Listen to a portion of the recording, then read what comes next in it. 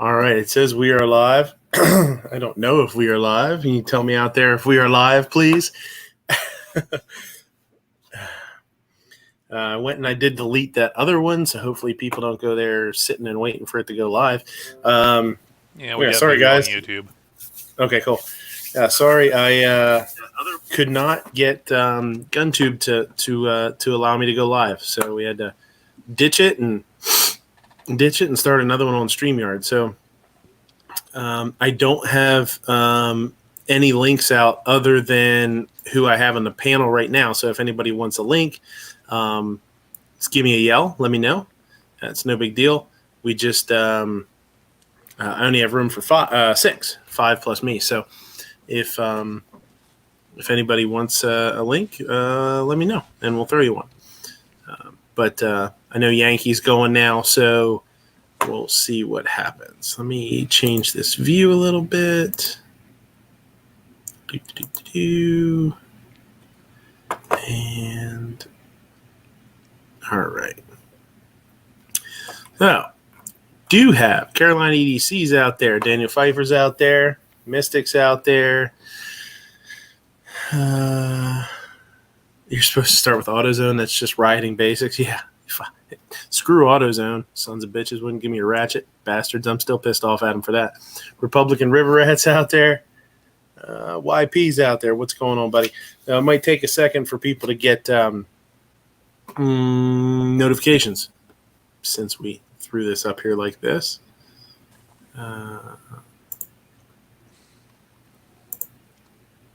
I forget. Boy, it's been a long time since I used StreamYard.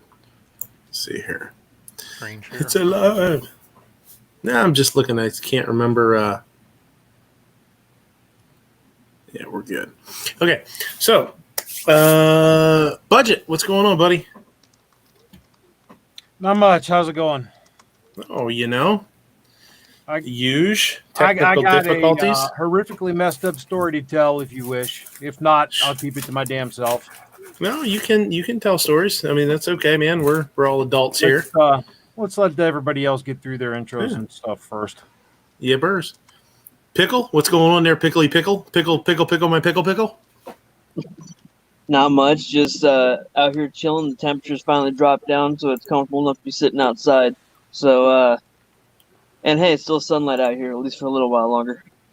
Yeah. You West Coast elitists.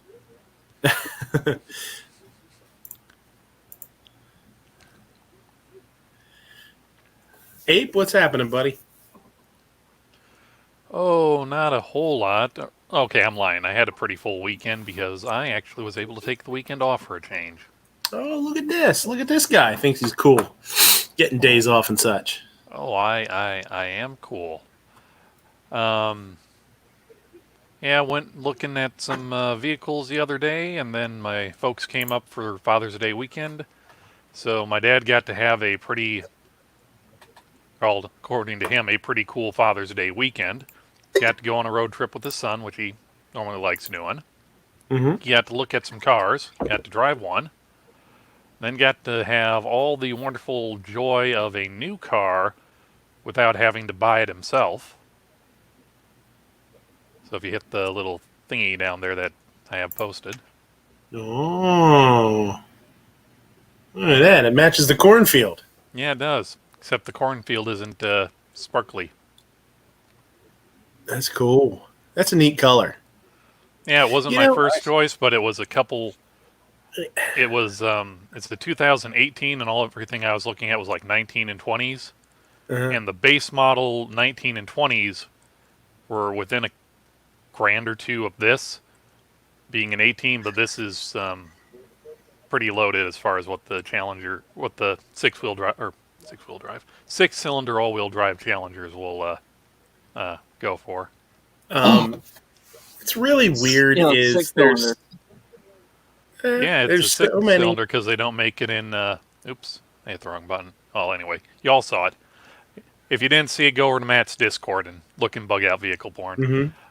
Yeah, because I live up in Minnesota, and if it's something I need to drive during the winter, all-wheel drive's nice, and they don't make the V8s and the all-wheel drive models. I guess that makes sense. Yeah. Plus, these can get relatively easily 30 miles a gallon. That's cool. Yeah. You know, that color, it's funny because, like, there's so many colors out there that if you ask somebody, would you ever buy a car in this color? Or what do you think of this color?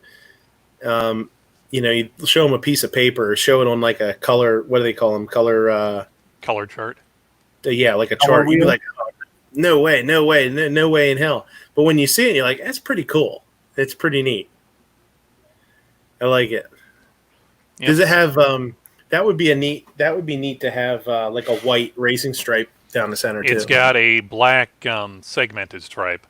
It like on the hood, it's like there's like 2 long vertical stripes, so you got like maybe a 1/4 inch between the stripes going down, but it's like an inch or 2 between them, or the parallel instead of side to side.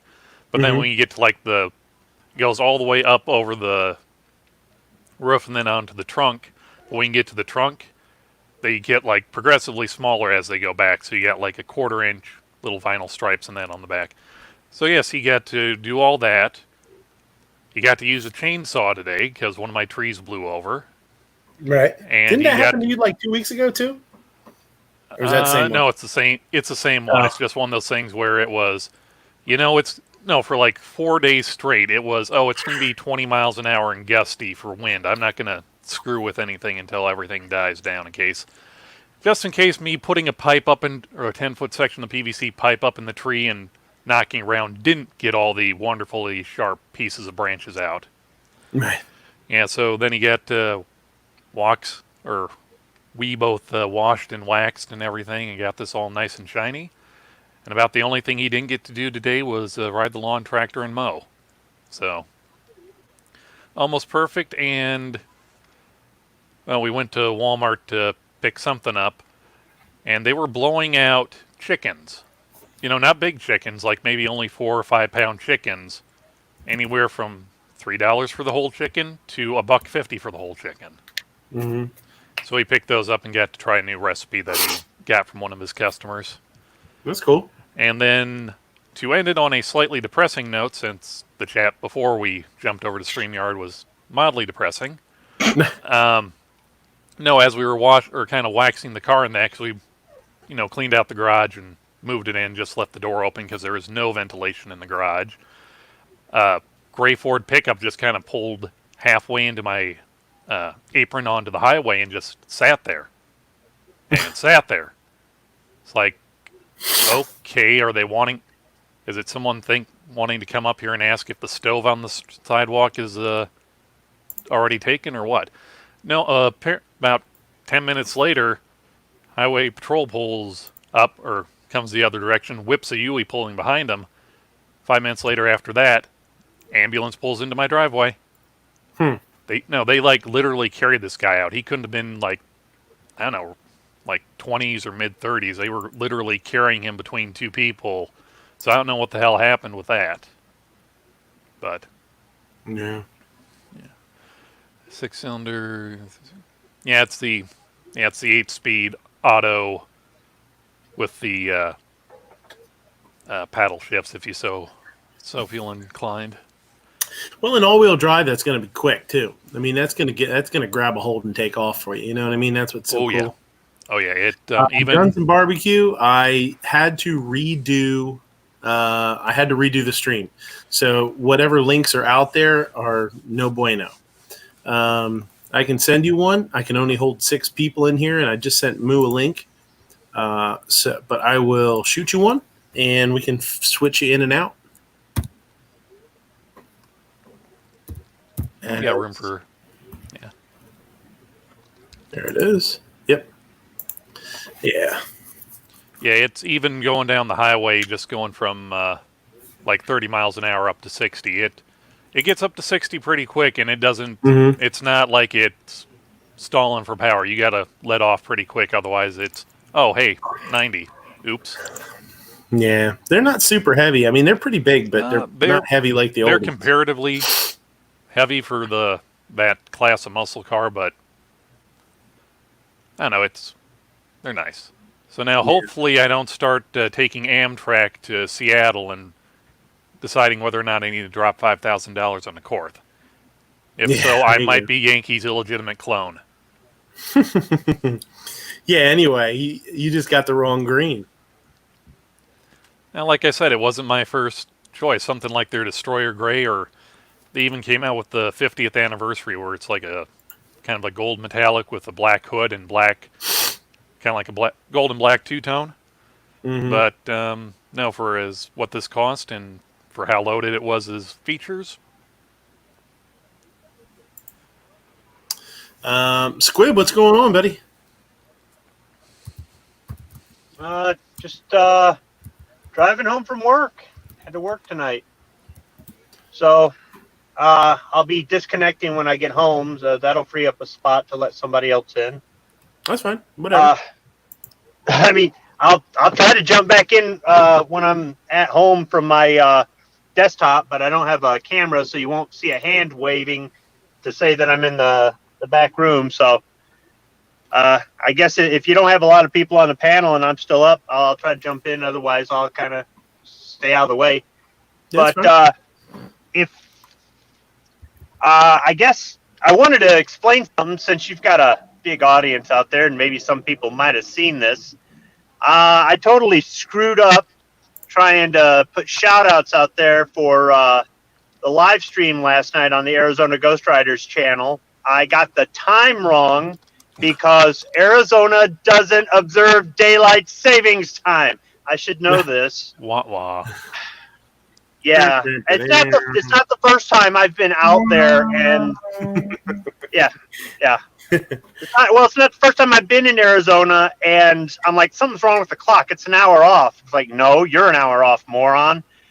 And so the live stream happened at 9:30 Eastern, not 8:30 Eastern, and it had a lot of lagging. He did a test run before he went on air, and it was fine. And when he was live, it was lagging. So what he did was he shot another video.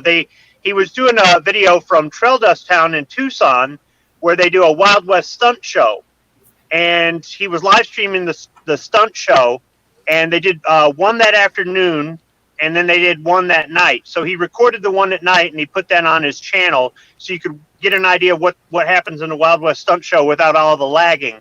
But these things happen. I mean, we've got technical difficulties all the time, right, Budget? I don't know Right? what you're talking about. Yeah. But I gave the wrong times all week long. But there were plenty of people that tuned in, so some people must have figured out that I screwed that up. But I guess I just wanted to admit on air I'm a moron. Maybe I could be moron of the week. There's a spot for you there. There's always a couple of spots waiting for a moron of the week. And for not knowing that they don't observe daylight savings time in a state he wants to relocate to, Squibload. That kind of looks like Squib too. See? That picture is actually of Squib when that deer would not go down, when he started unloading with the 1911. That's what he looked like. He's like, "Would you just go down, please?" Squib. Jesus. Squib ran into the Midnight, legendary 30-point buck. Midnight, unfortunately, that happened a second time. You need to start carrying like 2 or 3 1911s there. No. I put 3 44 mags through this thing, and it kept getting up. And I'm on the edge of the property line, and if it runs over the property line, I can't go get it. So I said, okay, do I reload the Henry, or do I just reach over and grab my sidearm? So I reached over and grabbed the 1911. I said, I ain't running. I'm not chasing you. And I put one right through its eye, and it went down. So, being lazy is a really good motivation for accuracy. Oh, you were using the Henry 44. Yeah, the first year okay. I took 2 years. Yeah, 2 years ago, I used Henry in 44, and I had hand-loaded 44 Special plus P plus. The last year I took last year, same rifle, and I was in a blind, and I only had 3 rounds in there. And every time I hit him, he'd go down, then he'd get back up. And I mean, I couldn't get out of the blind and chase him down before he went over into the neighbor's property. So the 4th time he got up, I go, "Are you kidding me?" Excuse me, COVID.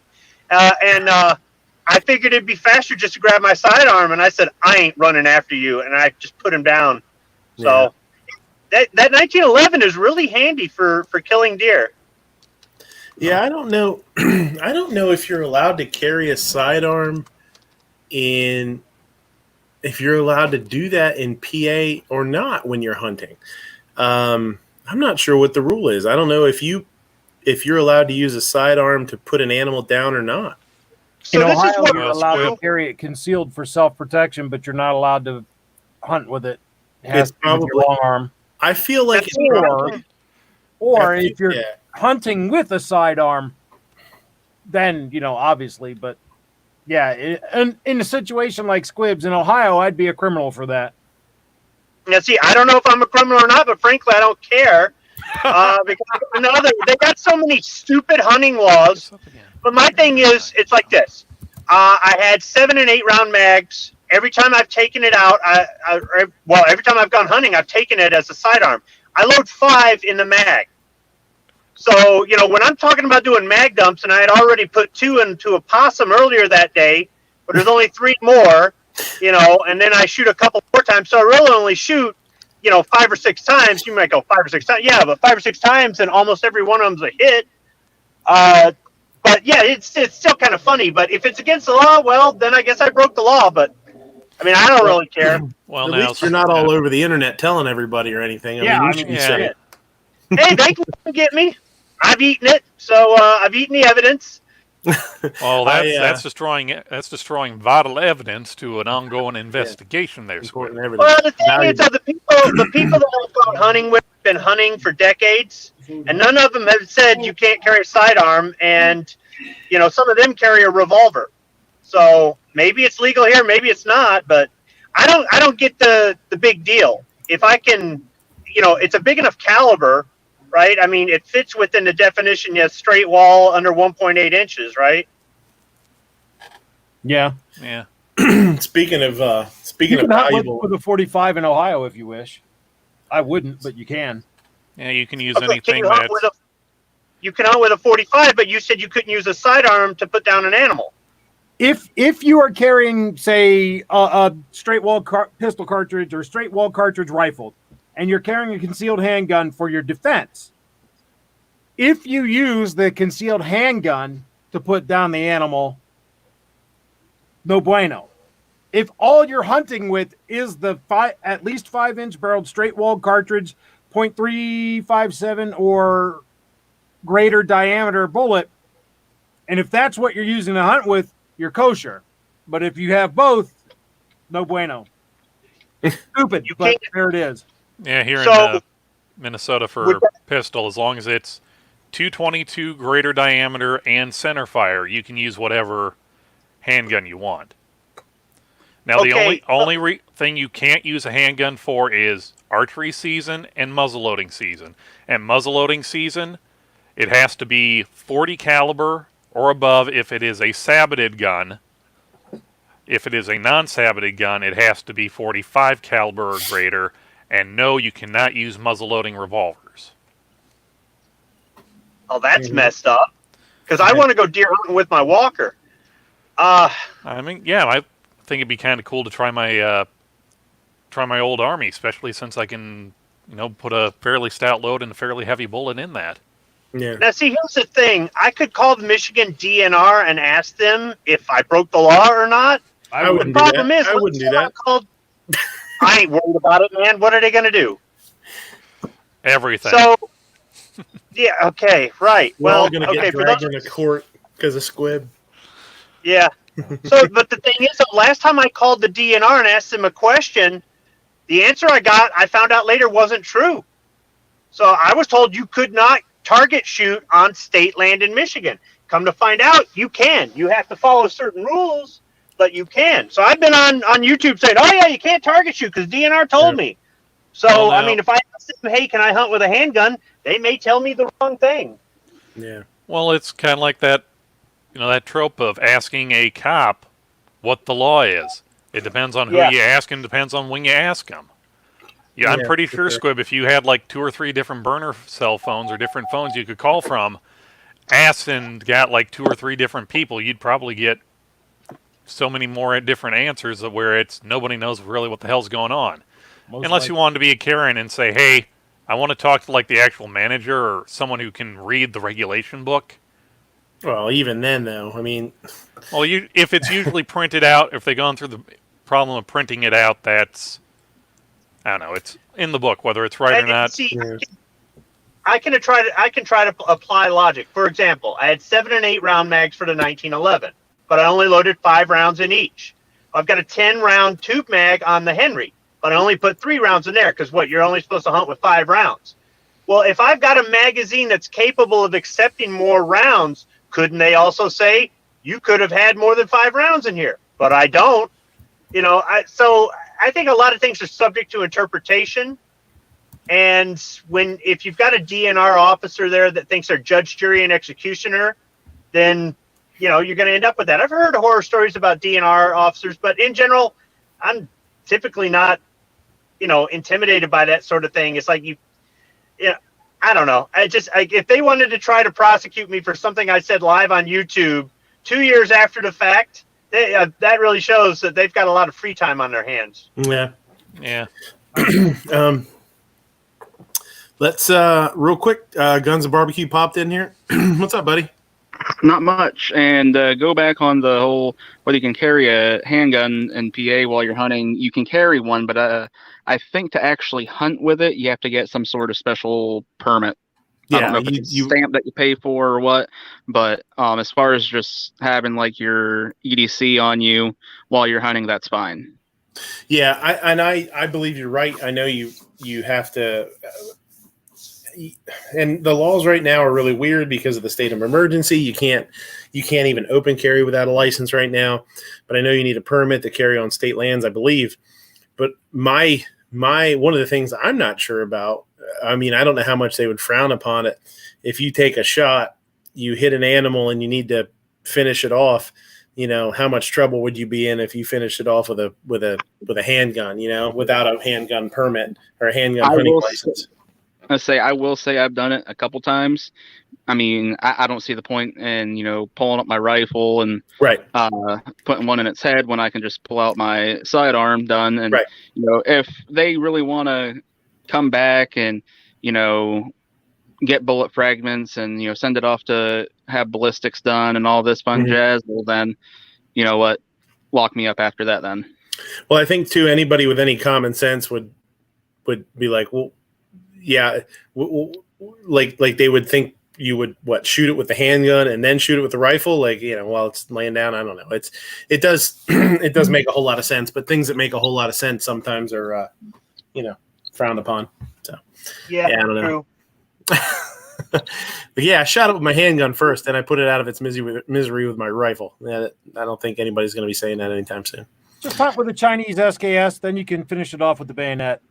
Well, we can't hunt with an SKS one here. Of these days, Really? One of these No. days, that's what's going to happen. No SKS, no semi-auto. A little more free with that. Could use rifles. Mm-hmm. It came up a few years ago, and I'm pretty sure it didn't pass. But yeah, you're not allowed to hunt. I guess you're allowed to hunt small game with a semi-auto, but I know you're not allowed to shoot deer. I know you can't deer hunt with a semi-auto. Okay, so use a Chinese Mosin, the Chinese copy of the M44. Then you can finish it off with the bayonet. See, I knew there would be there. You could use a bayonet somewhere. Well, you could always duct tape a bayonet to anything. I don't see. Yeah, I was going to say, I'll duct tape one to my Henry real fast. Yeah, you need one of those. You need one of those little tiny pistol bayonets that goes on the Picatinny rail in the front. Yeah. No. I will duct tape my. I'll duct tape my Martini Henry bayonet. That thing's 3 foot long. Yeah. Guns and Barbecue, what's going on, buddy? It's the first time you've been on the show. Thanks for coming on. Got anything to tell us about yourself? you new here? What's that? Since you're kind of new, if there's anything you want to let us know or let people know about you. I know you've been on quite a few chats. I knew you were on Daily Gun Show and stuff like that. That's cool. Yeah, I mean, the only reason I get on there is, I'm patron of G Web, so he used to send it out just for the patrons, and he just started dropping the link in the chats when he was doing them. So I was like, well, got nothing better to do. So I don't know. I'm a gun guy that for a while now, I sit here and preach to friends, family, anybody that would listen about what's going on and whatnot. And it seemed like a lot of it was going in one ear and out the other.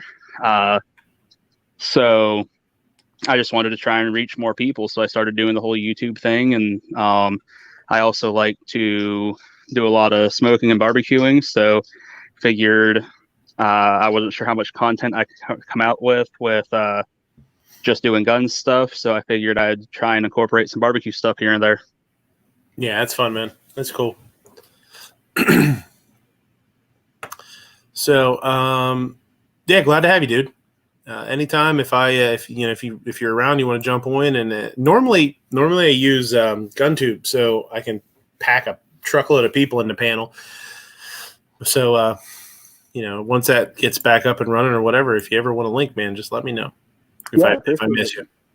Let's say, because when I got the original link, I was like, well, this says GunTube. I was like, man, that looks like he's using StreamYard. Yeah.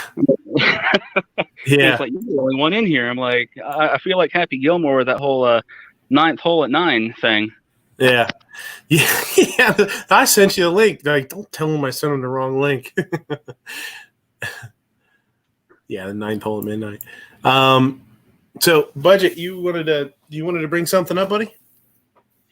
Well, I don't know that I want to, but I guess it's kind of something I need to talk about, and because I've been thinking about it all day, and all day yesterday, and I'm struggling with something. See, yesterday I was at work and I saved a kid's life, but I still feel terrible. As odd as that sounds, no, I don't feel terrible because I saved the kid's life. It's just going through the experience has me really shaken. Those of you that don't know, I work in juvenile corrections. And yesterday afternoon when I came on my shift, one of the first things we do, other than, we do an initial bed check, make sure everybody's all right, is we go and we pass out our snack. So I was passing out our snack. And when I went to this kid's room, opened his door, I find him laying half off his bunk, face down, and he's got a sweatshirt tied around his neck, tied to the opposite leg, wrapped around the bed, tied to the leg, and he's rolling over, putting pressure on his airway. And this kid was purple, and a big string of drool hanging out of his face, and I thought he was dead. So I go in the room and the door shuts behind me, but I didn't give a shit at that point. Normally that's a big no-no, but I don't, fuck the rules. I'm going in there. And I rolled him over and took the pressure off his neck, and then took the sweatshirt off of him, and he ain't breathing. So, CPR, basic first aid, tap and shout. So I'm yelling really loud. My voice is still kind of sore from it. I scream at the kid and I start shaking the shit out of him. And he does that number, starts to breathe, and his eyes are about big as dinner plates and shit, and he's shaking and whatnot. He just doesn't seem like he's there. So I'm like, okay, he's fucking breathing. Grab my radio, start calling for help. And people get there, and it takes him a minute to start getting coherent, but he does. He gets coherent and whatnot. So we go through all our process, and I call somebody in to go take him to the hospital, and so they went to the hospital, came back a few hours later, and he's fine. And the staff that took him tells me that he thinks the kid might have been just trying to manipulate things, trying to get an extra phone call or trying to get out to go to a psych ward or something instead of, he's just there on a stupid misdemeanor charge. His ass, he probably went home, will be going home tomorrow morning. But, first timer, and it's, oh my God, it's the end of the world. Anyhow, so that just kind of pisses me off. The kid's trying to manipulate things, but out of stupidity, he damn near succeeds in killing himself right in front of me. And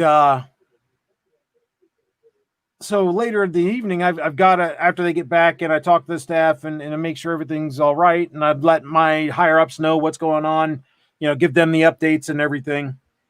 I got to call this kid's dad and tell him what happened. And that gets me to thinking about, if I'd have been a couple minutes later, this kid would have been dead. Because it's they tell you that it takes 4 minutes to asphyxiate yourself and through hanging and I don't know how long he's long enough there to be purple anyhow. And if I'd have been a couple minutes later with doing my thing, he'd have been fucked. He'd have been dead. Then I'd have been fucked. Because if I would have been too late doing my checks, that's my ass. And then as I'm telling the dad this shit, I couldn't help but think that if I had been late and I hadn't saved this kid's life, aside from the bullshit with me, the consequences and repercussions I could have faced and all the other rigmarole I could have went through, it wouldn't have been me calling this guy. It would have been the coroner knocking on his door. Right, the day before Father's Day, and I know what that knock's like. A few years ago, 3 years ago, in 2017, January 27th, as a matter of fact, I got that knock. When telling me that my daughter died in a car wreck, and that brought all that shit back up. So today I wake up. I mean, I can't sleep for the shit. Last night, I keep seeing this kid dead as far as I'm concerned at the time, all purple and drooling and shit. And I wake up and my stomach is fucking killing me and I'm puking and shit. So I didn't go to work today because I feel like shit. I'm sure it's the stress related and whatnot, but I'm going to go to my doctor, check it out tomorrow, make sure everything's everything. But I'm getting ready to go to work. I'm getting dressed in my uniform and whatnot. My stomach is fucking killing me and I'm throwing up and shit. And all I can think about is I want to go to work there and see that kid, and I want to punch him in his fucking face as hard as I can for putting me through that shit and for putting his dad through that shit over a stupid fucking manipulation that could have went horribly wrong. And, I'm really conflicted with this. On the one hand, I know I did a good thing. I saved somebody's life. I mean, up here, I know this. But inside, I'm pissed at him. And there's a large part of me that says, have compassion, dude. You're not in this business because you fucking hate people, and you're not in this business because you don't want to help people. You care for these kids, regardless of the shit you say and whatnot to blow off steam. Really deep down, I do care for these kids, and I want to help them, and I did in this case. So, am I? I know that it's a natural reaction, but I feel bad for wanting to beat the shit out of him. So I'm in a really conflicted, fucked up place right now. Yeah, and there's your daily dose of depression. Yeah, a bunch of reviews. Whoever people that are watching out there, like, well, I was trying to fix the damn stream and get it figured out. We were talking about this for a while, and all I can say is I don't think anybody should be ashamed of any emotions that they have when something tragic happens. I've seen it firsthand, a year and a half ago or whatever. I lost somebody very close to me from suicide. And, the range of emotions that I saw from his friends amazed me. not once did I feel angry.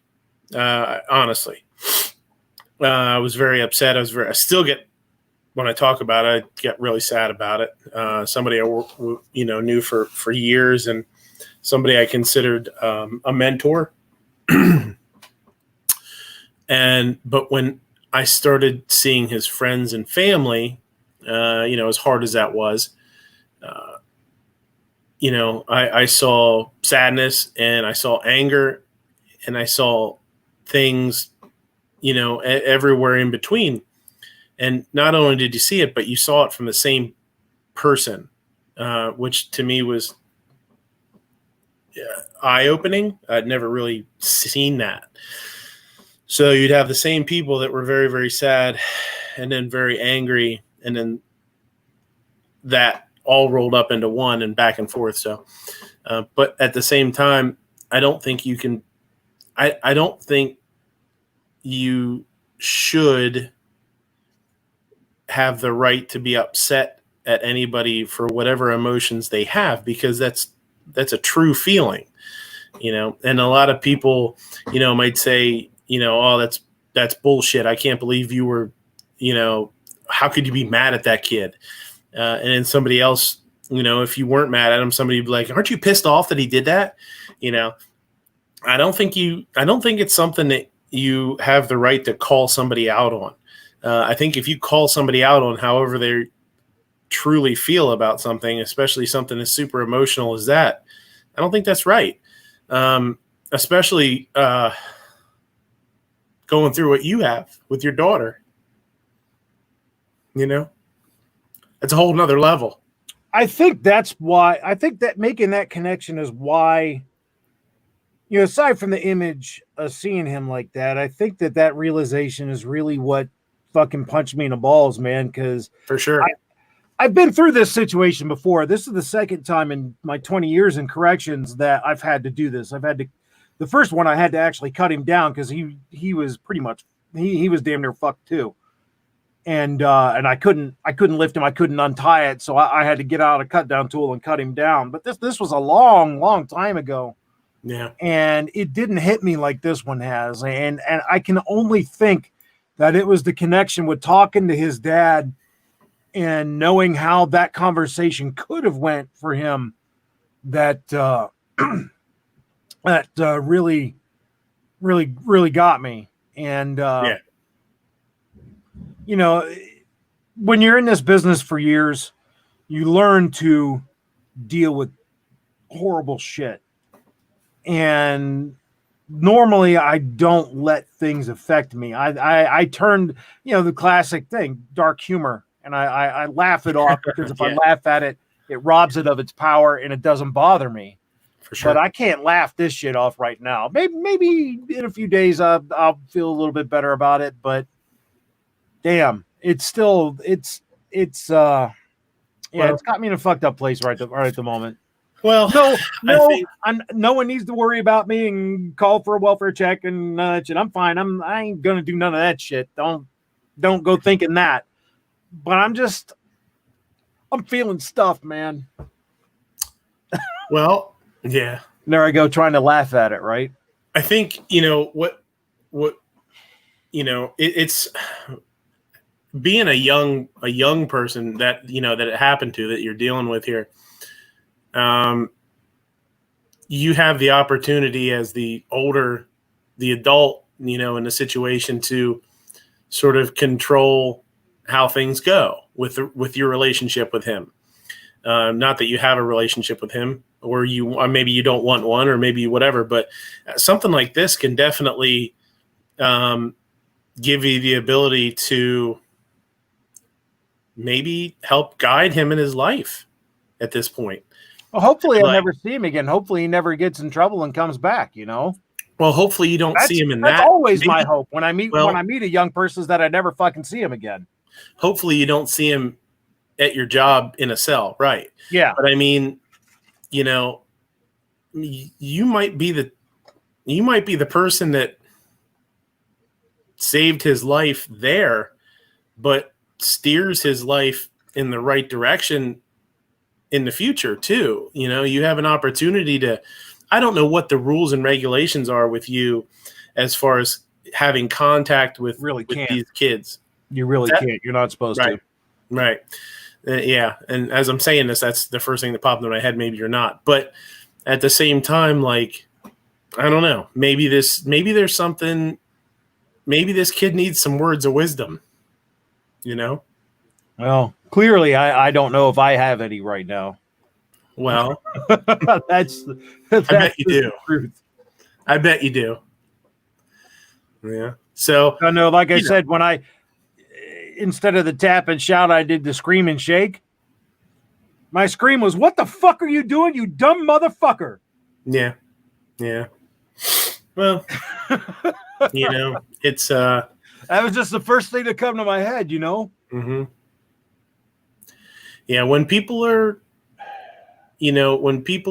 feeling like that and they feel like, you know, and like you said, you don't know exactly why he did it. No, I You don't. know, if he did it to try and prove a point, did he do it to try and get something, or did he do it because he really felt that bad and he thought, I'm don't done. know. You know, that's where the emotion comes in. That I was talking about is, you know, I didn't feel upset and mad because of, the suicide that, that touched me, I guess you could say, or my person that was close to me. I didn't feel mad. I felt sad. And in my heart, I felt, God, what must he have been going through? What must have been going through his head? What must have been going through to give up everything that he had, as a successful person with a family and friends and, whatever, from the outside, like somebody that you would want to be. It must have been torture inside of him to make him, to push him to the point to want to take his own life. How could I be mad at somebody that must have been so tortured? Now, everybody on the other side of it, not everybody, there were people that were saying he's so selfish for doing this and leaving his family behind and people behind and leaving other people to hold the bag and clean up afterwards, finances and, all that stuff. I couldn't think like that. I thought the other way. I thought, man, what he must have been going through to give it all up must have been horrible. Now, whether it was or whether it was just perceived that way, I don't know. And we probably, you have the chance, like somebody has the chance to talk to him now. Yeah. The person that I, was close with, we don't know. I can't ask him, what was it? But this kid, as long as he has the right people in his life to get him to open up and talk about it, they can figure it out and fix it. I hope so. But I can tell you this isn't the first time he's done this. Yeah. Because on one of his arms, he has old scars, cut marks. Mm-hmm. Whether it was a serious attempt or attention-seeking behavior or another attempt to manipulate or whatnot, but he's been down this road before. Mm-hmm. And he almost went to the end of the road this time, because I'm telling you, I thought he was dead when I opened that door. And I know in my heart that if I hadn't opened it when I did, he'd be gone. Well, I would have opened it to find a corpse. In fact, instead of what I thought was a corpse. Well, do you know if they looked into anything like his call records or anything like that? I used to work corrections, and we had 2 hang up while I was working. And I remember the first one, he had made his last phone call was like 3 days prior to his family. And that doesn't apply here, because he came in the night before. He'd had his intake call, which we were there monitoring, and he hadn't had any other phone calls. Gotcha. I say, because like in this situation, what we ended up gathering was that last phone call to his family. They pretty much told the guy, we're done with you. You're in jail all the time. His family. His father's a doctor. They're very well to do. Yeah. And now he was in for attempted rape or something like that, and was looking at some serious time. And so, from what we had gathered, they told him, we're done with you, and we're basically writing him off. And so 3 days later, he tried to, well, I shouldn't say tried. He was successful, in hanging himself from the ladders on the bunks, which I'm so glad we don't have fucking bunk beds. That's why. Well, and the thing is, the facility I worked at, it was just a county facility, but it's actually considered maximum security. With when it was built in '98, I believe it was. I mean, this was state of the art stuff that they put into a county facility, and there's supposed to be no way for anybody to hang themselves. Then some inmates were complaining that, hey, there's no ladder for the bunk, and it's hard to get up on the top bunk and all this fun jazz. So some judge in all of his infinite wisdom said, well, you guys need to put these ladders there, or else we're going to let a lawsuit go through and blah blah blah. Yeah. Yep. And so, like I said, he ended up hanging up from the ladder, and three of us.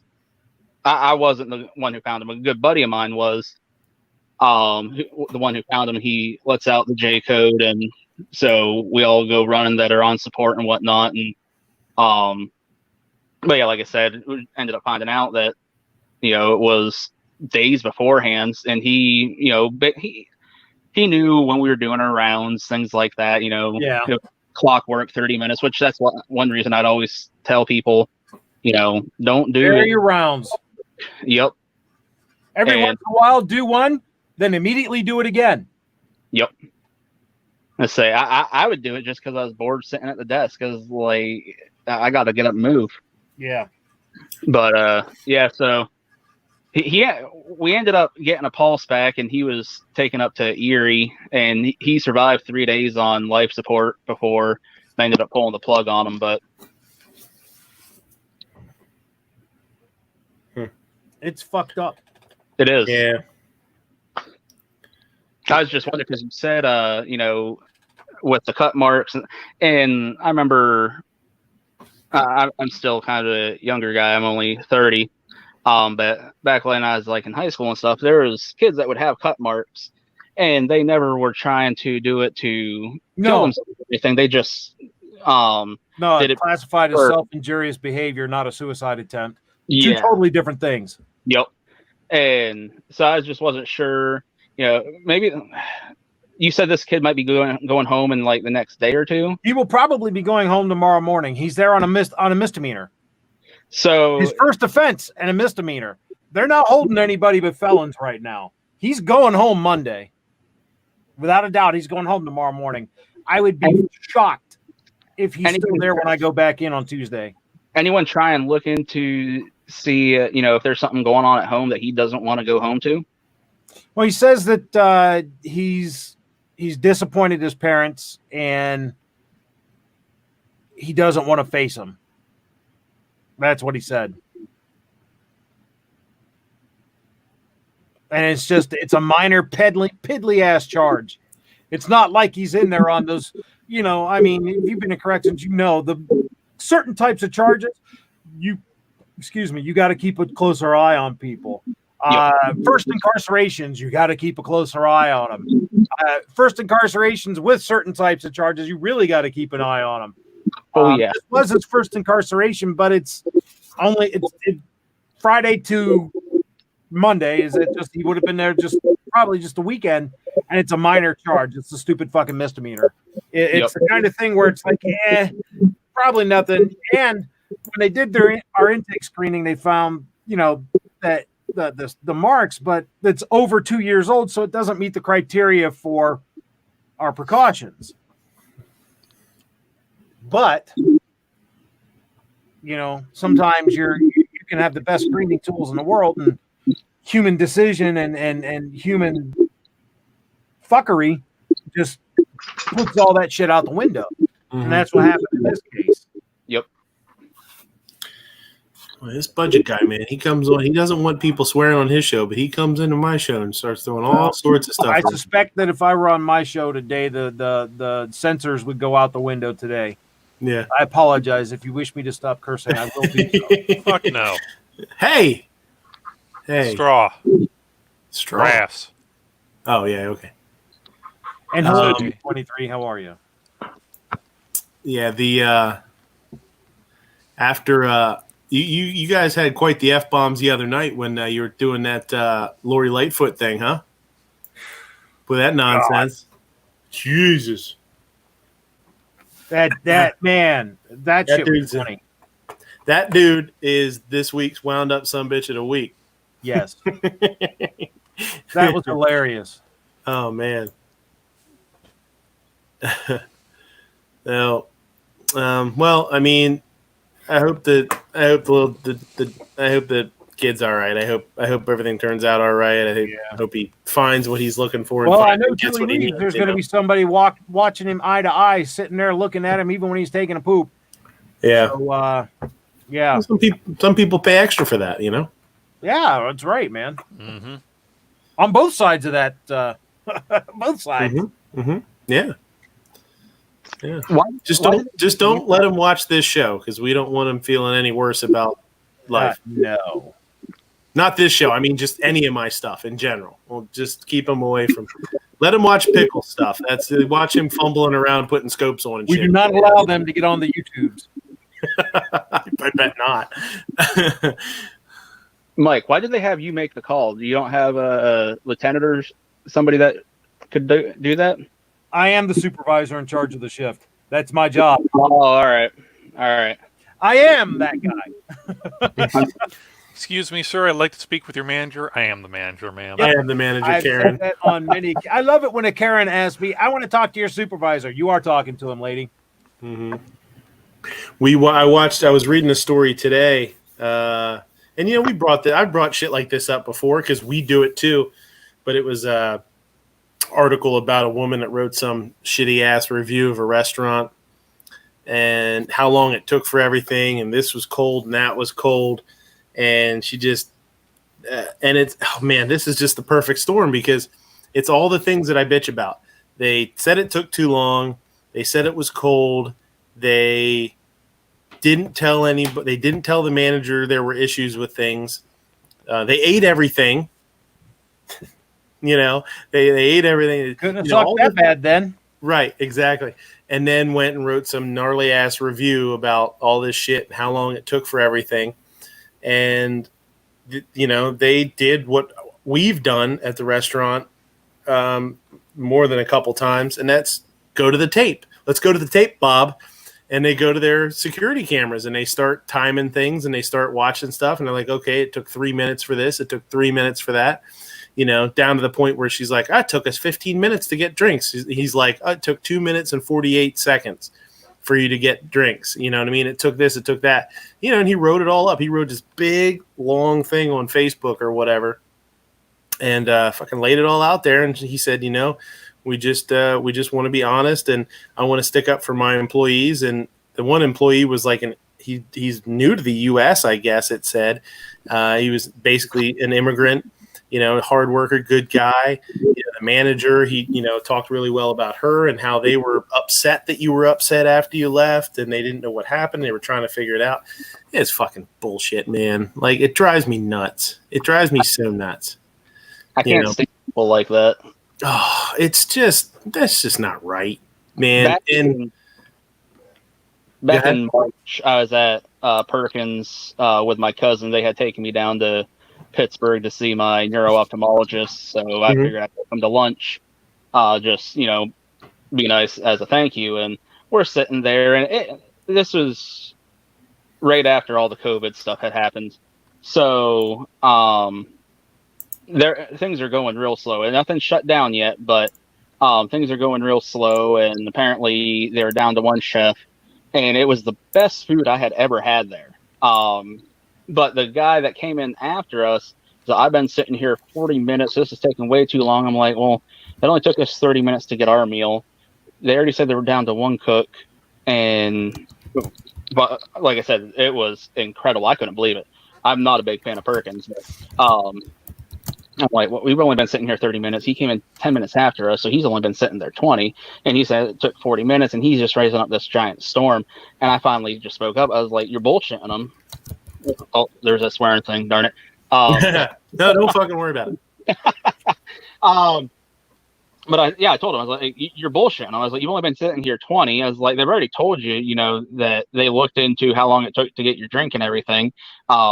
They're trying to bend over backwards for you here. You're just trying to get more of a discount. I was like, and it's people like you that make it where it's not taken serious. Because if I have a complaint, I'm not looking for anything free. I just, I want to let that establish it. No, this happened, fix it.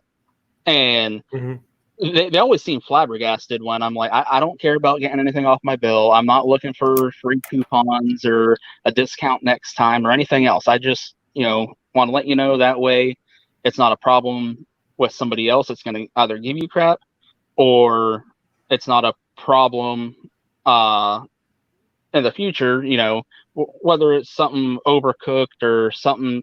I remember the one time I ordered turnip greens somewhere and they tasted like crap. And normally when I get them there, they're phenomenal. And I told the manager, I was like, these taste like crap.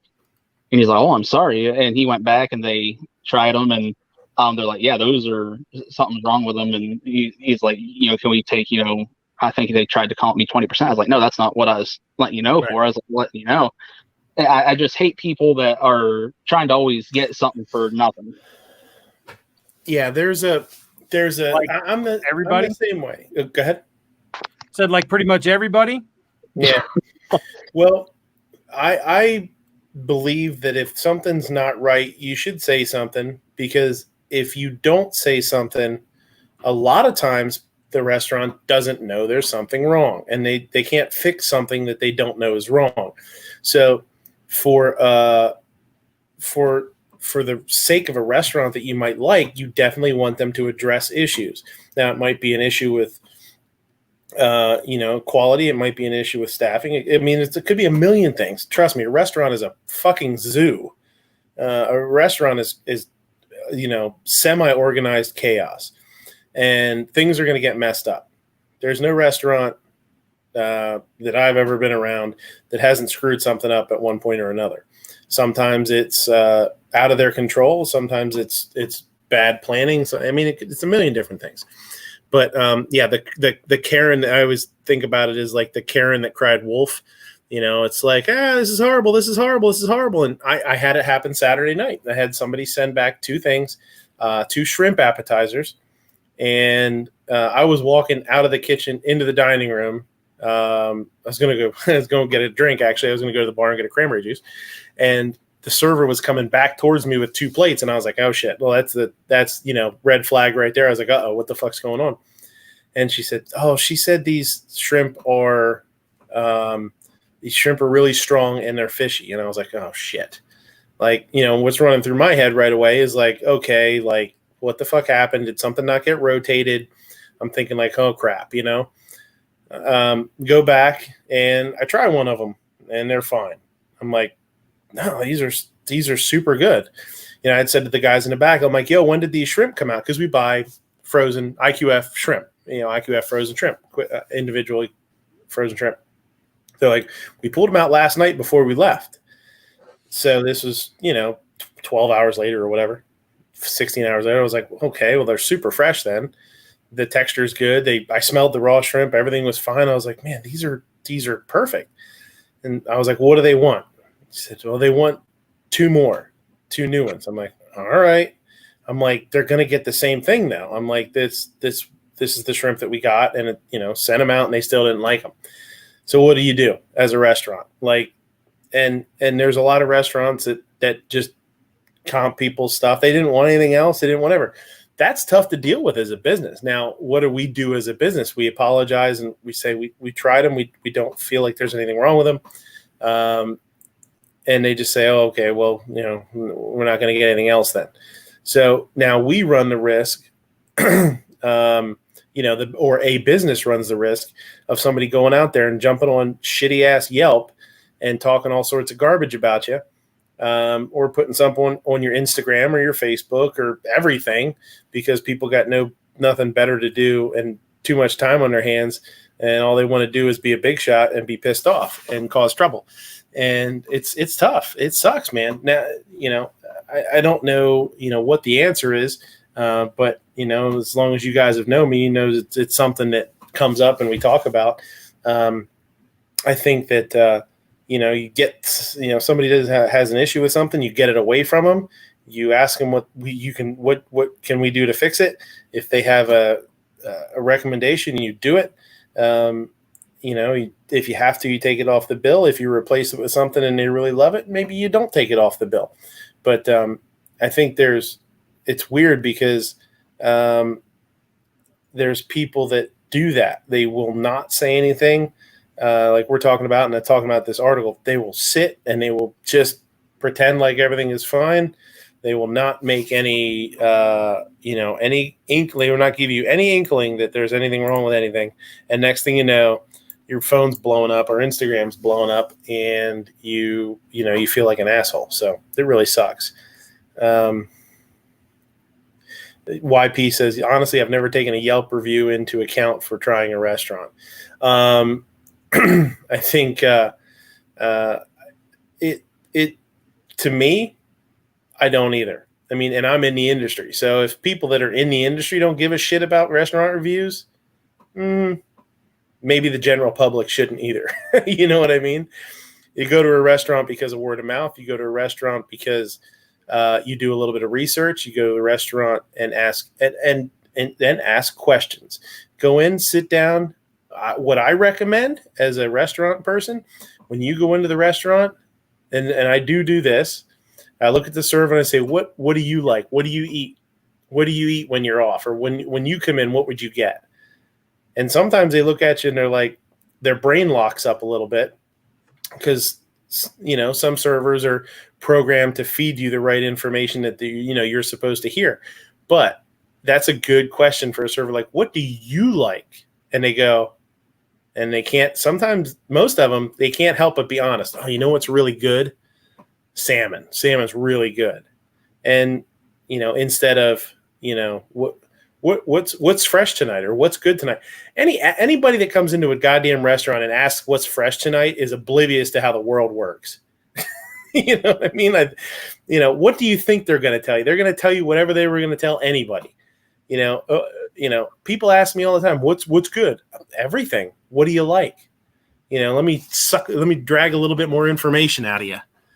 Because, you want me to just tell you what I want you to have, or you want to tell me what you like and I'll tell you what you should get.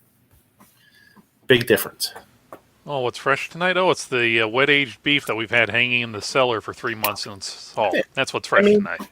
Yeah, I mean, what seafood's real? It's a weird question. People think they're slick when they ask stuff like that, and it doesn't really get them the answer that they want, which is what's the best thing? What do you really like? What do you think is awesome? What's really cool?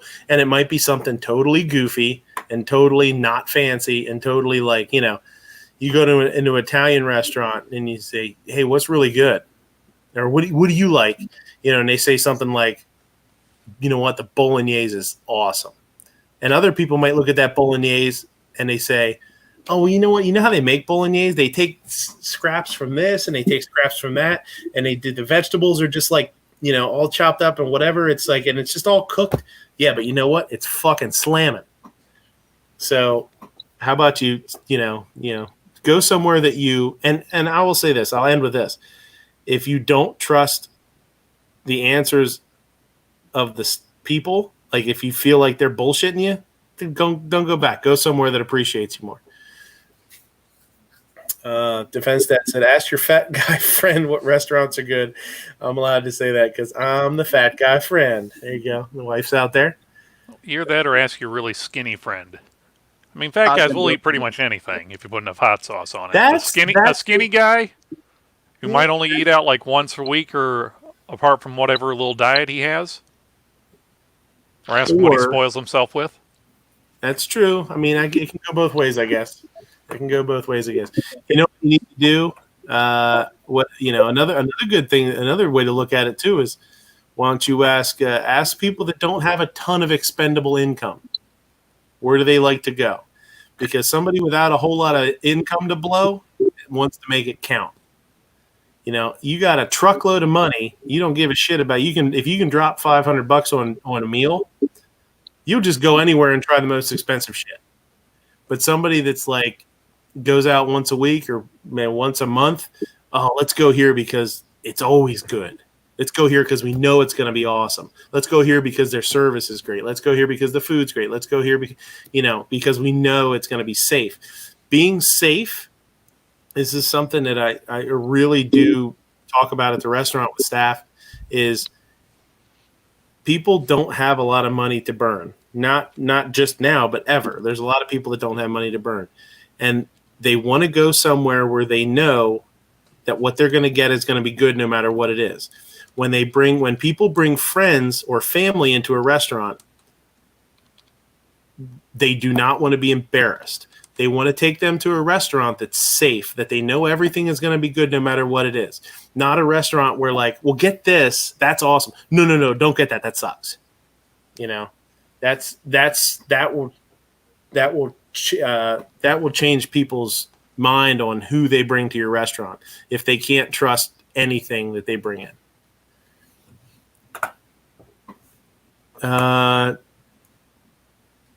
Jay Wick says Happy Father's Day. Her dad. Cool. Excellent. Midnight. Fine Ape says, glad you helped with this gift. I got Sig Romeo MSR. Cool. For Father's Day. I'm super excited about it. Now nice. We were talking about those on the last show, I think. Well, that's why she got it. Yeah. Nice. I hadn't gotten to it yet. I was going to talk about that next, but and those are pretty cheap compared to the other ones. Yeah. That I really like it. I like the fact that it has the see-through flip-down covers. It's a good size. Sig's a good brand. I like it. I like that it's got a 2 MOA dot. Like, I like everything about it for sure. And it came with the mount and what else? Yeah, did it came with. It was a good value. Yeah, for $100, or now they're 120. I don't know if she got it for 100 or 120, but yeah, for sure it's a good value. And the dot's pretty nice. It's not super tight and crisp, but it's for the. I mean, it's fine. It's good. It's nice. Yeah. I mean, I will take the features that it has now over having a dot that's absolute perfection for sure. But yeah, that's what I got. My little guy was very excited to give it to me and help me. He helped me open it up. He wanted to help me open the box, and then he had to help me put the battery in. And it comes with a little key, to help you open, that you can use to mount it and stuff. So he had to help me unscrew the battery compartment and all that shit. So, yeah, now now the problem is I've got a lower and I've got the red dot. I don't have anything in between.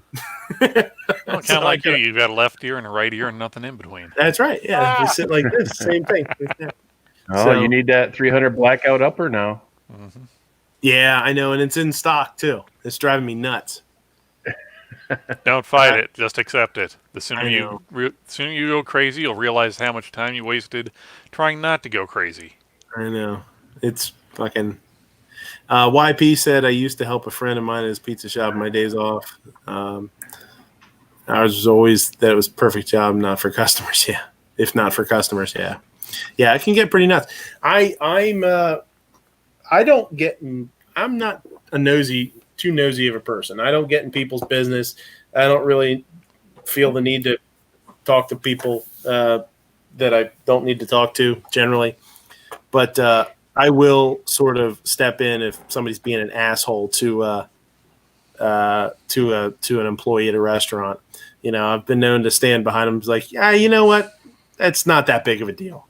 And they look at me like I'm some kind of asshole. I'm like, It's not that big of a deal. They're fixing it. Take it easy. They're like, well, I can't believe they screwed this up. They screwed it up last time. I'm like, no big deal. What's the big deal? Like, it's okay, So it is what it is. All right, you guys want to bitch about restaurants a little bit, or should we move on to some news articles? I like bitching about restaurants. Well, let her rip. Go ahead. So when I walk in there, here's the thing. The cook or chef or whatever might be the one that's making the food. The manager might be the one coming up with the menu. Excuse me. Man, I got COVID bad tonight. Got Doritos stuck in there. Yeah. Yeah. You needed that beef soda to wash down that Cool Ranch nacho you got stuck in your throat. I've been drinking some Dole lemonade. Ooh, yeah. Good stuff. So, there's all kinds of different people involved. All right, hold on, Squib. I got to cut you off 1 second here. 1 second, because you said lemonade. Milk lemonade? You guys will not believe. I didn't put it up on Instagram yet. I took a picture of it. I would give $1,000 to anybody who guesses what 3 things I got for my Father's Day breakfast in bed this morning by the little dude. A wet lap, something burnt, and lemonade. I got this awesome. He showed up with this, and I was like, holy shit, look at this guy. And then I shared it with him because he was very proud of it, and he wanted one. I bought him, he likes lemonade. He doesn't drink sodas, and we don't drink a whole lot of sugary drinks, so we try and keep him healthy or whatever. But one of the things he does like when him and I go running around is if we go to lunch or something, he always gets lemonade. So the other night I brought him a lemonade home. So he shows up this morning with a half-drank bottle of lemonade,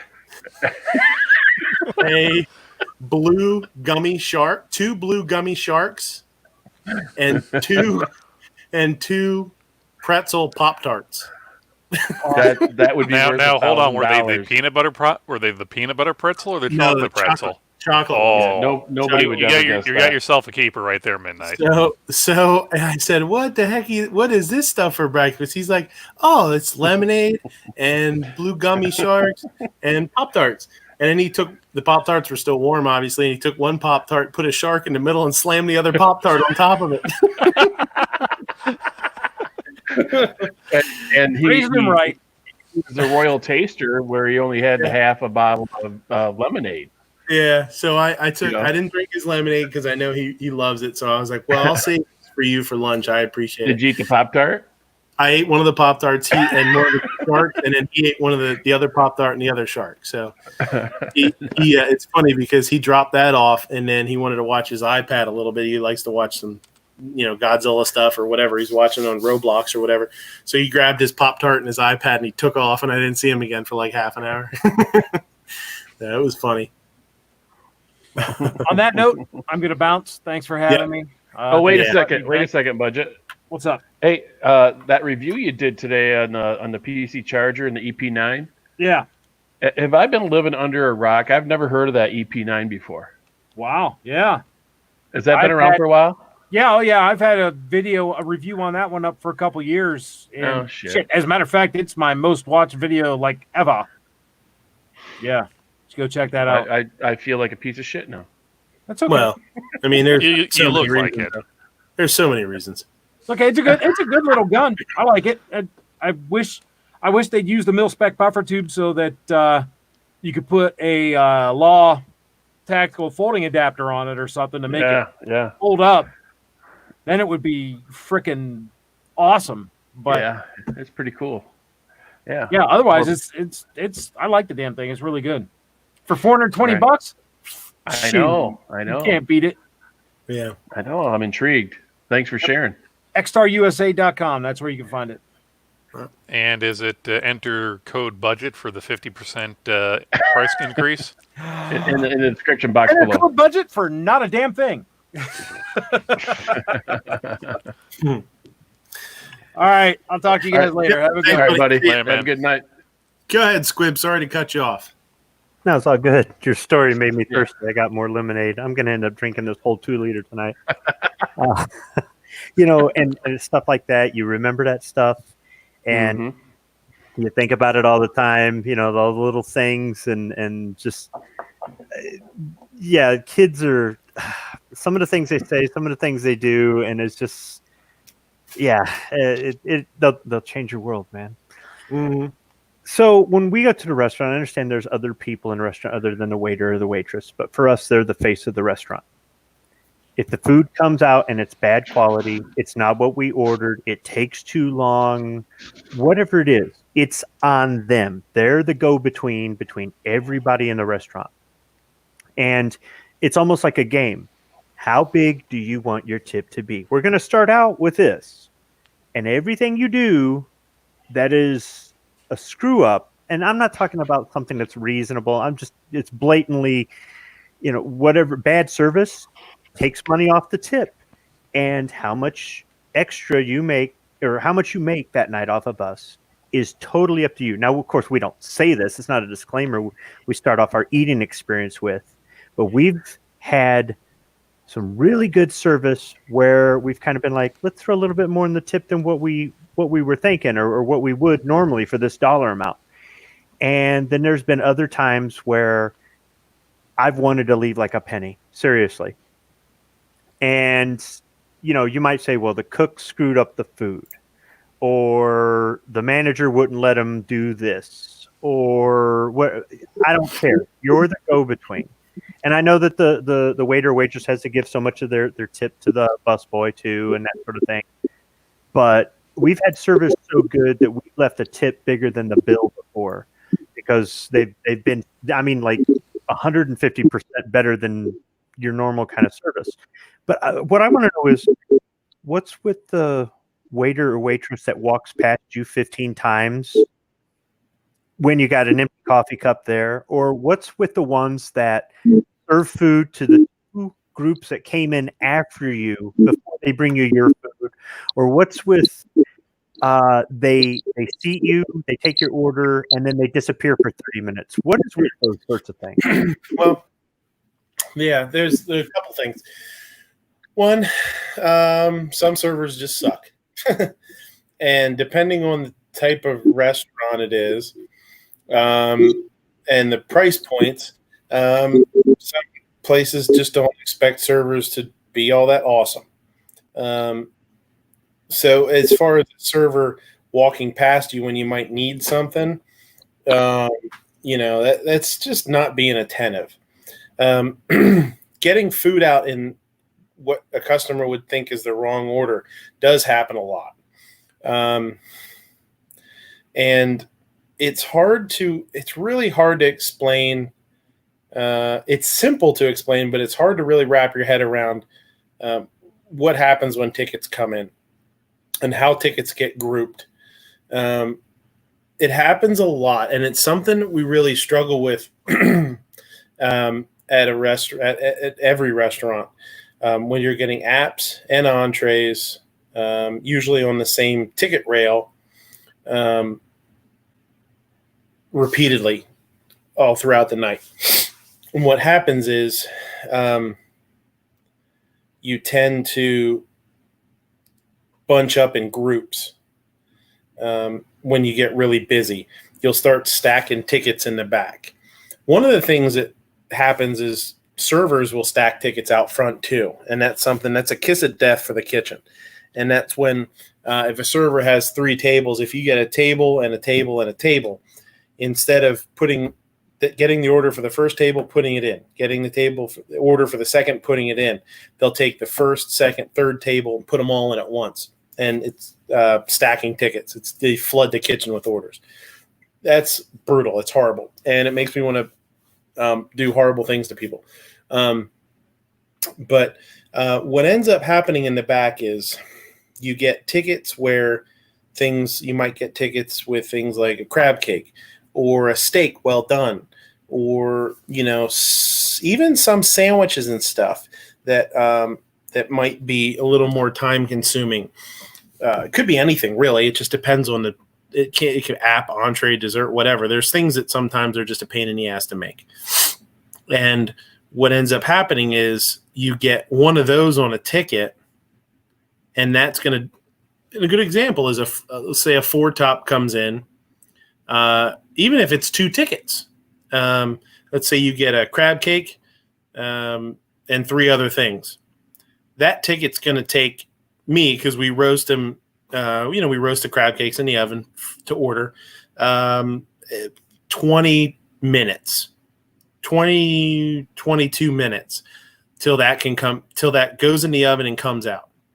So we'll say that's a 25-minute ticket. So you guys come in, get a 25-minute and order a 25-minute ticket.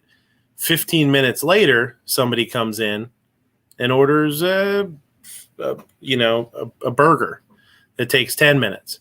Those 2 tickets are theoretically going to come out at the same time, because one takes longer, but it came in first. The other one didn't take as long and it came in second. But now you throw in there that they're coming off of 2 different stations. So, the crab cake's coming off of, for us, saute, because that's where the oven is. The burger, it's coming off a grill, or actually the flat top, because we don't grill them, we do them on the flat top. So depending on how busy that saute guy is, he might be dragging a little bit, and that guy on grill, if he's not, then he slams that burger on the flat top right away. So that 20-minute ticket, 25-minute ticket might take 35 minutes, and that burger that got thrown on the flat top took 10 or 12 minutes. Now the burger actually came out before the crab cake. So Moose says, I love crab cakes. If you put too many, you got to be careful. If you put too many breadcrumbs in your crab cake, it turns into carb cakes. That's what I always say. I go to a restaurant that has a lot of breadcrumb in it. I always say, oh, these are carb cakes. These are good.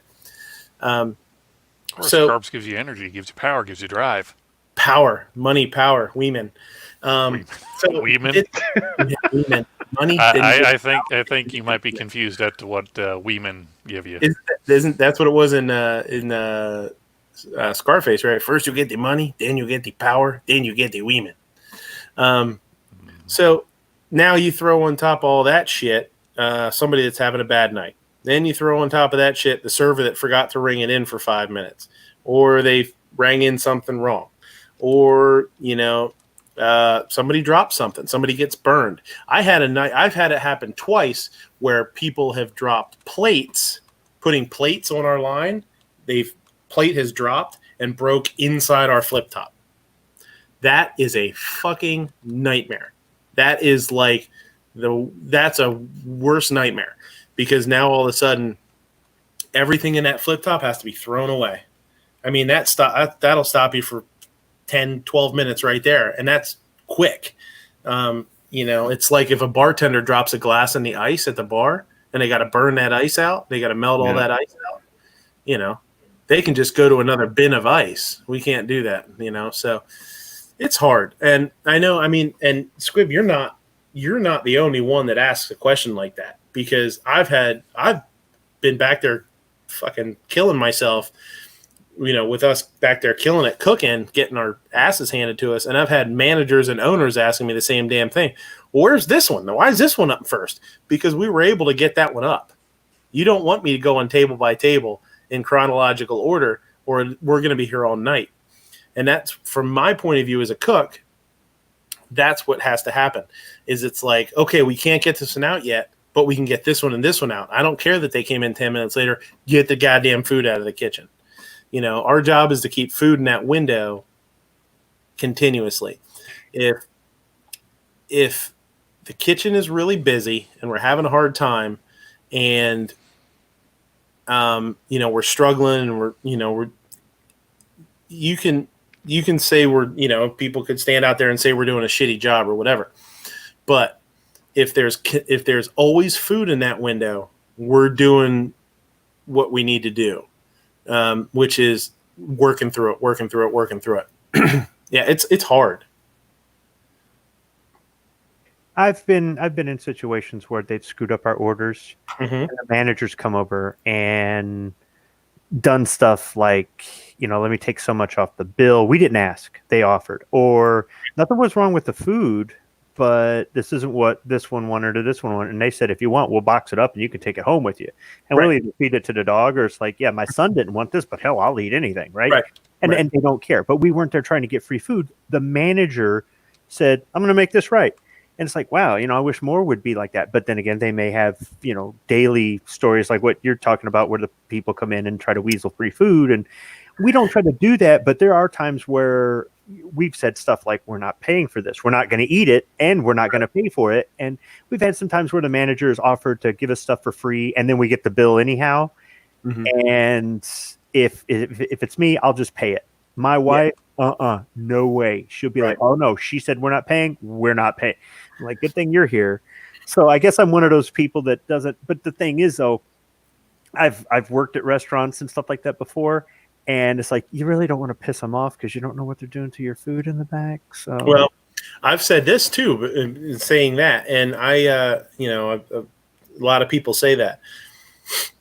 I am a 100% firm believer that if you go to a restaurant and you complain, or I shouldn't say you complain, if you're going to a restaurant and you're afraid to complain or afraid to tell them that something is wrong, because they might do something to your food, then you shouldn't be in that restaurant at all. You should be somewhere else, because that's not, I don't care how nice of a place it is. If you go in there and you think, I'm not saying anything, this guy's,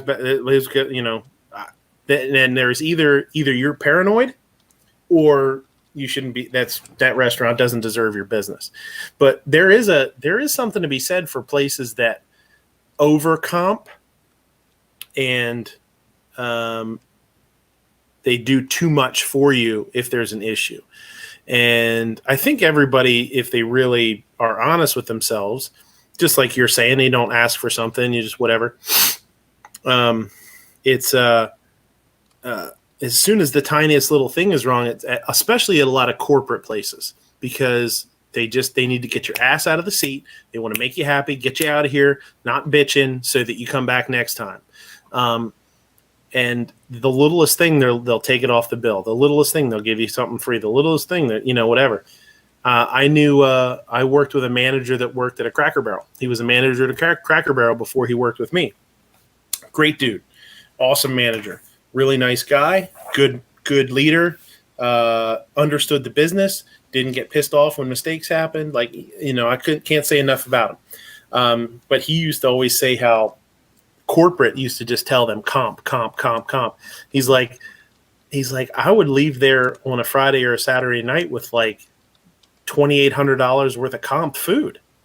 And he's like, that was average. And they weren't mad about it. They were just like, oh, as long as people are happy, but that now, is that like, does that put fertilizer on an issue? Or does that cause people then to think that that's how you solve all problems? Or I should get everything for free because my steak was overdone.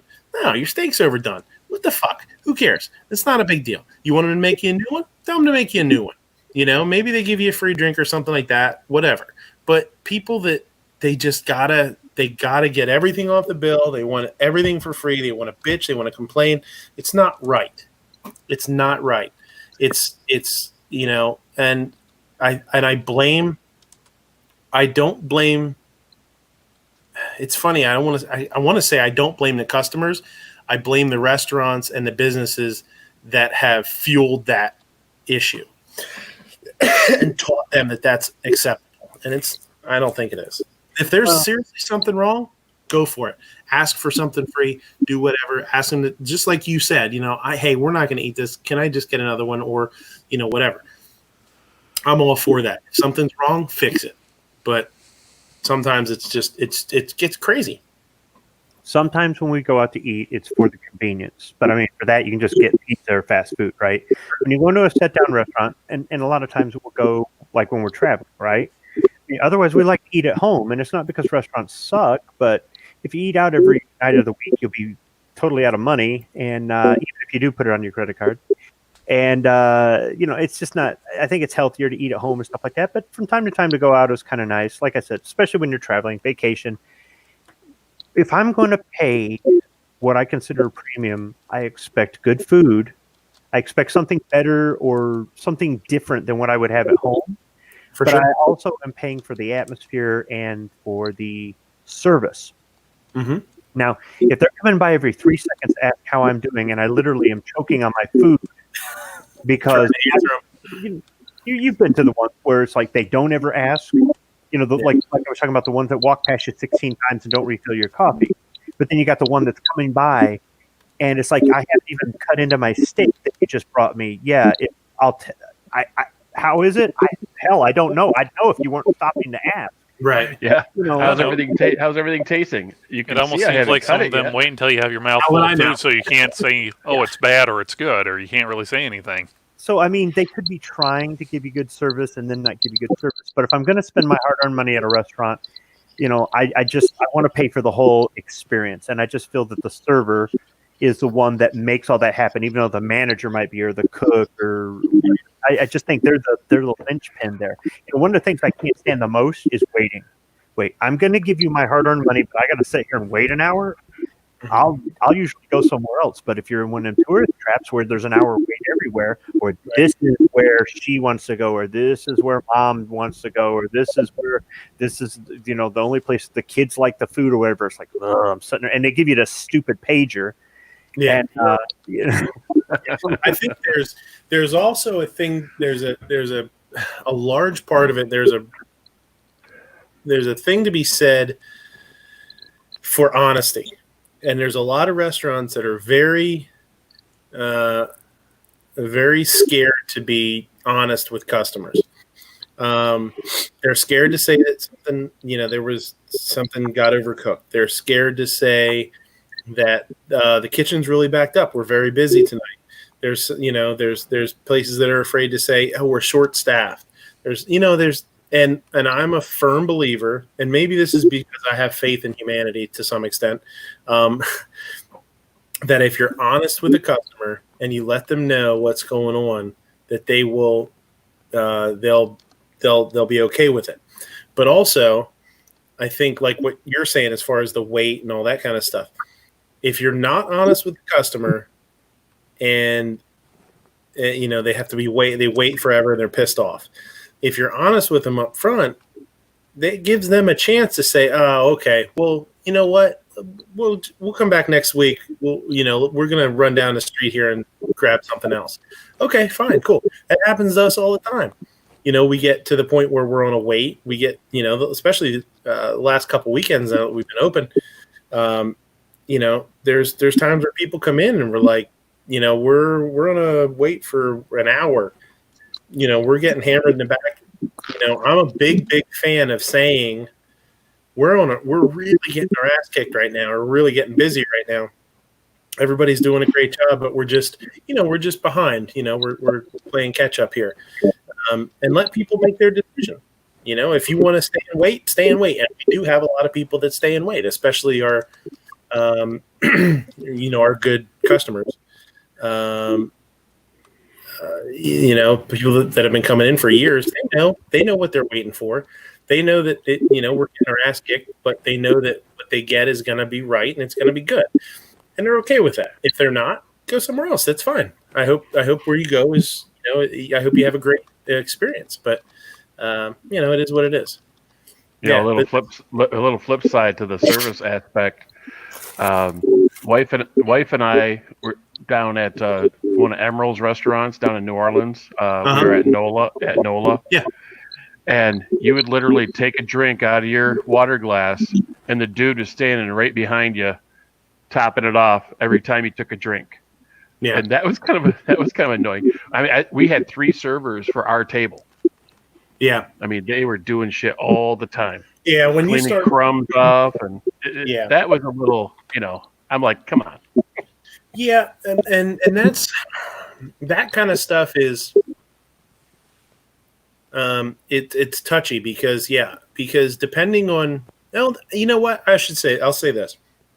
A good server can read the table and know what those people are expecting.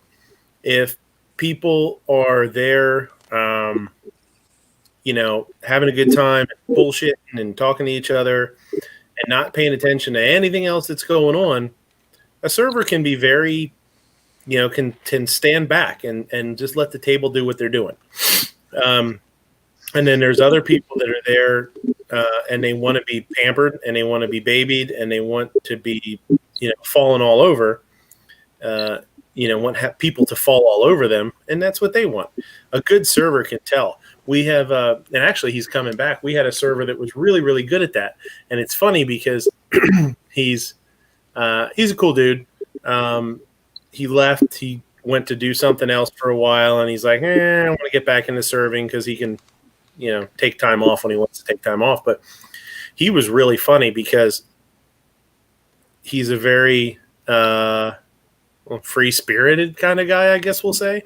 He goes and tours and follows the Grateful Dead around for a month, that kind of shit, But it's funny because when you watch him with a table that wants to be served very properly, he'll do it.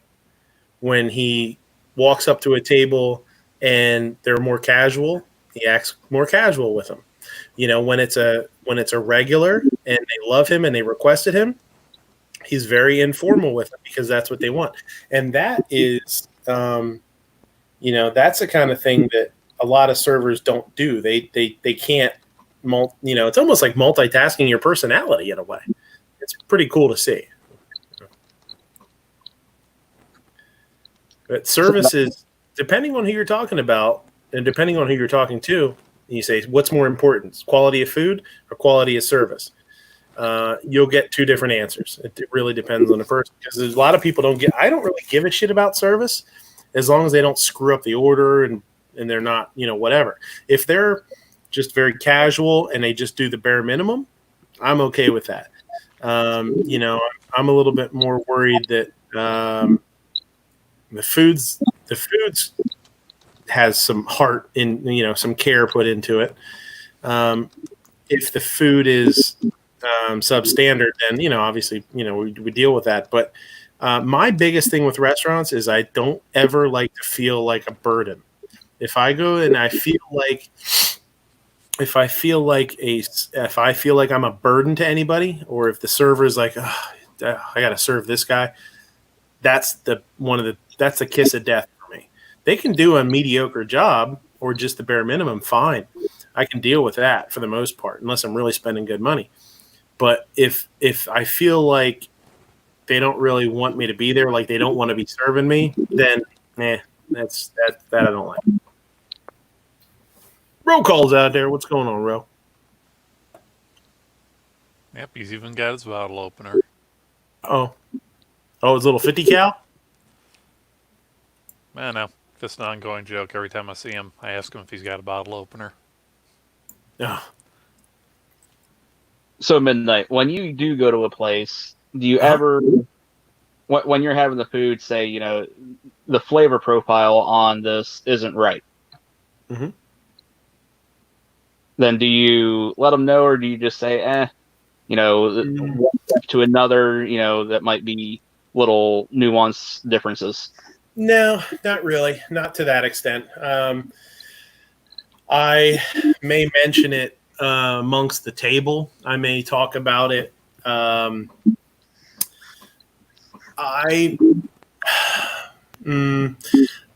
this sounds maybe like I'm being catty or talking behind people's back or talking shit, but I will mention it to other people. If they say, "Oh, how was it?" I'm like, "It was good. I didn't really like this about it or that about it. It wasn't really my thing. I don't, I had that once with a dish that was the wife and I went somewhere and we got ravioli, and I think it was a pumpkin ravioli, and man, it was just it was a little bit of a weird dish. And it was ravioli and it had arugula on it. And I forget a couple other things. And it sounded really good. And when I got it, it was almost really good. But it was like there was a couple things. Like there was something weird about the sauce. Oh, the sauce was just like kind of pasty. Like the sauce was like kind of reduced down too much, so it was like kind of pasty or whatever. It was a cream-based sauce. And then what I thought was really, really weird was they tossed the arugula into the sauce with the ravioli, and it just kind of cooked down almost like you would cook spinach down. which I guess to some people they might like it. I didn't like it at all. I didn't think, I thought, man, how it would be really neat to have that peppery raw arugula with this ravioli dish. And I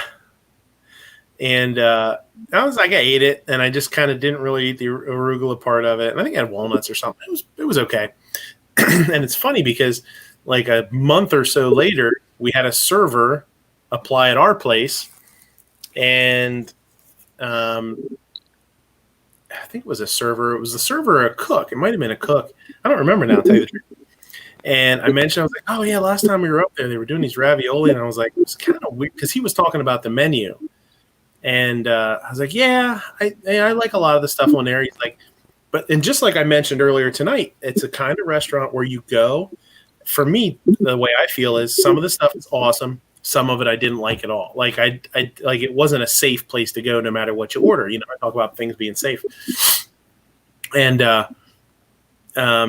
was talking about this dish and how I was like, yeah, it had that weird slimy arugula on it, you know? And he was like, oh my God, I know. He's like, I hate that shit. he goes, when they first started doing it, like that, like I didn't know what the hell they were doing. It was weird. It was like spinach, but like bitter and weird. And yeah, I guess originally they had changed it from fresh arugula, and the chef didn't want to do the fresh arugula, so they did it that way. He's like, it's so weird. People mention that all the time. So, you know, in a way, like maybe I should have said something, because the sous chef the sous chef knew who I was. He knew I was a chef. You know, had I said something, maybe somebody would have taken it back and been like, hey, okay, now people bitch about this all the time. This dude's a chef, and he's saying it's weird. But normally I don't. Normally it's more like this was overcooked, this was undercooked, that kind of thing. And I honestly, if something's a little over, a little under, as long as it's not gross, I just go with it. I will let them know, though. I'll be like, hey, no, it was like, you know, if you get a burger and it's like I order medium rare and it comes out mid-well, you know, I'll probably still eat it because I'm a fat bastard and I like burgers, so don't want to wait. But, you know, I'll say afterwards, like, yeah, it was pretty overcooked. I'm like, it was good. I was like, maybe let them know just so you know, they're aware of it or whatever. Maybe give them a little kick in the ass. Be like, ooh, okay, fucked up. Damn fat bastard. Yeah, you know. Get in my belly. Yeah. Burger? You had me in burger. Burger? Wait, what? Is it fried? Is it cooked? Is it grilled? French fries were good, though. What's that? French fries were good, though. Mm-hmm. Right? Yeah, I always find myself running into that at a local barbecue restaurant. It's basically a carry-out thing. He's got like 2 tiny tables inside, but friends and family would always ask me, what do you think? I'm like, I really don't want to tell you. Yeah. Like, why? And I'm like, because, well, at the time, he was like the only barbecue restaurant around. Now they're seeming to pop up everywhere around me. But I told him, I was like, because I found a flavor profile that works for me and people enjoy, doesn't mean that what he's doing is wrong or anything. I don't like the flavors that he's put together. I was like, and there's nothing wrong with that. Right. And so then they're like, well, what's the matter? And so I name things, and then they're like, oh, now that you mention it, I do notice. I was like, well, you've liked it before. Keep going to it. Well, I'll say this too. And people ask me, you know, people pick my brain sometimes about how I come up with stuff, or how did you do this combination, or why did you do this combination, or how do you know how much salt to put in, or how much.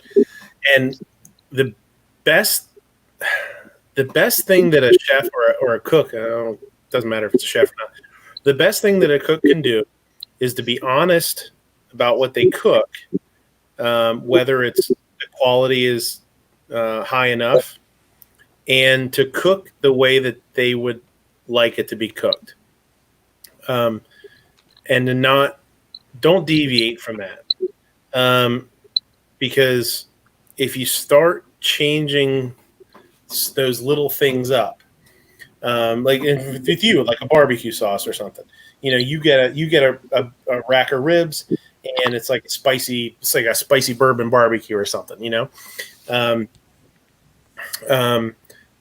Somebody puts in, you know, the amount of heat that they like, and you don't like it, you as a reasonable person are going to say, that was really good. I wish it was a little bit spicier, or, Yep. oh, it was really good. Man, it was a little bit hot. That's how that chef cooks. That's how he liked it. You've got to assume. I mean, yes, people fuck up, and sometimes you throw, oh shit, that was a tablespoon. I was supposed to be a teaspoon. Uh-oh, that shit's going to be hot as hell. But that's a mistake. But the biggest thing is, if you cook the same way all the time and you're true to your own palate, then when they come in next time and they get something else, they know what to expect. What I season fairly lightly, and I've always seasoned fairly lightly. I've always, and there's a lot of restaurants nowadays that don't put salt and pepper out on the tables. We still do. A lot of nicer restaurants, and you get people that are like, oh, you don't need salt and pepper on the table because we make everything perfectly. And shut up. You're an idiot. Fuck off. Like, cook how you want to cook. I prefer to cook a little bit lighter on the seasoning. And if somebody wants to add a little bit more, let them add a little bit more. So it's like, it's that whole, like, that's an arrogance thing to me more than anything. Yeah, say, like, and there's a couple other things that I had an issue with this place. The barbecue was bitter. I think he was going around just to different towns every day. So he'd be at Meadville one day, and then he'd go to Cochrane the next day, and so on and so forth. And he was just selling his stuff, right off the smoker. And from what I heard from people, it was incredible. Like, what he was making then and what he's turning out now were two different things. And I was like, well, you got to take into account, now he's trying to figure out how much he's got to cook every day, and things like that, and trying not to make waste. And I think one of the problems there was his brisket. He was doing a chopped brisket. Well, I think the chopped brisket was the leftover brisket from the day before.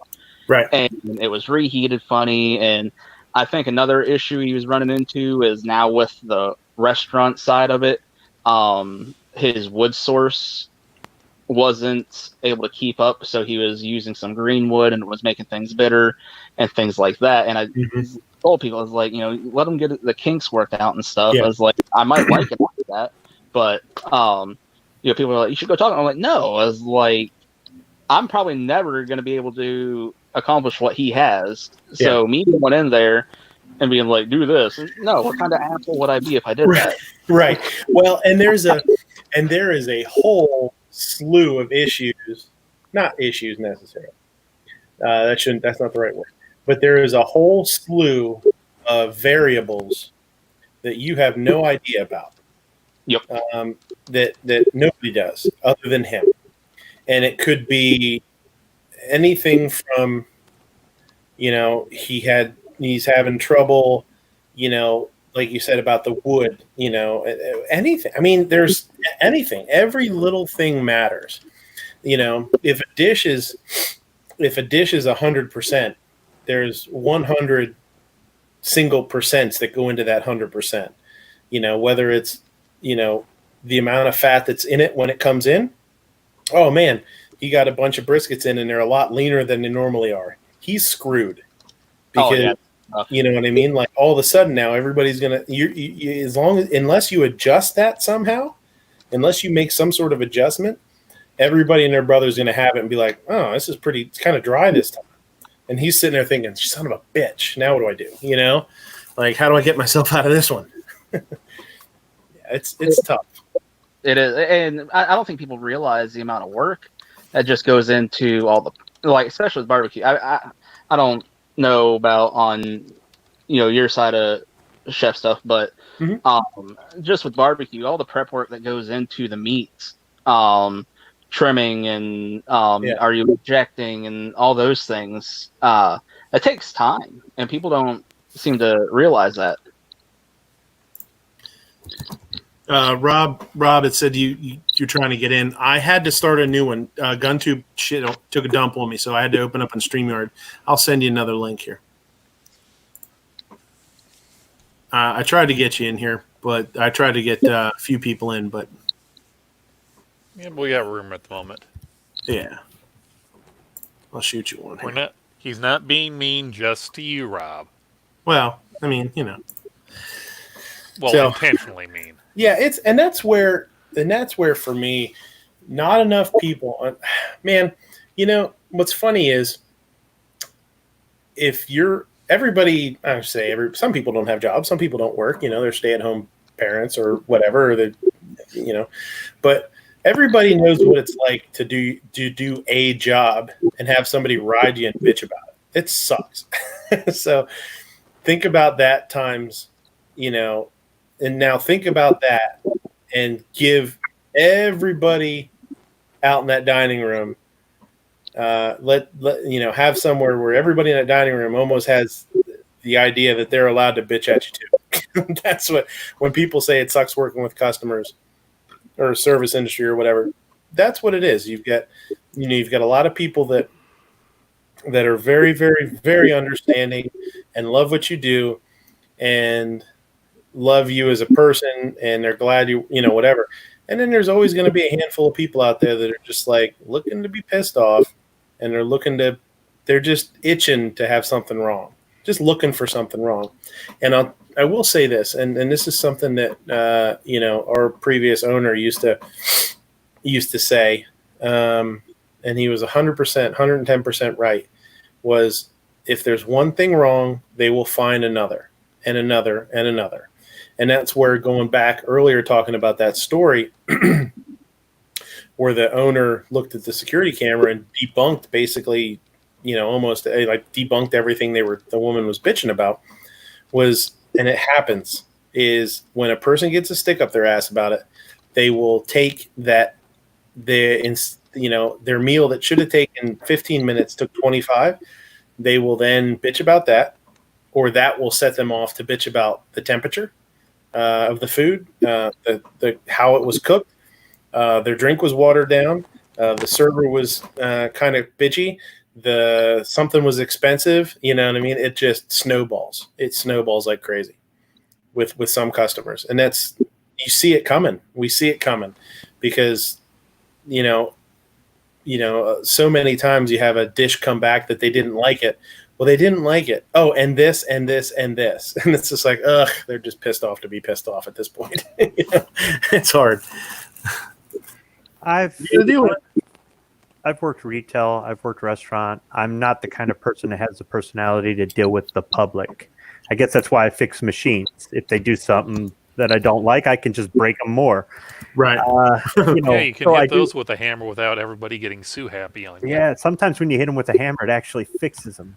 Mm-hmm. But yeah, when you're dealing with the public, it isn't easy. There are personality types out there that are really good at dealing with the public, even under stress or chaos or somebody who's a problem, But having worked in that environment, I've dealt with customers that wanted the royal treatment. They're spending $1 and they want $500 worth of service or merchandise. Right. And you look at some of these people and they look like they make about $8.35 an hour, and they want to be treated as if they, like if you lose their business, or if that you're going to be shut down without them, or just, it's like, dude, you make less than me, but you want me to like kiss your ass or something. And it's like, no, I mean, I don't know. It just, if you're not good to people, I don't think they really should have to be good back to you.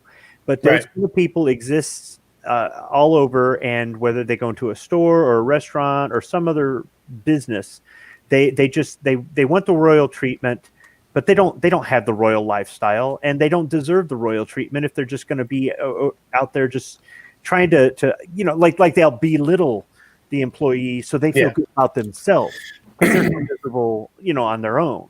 So they exist. Yeah, we have had that. We've had customers that are just like repeat complainers, to the point where I remember years ago, this is a decade ago, after the same person had issues, like 3 or 4 times in a row with something. Just, it was one of those where we're like, all right, I guess. I don't know. Like, it was always something. The owner went out after like the 4th time and he said he wasn't like a jerk about it, really. I mean, he was a dick, but he wasn't a dick, and if you know what I mean. And he was like, hey, I'm really sorry. You keep having issues. Maybe we're just not up to your standards. Maybe this just isn't the place for you to keep coming. And that was the last time she complained. Because it was like, oh, I've been found out that I'm just bitching to bitch. You know what I mean? And she still comes in, and she's a good customer. She comes in regularly, but it was just like, I've never seen an owner do that. I was like, whoa, I was like, oh shit. But, in the long run, he was right. He was just like, he wasn't a jerk to her. He just said, hey, I'm not really sure what's going on. We seem to always have an issue with something with the food. Maybe we're just not the right place for you. And I think somebody just needed to kind of gently call her out on her bullshit, And she was like, oh, no, I love this place. It's like, well, why are you bitching all the time?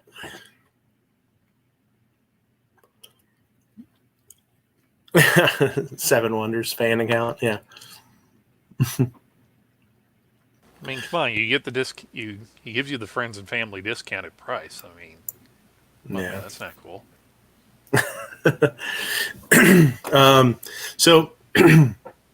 So I had Ape. Let's try and play this. This is something I thought was pretty cool to hear from Denzel. I don't know if anybody's heard Denzel say this. He was interviewed. He was on a red carpet for something.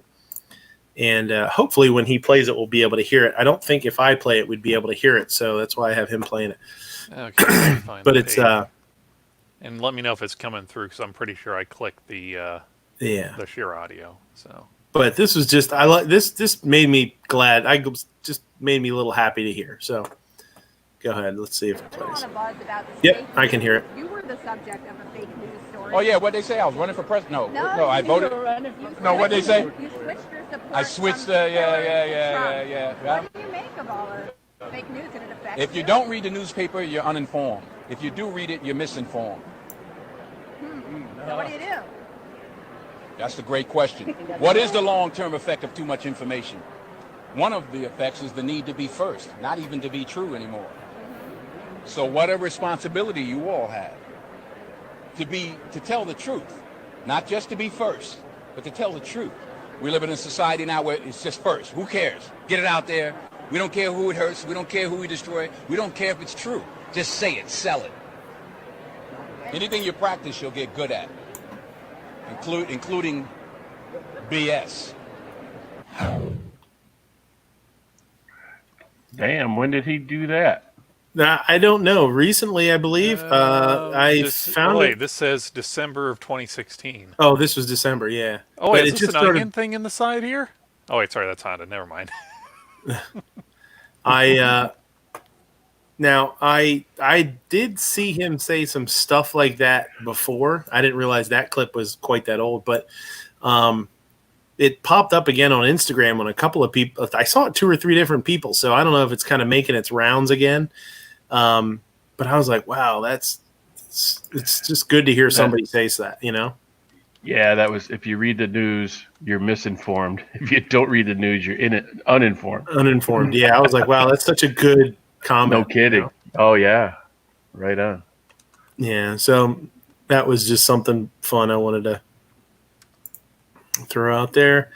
Why the hell do I have this pulled up? I don't think that's nothing there.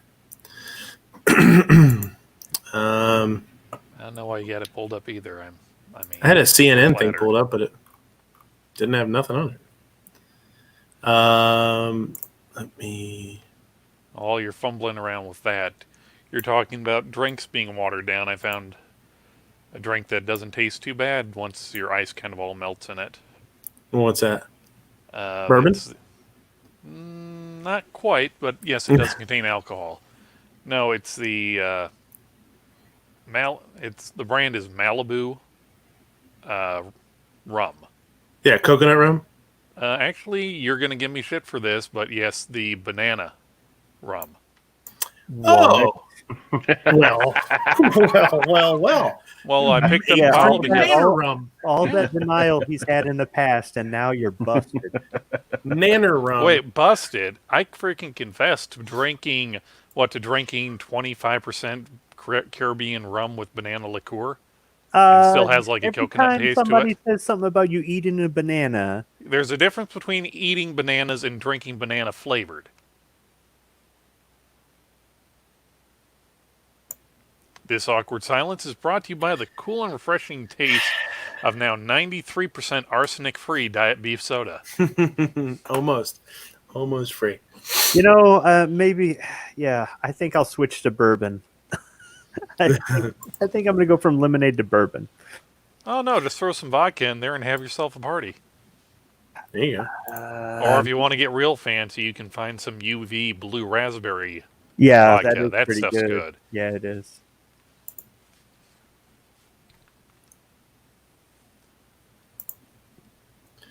All right, let me hold on a second here.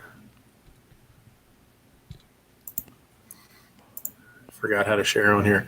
So, we are pleased. Judge rules Sandy Hook families can ask gunmaker about its policies. So, I know we've been talking about this for years, it seems like. Well, it has been. Where they were trying to sue Remington for the way they advertised ARs.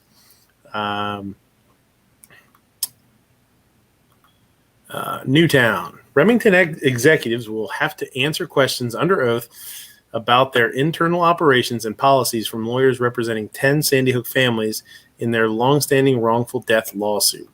A Superior Court judge this week permitted the 10 families suing Remington over the 2012 Sandy Hook Elementary School shooting to ask the gunmaker's executive questions that Remington considers invasive and improper. Both sides are preparing for a 2021 trial in what has become the nation's highest profile case of families suing a gunmaker over a mass killing. We look forward to gaining more substantial access to Remington's internal documents and marketing materials, said the family's lead attorney, Josh Koskoff. The latest development, families are trying to prove Remington violated Connecticut's Unfair Trade Practices Act by recklessly marketing its AR-15 style rifle to civilians. Remington counter-argues that Adam Lanza, not the gunmaker's marketing department, was responsible for the crime. Go figure. Amazing thought, right? In a lengthy motion last month, Remington argued its internal corporate procedures were not subject to the family's review because the insider information was protected by case law. But Superior Court Judge Barbara Bellis disagreed, ruling on Monday the motive for a protective order seeking to preclude the deposition of the corporate designee is denied. She did not elaborate. So it's going to allow them to let me see if it says anything else here. The company initially prevailed with the argument that it manufactured a legal gun that was distributed legally and sold legally to Lanza's mother. Remington further argued it was protected under a 2005 federal law that shields the firearms industry from most types of liability when a person misuses a firearm. And we talked about that a while back, about them trying to get rid of that, which would be a fucking circus if they did that. They were talking about. Remember, we talked about them being able to federally pull guns that they felt were unsafe, or whatever, and what a zoo that would be.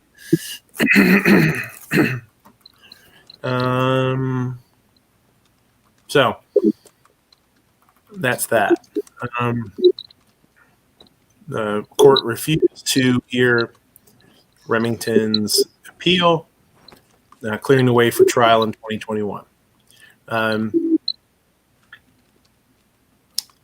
So there's that. They're going to once again try to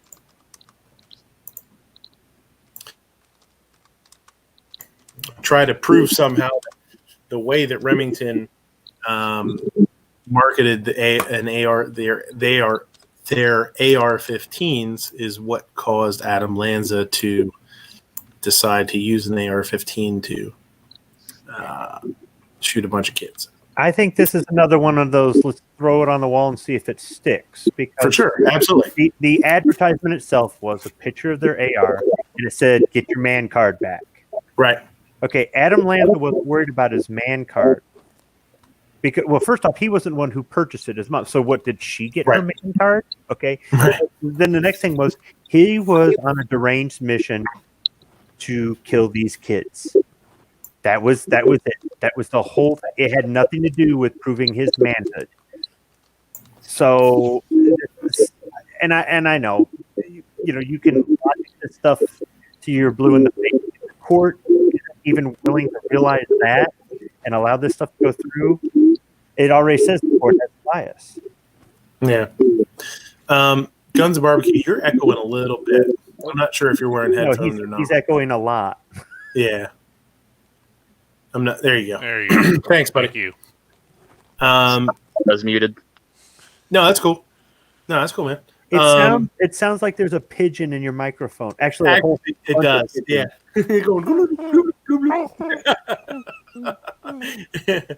Yeah. Yeah, for sure. I mean, what you said is let's throw it against the wall and see what sticks is 100% what's going on. They're like, well, the gun wasn't defective. The gun wasn't la. What reason can we? Let's see if we can come up with a reason why this kid might have done this. Not because the kid was sick, and not because this, that, or the other thing. It was, it had to be because it had to be Remington's fault somehow because they're the one who made the gun. So, yeah, for sure. It would be like suing Boeing for 9/11. Sure. And if I was the defense attorney, that would be my opening statement.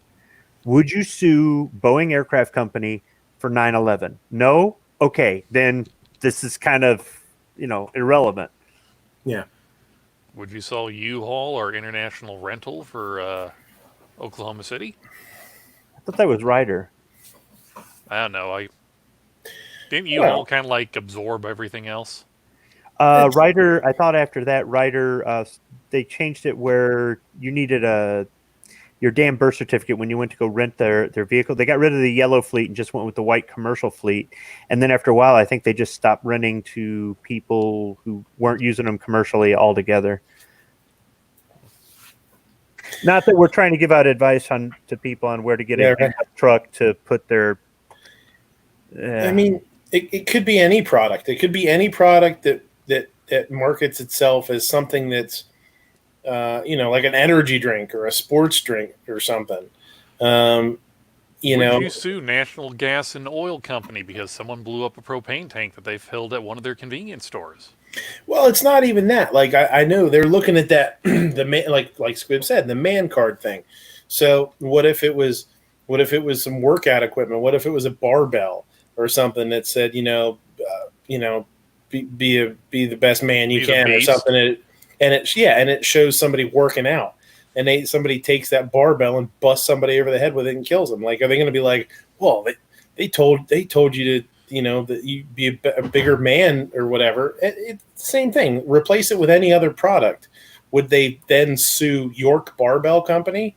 And like say, well, your barbell was marketed violently. Like, what the fuck are you talking about?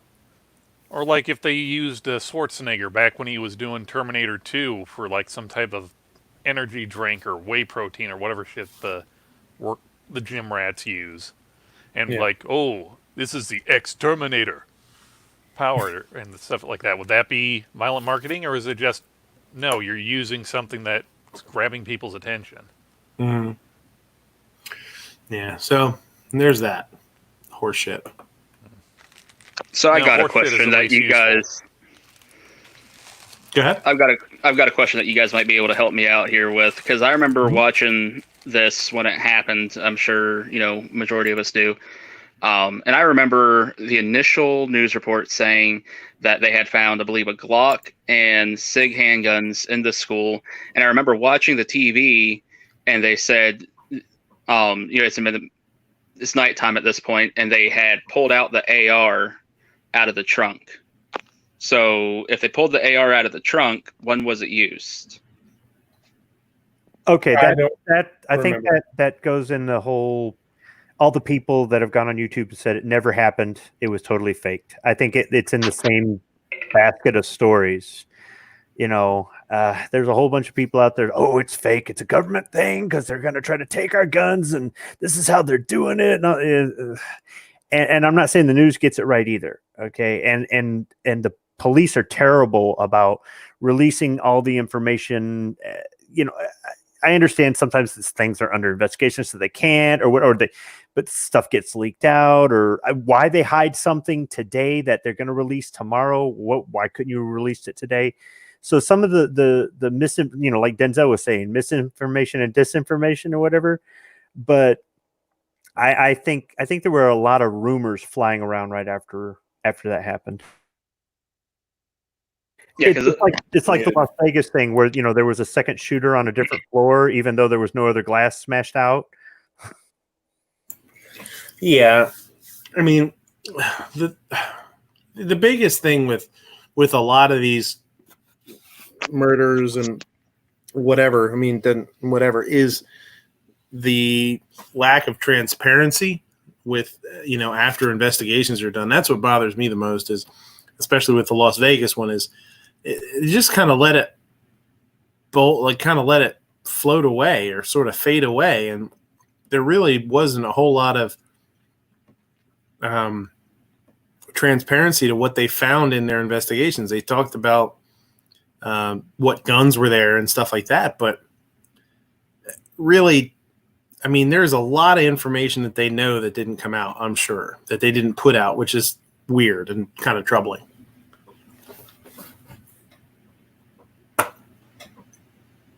Yeah, because I remember watching the news that night, and it said it was live. And I remember they had pulled out an AR out of this trunk and a shotgun. And I mean, who knows with the news station and all that. And I am not one of those people that sits there and says this is all conspiracy and it was set up by the government and no kids. It's a horrible tragedy, and it's just a horrible tragedy. And like some of the other reports I remember initially when this happened was that there was a second shooter and the police were chasing this person through the woods behind the school, and there, just like with Las Vegas, though, there's a lot of questions that when the initial reports came out aren't answered. Mm-hmm. Yeah. You want to know stuff. You want them to put out things that, how many rounds were fired, who was hit by what type of rounds, was it all 5.56 or was it something else? And to just sort of fill in some of the gaps. And I don't think it would matter so much, but there's so many people that say this is fake or that's not real or that didn't happen or there was two people or it was a belt fed. It couldn't have been a bump stock. Nobody'd shoot a bump stock that well. All this kind of stuff that flows around. You want an answer. You want answers. You want somebody to now whether they tell you people you can trust what the investigation says or not. That's a whole different thing. But to at least have them put out like, here's everything that we know.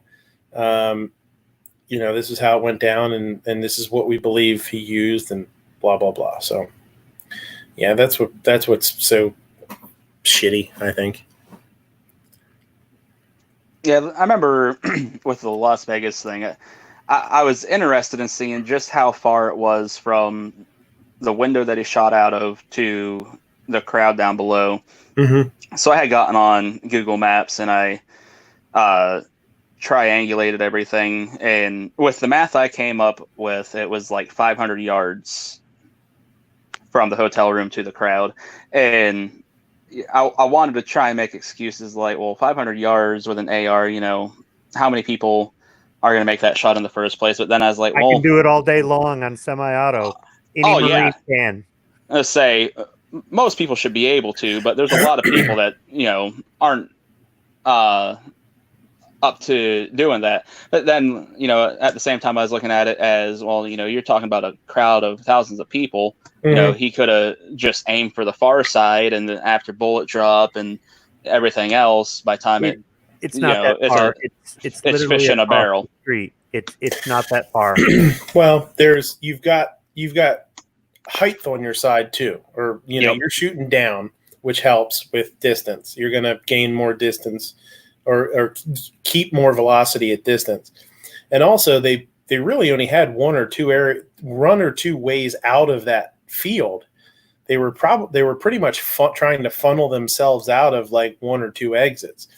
Which you think about something that might be that field instead of that field being 400 yards long, now you're focusing on a 50-foot entrance or exit or whatever.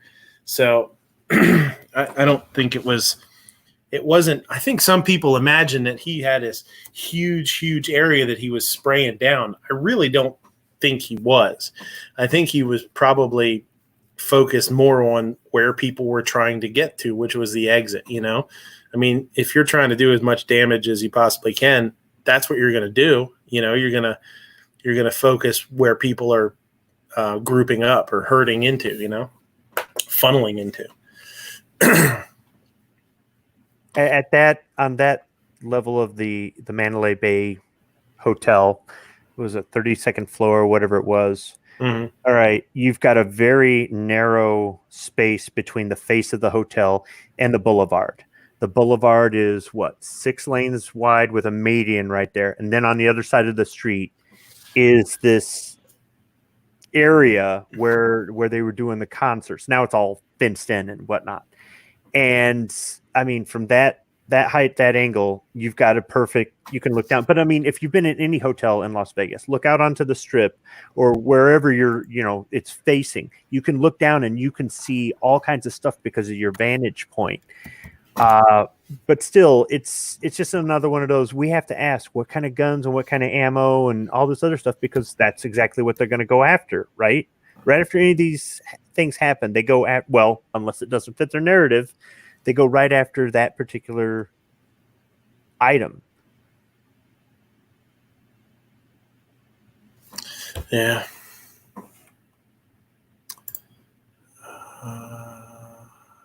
Does anyone actually able to confirm whether the hotel's windows were rated for like a Category 3 hurricane or not? And then if so, how hard would those be to break? Well, I've never tried to break any of the windows whenever I've stayed at any of the hotels in Las Vegas, but I've always wondered what would stop somebody from just smashing one of these things out and, not necessarily shooting, but, what if they wanted to commit suicide by jumping up? Of course, there's so many other places in Las Vegas you can jump, and so I guess that would be a moot point. But just, I've leaned against them, and they don't flex or crack or anything else like that, but I mean, if he's got guns, I suppose if you shoot him out enough, you could smash him. I mean, I don't know. They get windstorms out there, and you get sandblasted with everything out of the desert, but I don't think they get high winds high enough, that it'd have to be hurricane rated. The thing is, it's just with all the stuff that came out afterward. Oh, the one guy I remember is in a live chat, and we were talking, and it's like, yeah, I was in the Army, and that sounded like an M240 to me. It's definitely an M240, bro. And it's like, what? All right, dude, whatever. And I'm like, as soon as I heard it, I'm like, that's reverberation. And I'm thinking, yeah, but all the buildings are on that side of the street. The nearest big building on the other side of the street, and I'm trying to like picture this, and I'm like, okay, yeah, and then the airport's over there, and because you can actually drive behind this area where they were doing the concert, and then do a shortcut if you want to get into some of the hotels further up the Strip. Mm-hmm. So I'm trying to think of anything out there that's going to cause this echo, but the way Mandalay Bay is shaped, you could get an echo just off of that building itself. So the theories were just all over the place, and whether or not it was a government bust that went bad or this guy, I don't know, but the fact that there's no suicide note or anything, they could never really figure it out. And like you were saying, yeah, they still haven't released all the information. I mean, they did. They released a list of all the guns, and Right. but still, I think it's just one of those things we're just never gonna know. Yeah, and yeah, it's amazing how things can just time heals all wounds, right? Things just keep going on, and you sort of move on to the next thing, I guess. It's kind of crazy. I don't know what the hotel did with that room, though. I don't know if they just fixed it up and now they just rent it out, or if they'll never rent that room out again, or. Well, that would be interesting to know, because I mean, boy, I mean, you hear about people buying, like there's people that lived in the La Bianca Tate house, out in Hollywood, people bought that place.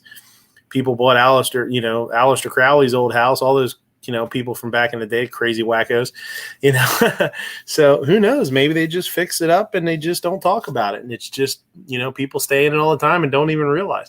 Like if I went out to Mandalay Bay, I mean, I shouldn't say it me, because if we stayed at Mandalay Bay, I'd be like, okay, which room was it? You know what I mean? But I don't know. How many people do you think would even, they go on Orbitz or whatever website you go on and, book a room, and it's like, oh, Mandalay Bay has, oh, cool. That's right across the street from where we're going, blah, blah, blah. And they go in there and they stay in the room and they wouldn't even know, I mean, it's hard to say. Mia says it's probably a closet. It could be. They could have just turned it into like a utility room or something. That's not a bad. Wasn't this like one of their larger suites though? It was, but I was thinking that too, that they would just go ahead and just put all the extra towels in there. Oh, by the way, Rob's in the green room. No, I brought him in. Did I not? Oh, I brought him in earlier. Sorry, Rob. I thought you were. I swear I clicked on you. No, he said he had to jump out and back in. Oh, okay. Sorry, I didn't realize you were back here. I mean, well, now that Rob's here, we can end the show. It's been nice talking to you guys. Thanks. Ladies, gentlemen, Jonases of all ages, thank you for watching Midnight Range TM, The Closer. But, here's something else to consider. Let's say you didn't have a gun, or you didn't know how to shoot a gun, or whatever it was, but you wanted to smash out one of those windows because you wanted to drop bricks on people below, or whatever. I mean, stupid kids throw rocks and bricks from overpasses all the time and stuff like that. What are you going to do? Ban tall buildings? Right. I mean, you're not. Right? Well, I think too, and people say like, or the wife out there said, our hospitals have crazy strong windows that are supposedly impossible to break, and a patient threw a chair through one on the 5th floor window a few years ago. I was going to say too, have you ever tried to break out a side window in a car? It ain't easy. You got to hit it just right. The window and the window of a car. It's tempered. People, that tempered glass. But here's the thing, people though. slam on that shit. But then, you could take a window breaking tool or something with a point and push right, and the thing shatters. Like it's, it doesn't. But most of the building glass nowadays is laminated, so it's actually more like your windshield.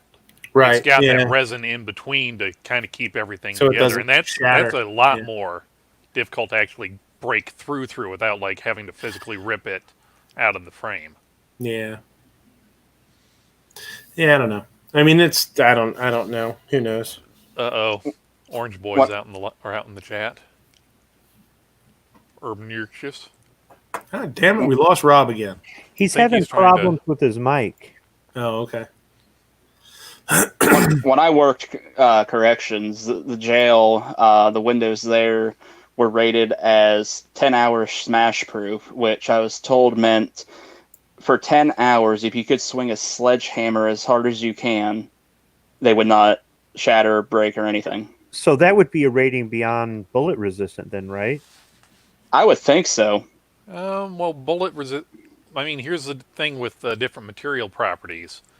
Like, I'll just bring this over to like steel plating because I know what it is. For making something blast resistant, it needs to be very flexible in order to like absorb the energy without cracking. Whereas to be bullet resistant, it has to be hard.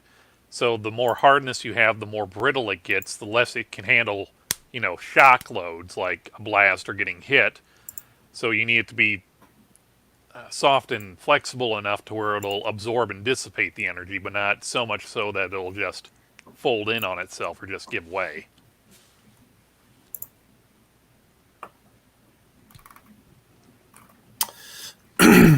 Guys can't hear me. I'm tired of messing with it. Well, So is that why sorry, when Rob. Mythbusters did that test with all those explosions using Linux proved to be explosion proof or whatever? I haven't seen that one. I So stopped watching it a couple of years ago, or you a couple years before the end of the series. You're talking about the bed liner material? Yeah. Yeah, so they actually will coat different plates that go underneath Humvees and other vehicles like that with it, because what it does is it holds it together. It'll shatter the metal, but it'll hold it together like safety glass in a car. So it gives it some bit of integrity even when it's been damaged. Here was a story that I found, and it kind of goes along with sort of what we were talking a couple weeks ago. We were talking about, well, not even a couple. It was last week maybe. We were talking about like, what do you have to do to be a security guard in certain states? You need a certification, you need a license, you need to be a certain age, you need to go through training. What about these people that are, just asking people to maybe, protect their business while they're not there during all these, crazy times or whatnot. And this popped up, and I thought, holy shit, this is exactly what we're talking about. Updated today from Gardena, California.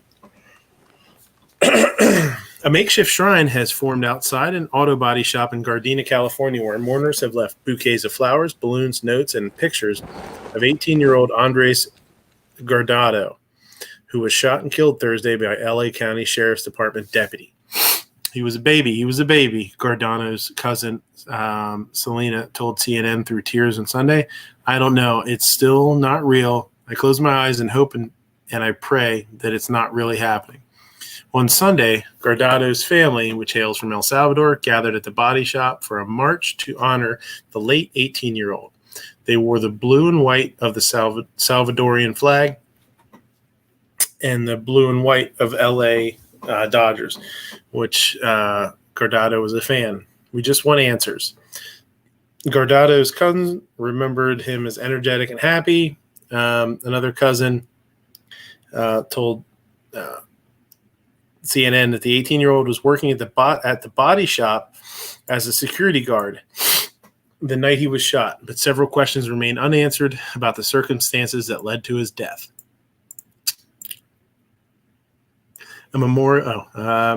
Captain Kent Wegener of the LA County Sheriff's Department said in a news conference Saturday that two sheriff's deputies saw Guardado in front of a business on West Redondo Beach Boulevard a few minutes before 6 on Thursday. Guardado reportedly looked toward the deputies and produced a handgun before running down the driveway of the business. The deputies pursued Guardado and caught up to him at the rear of the business where one deputy fired 6 rounds. Guardado was hit in the upper torso and pronounced dead at the scene. An autopsy is pending. Investigators recovered a .40 caliber semi-automatic pistol at the scene that had no serial number. Additionally, the firearm had an illegal extended magazine that was loaded with 13 live rounds. Steve Barca told CNN, I never even knew him to have any sort of gun. Investigators were aware of reports Guardado was working as a security guard, but he said Guardado was not recognizable as a security guard at the time of the shooting. He was not wearing a uniform, nor did he have a gun belt. He was not yet 21 years of age, which is required to be an armed security guard in the state of California. The captain said there is no record of a license through the California Department of Consumer Affairs Bureau of Security and Investigative Services. Authorities obtained search warrants and collected cameras from the scene for evidence, but detectives are still trying to figure out if there is live video of the shooting. At the time, authorities had no footage of the incident. Sheriff said the incident underscored the importance of body-worn cameras, which the department is still working with the county to procure. Guardado's death took place amid widespread protests across the country, sparked by the police killing in, George Floyd, Minneapolis. I think we all know what's happening there. So this kid was hired, and who knows? It doesn't say that he was an employee of the shop otherwise, but this is kind of what I was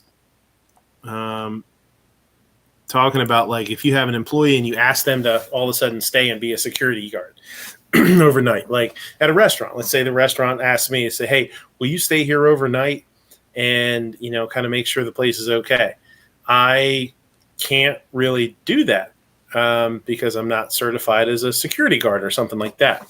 So, they asked this kid to be a security guard apparently, or he applied for it. Who knows? I guess we don't really know that. He showed up with he had an illegal gun, an illegal mag, and didn't have any kind of uniform, and was under the age of somebody that would be allowed to do it to begin with. And a fucking mess, right? Cops show up and they see him. Cops probably think, who knows? Probably have no clue who this kid is or what he's doing there. He pulls a handgun out. Maybe he pulled the handgun out because he didn't realize they were cops or something. Who knows? And they end up killing the kid. So what a mess. So, we don't exactly know what happened with this. It's just a crazy story. And this is a hell of a issue for the business. What I'm surprised that they didn't go into at all was any kind of liability that this business owner is going to be responsible for.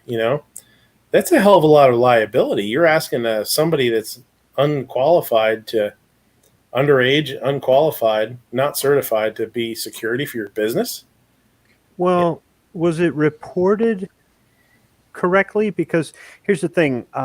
When I was in facilities, if we had a power outage, we only had so much time left on the batteries on our fire alarm, and then no fire alarm. Somebody had to physically be in the building as a fire watch until that fire alarm came back online. So there were times where they would pay me lots of overtime to sit in the dark all by myself at night. Now, I wasn't armed. I wasn't asked to be security. I was literally there with my cell phone to call the fire department in case the building miraculously just burst into flames with no electricity in it. Was this a situation like that where he was a fire watch?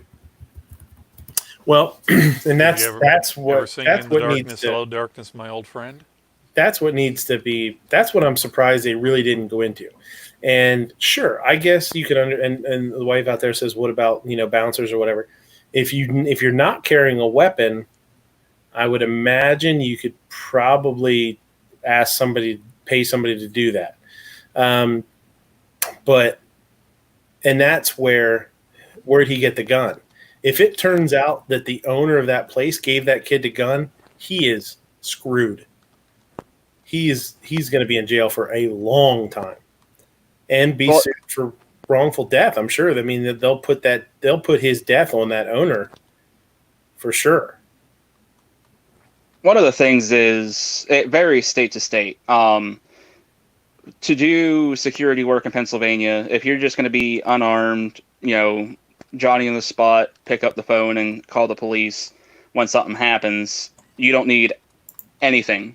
You can go, like you said, if your restaurant said, hey, can you stay and be security for the night? If you're not armed, you can do it. Ohio, for example, to do that same thing, you have to get at least fingerprinted. Now, I think every state to do armed security has some sort of requirement. Pennsylvania calls it an Act 235.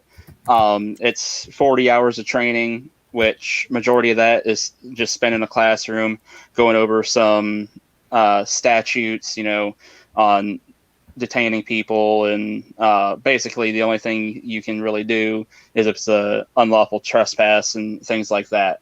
You're still pretty limited, but so like you said, did this kid just have, I shouldn't say kid, did this guy just have this firearm on his own volition? Does California require things, like a fingerprinting or anything like that? Okay, so if he had the firearm, whether it was legal or illegal, if his employer didn't issue him the firearm, then wouldn't it be his responsibility? Right. That's really the only way, is if it comes out that the owner just asked him to stay and call the cops if he saw anything, and that kid took it upon himself to bring a gun. Then right, I guess the owner probably wouldn't have much liability other than. Well, the kid was an adult. He was at 18 years old. So, he made it. If the owner asked him to stay and he said yes, then that's a decision between an employer and employee. I don't know that there'd be an issue there then. But if it turns out that the owner was like, "Hey, there's a pistol in the desk if you need it," you know what I mean? Like, whew. That's where my thing is. I'm more interested in the gun. If it had no serial number on it, that's, I think, a way bigger issue than anything else that's happening here right now. Whether the owner gave him the gun or he had where did it come from in the first place? Mm-hmm. Yeah, so if it didn't have a serial number, now we're talking about federal charges, right? Exactly. Mm-hmm.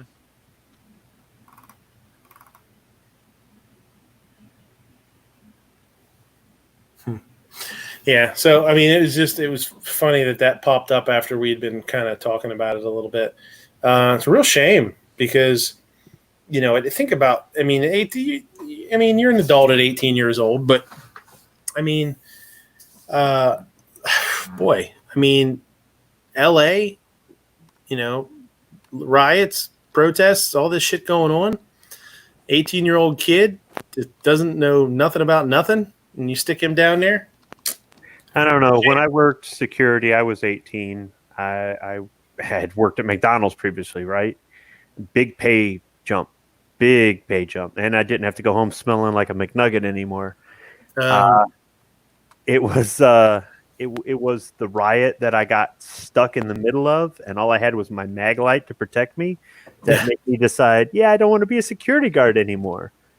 But because the next day I went into the office and I bitched out the owner. I'm like, there were no cops and I was all alone, and it was a mess. And I go, maybe I should carry a gun. And he says, you can't carry a gun. And I said, why not? He goes, because then I'd have to have insurance on you. I said, wait a minute, you don't have any insurance on me? He goes, no, I don't have any. I just said, I quit. I was done right there. I had no idea that, it's depending on your state laws, what you can and can't do, armed, unarmed, whatever. It's a little bit shady. But if this kid had this gun on his own, it just messes things up even more. Yeah. Yeah, it's a shame. There's a couple unknowns. That article, I would like to know again, where the owner stands in this, because if they think he supplied the weapon or whatnot. Maybe that's just something that they're not really releasing that information yet. You know what I mean? And it's just a bad spot. It's a shame. But here's the other thing: if the owner did supply the weapon, there's no serial number. Prove it. Yeah. He's just going to wash his hands of all of it and say, well, I never gave him the gun, but he did that on his own. Mm-hmm. And, try and limit any liability to himself that he can.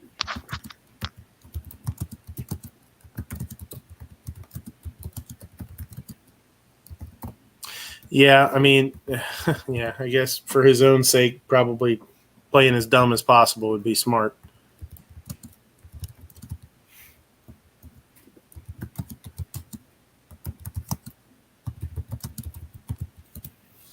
mean, if California does have any sort of laws where you have to get fingerprinted or, jump through a couple hoops before you can work, just the minimal security requirements, then, he might get hit with some fines and stuff for that. But other than that, I don't think too much is going to happen to him because, like you said, he can just play dumb and limit his liability in this. George says that guy worked illegally in security because he would have to have a guard card, which they didn't mention, which if he could or work armed security and with a uniform, yeah. And Foss is saying, Jorge says I saw that I know, that's why I said that. I said, don't be trying to get George on here messing things up with good information. So by that regard, what if you do it voluntarily? These guys that are standing out in front of the tobacco store with their body armor and their AKs, mugging for the camera and saying the stupidest things that embarrass the community. Those guys, they weren't getting paid. They're not licensed armed security guard, but they're outside armed doing security. Does it matter? Yeah, I mean, and that's true. I mean, for what? Yeah, but oh boy, because the way it sounds like if you are security to carry a weapon, you need to be licensed. We'll say, and then so even if you donate your time as the owner of that business, you're still allowing somebody to do that, even if it's free of charge. I would think, unless you really can prove that you didn't know they were there doing it, Well, here, let's take it a step further. What about the security team at that church in Texas? Where the guy did the 30-foot shot, right?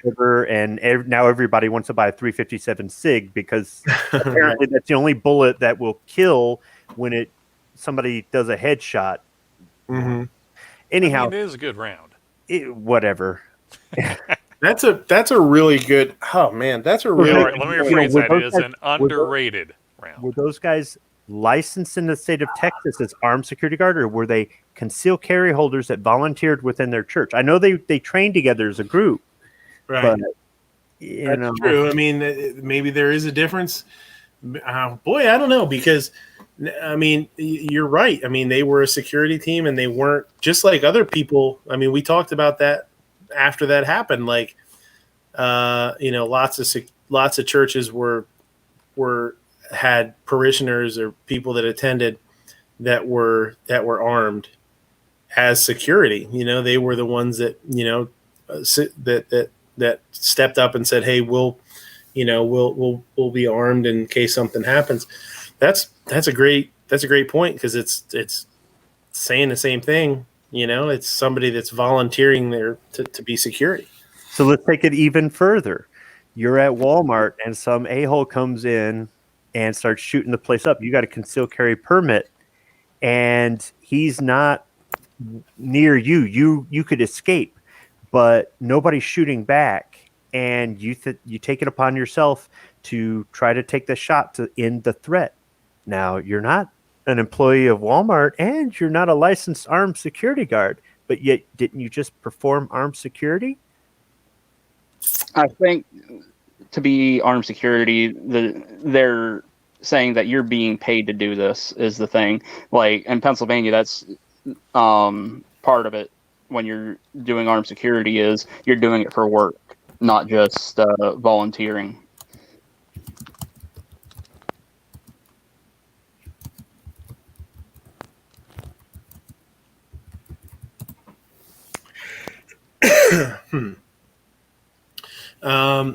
The guy that comments says he was former law enforcement. It's different. Not everybody was, though. I mean, that one guy in the church was. I don't know that all three of them were. Were they? I don't know. Man. I mean, it's a good conversation to have, right? Even though we might not be able to come to a resolution. Huh. Yeah, because then you're talking about. Well, I don't know. That's interesting. It still doesn't eliminate the gun charge, but Yeah, I mean, it's still a mess. I mean, yeah, there's the gun charge, there's the illegal mag, and there's the gun with a defaced serial number. Even if the kid did say, oh, I'll do it, I'll do it for free, there's still those issues for sure.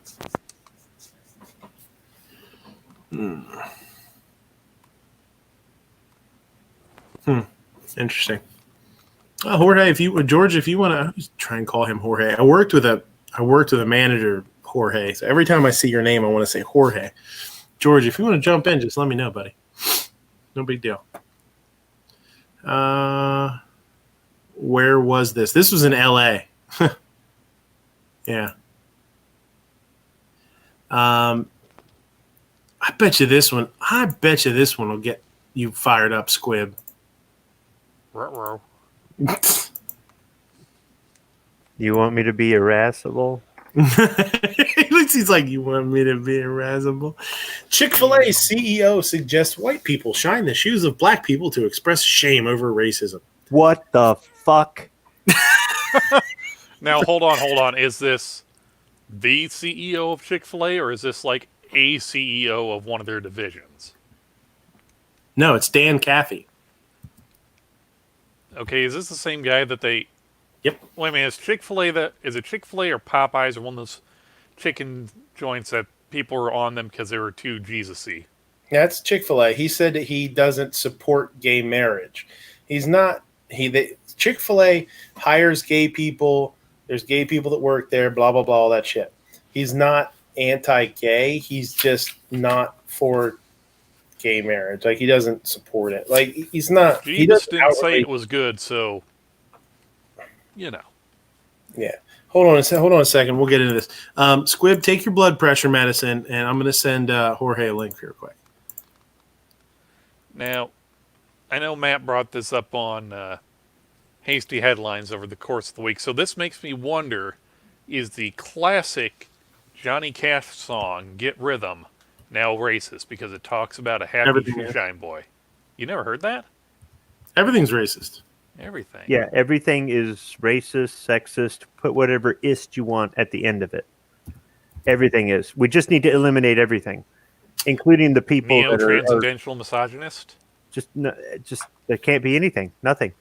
Even the people calling it out are doing it. So it's all over.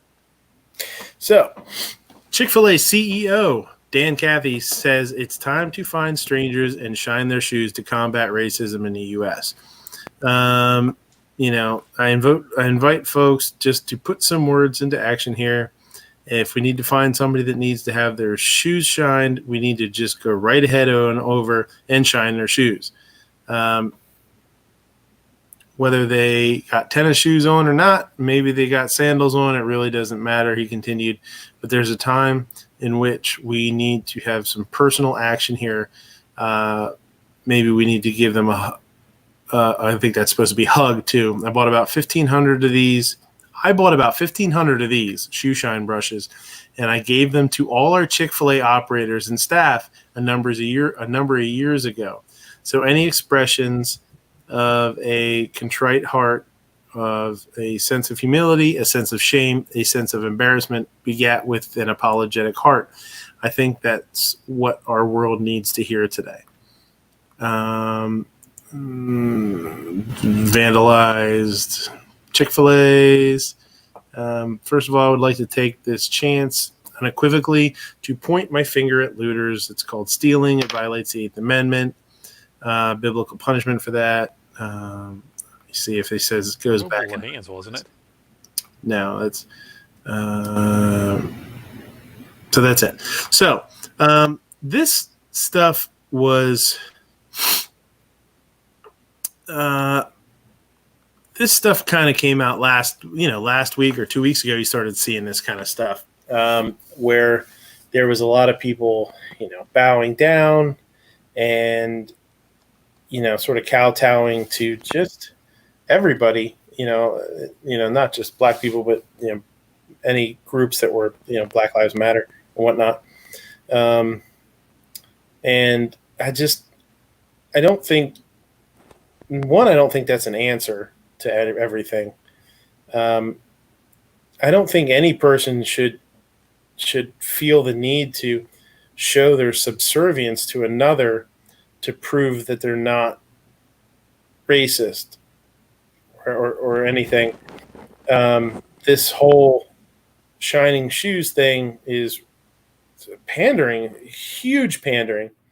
And I work with, I'll be 100% honest. There was 1, 2, 3, 4, 5, 6 of us in my kitchen Friday and Saturday night, and I was the only white guy in the kitchen. Okay, and I can't imagine doing this and pandering to my staff, or feeling the need to pander to any of my guys in the back,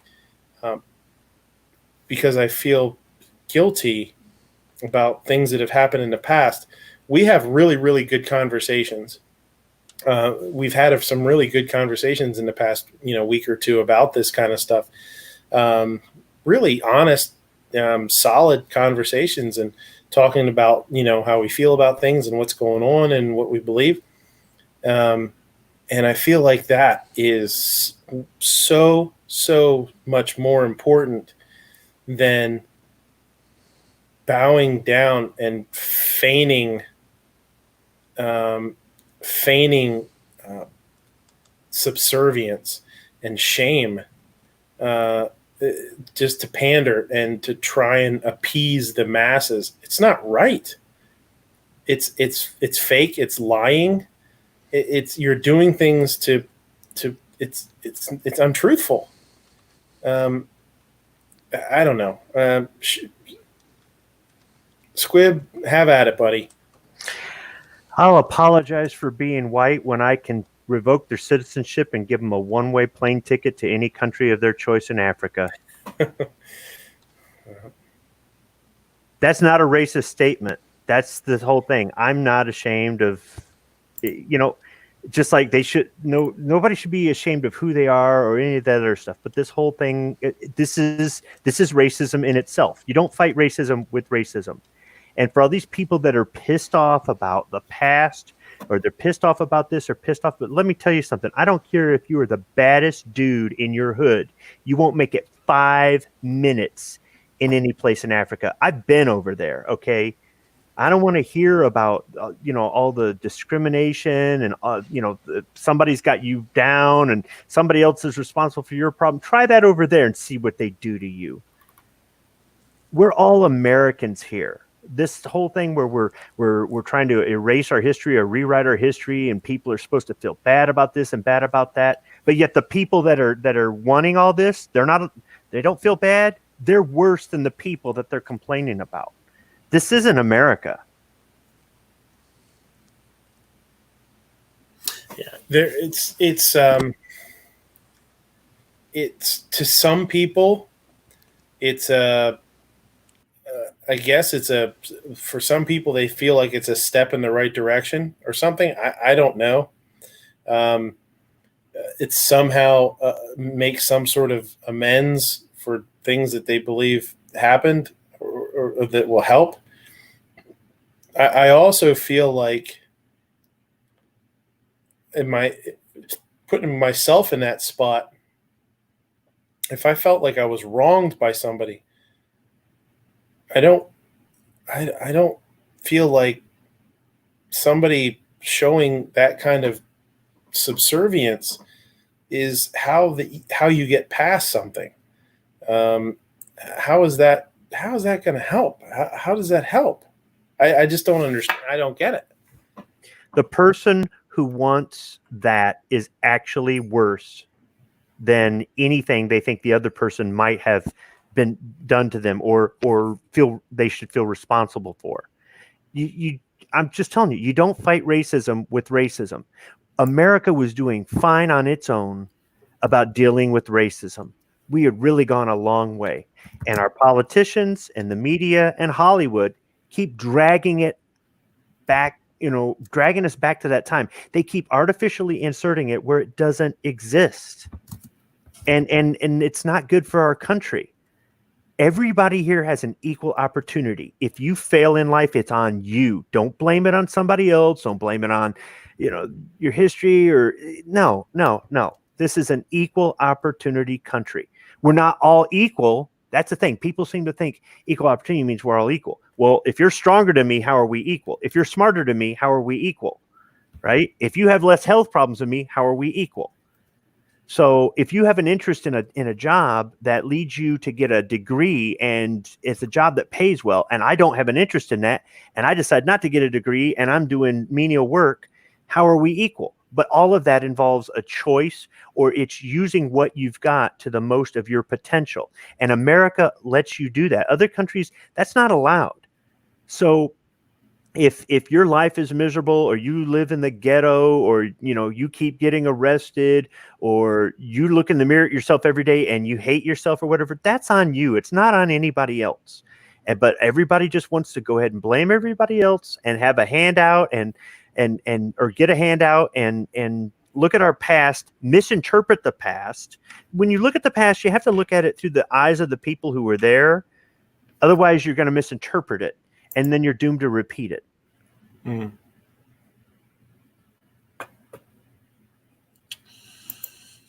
Yeah, it's I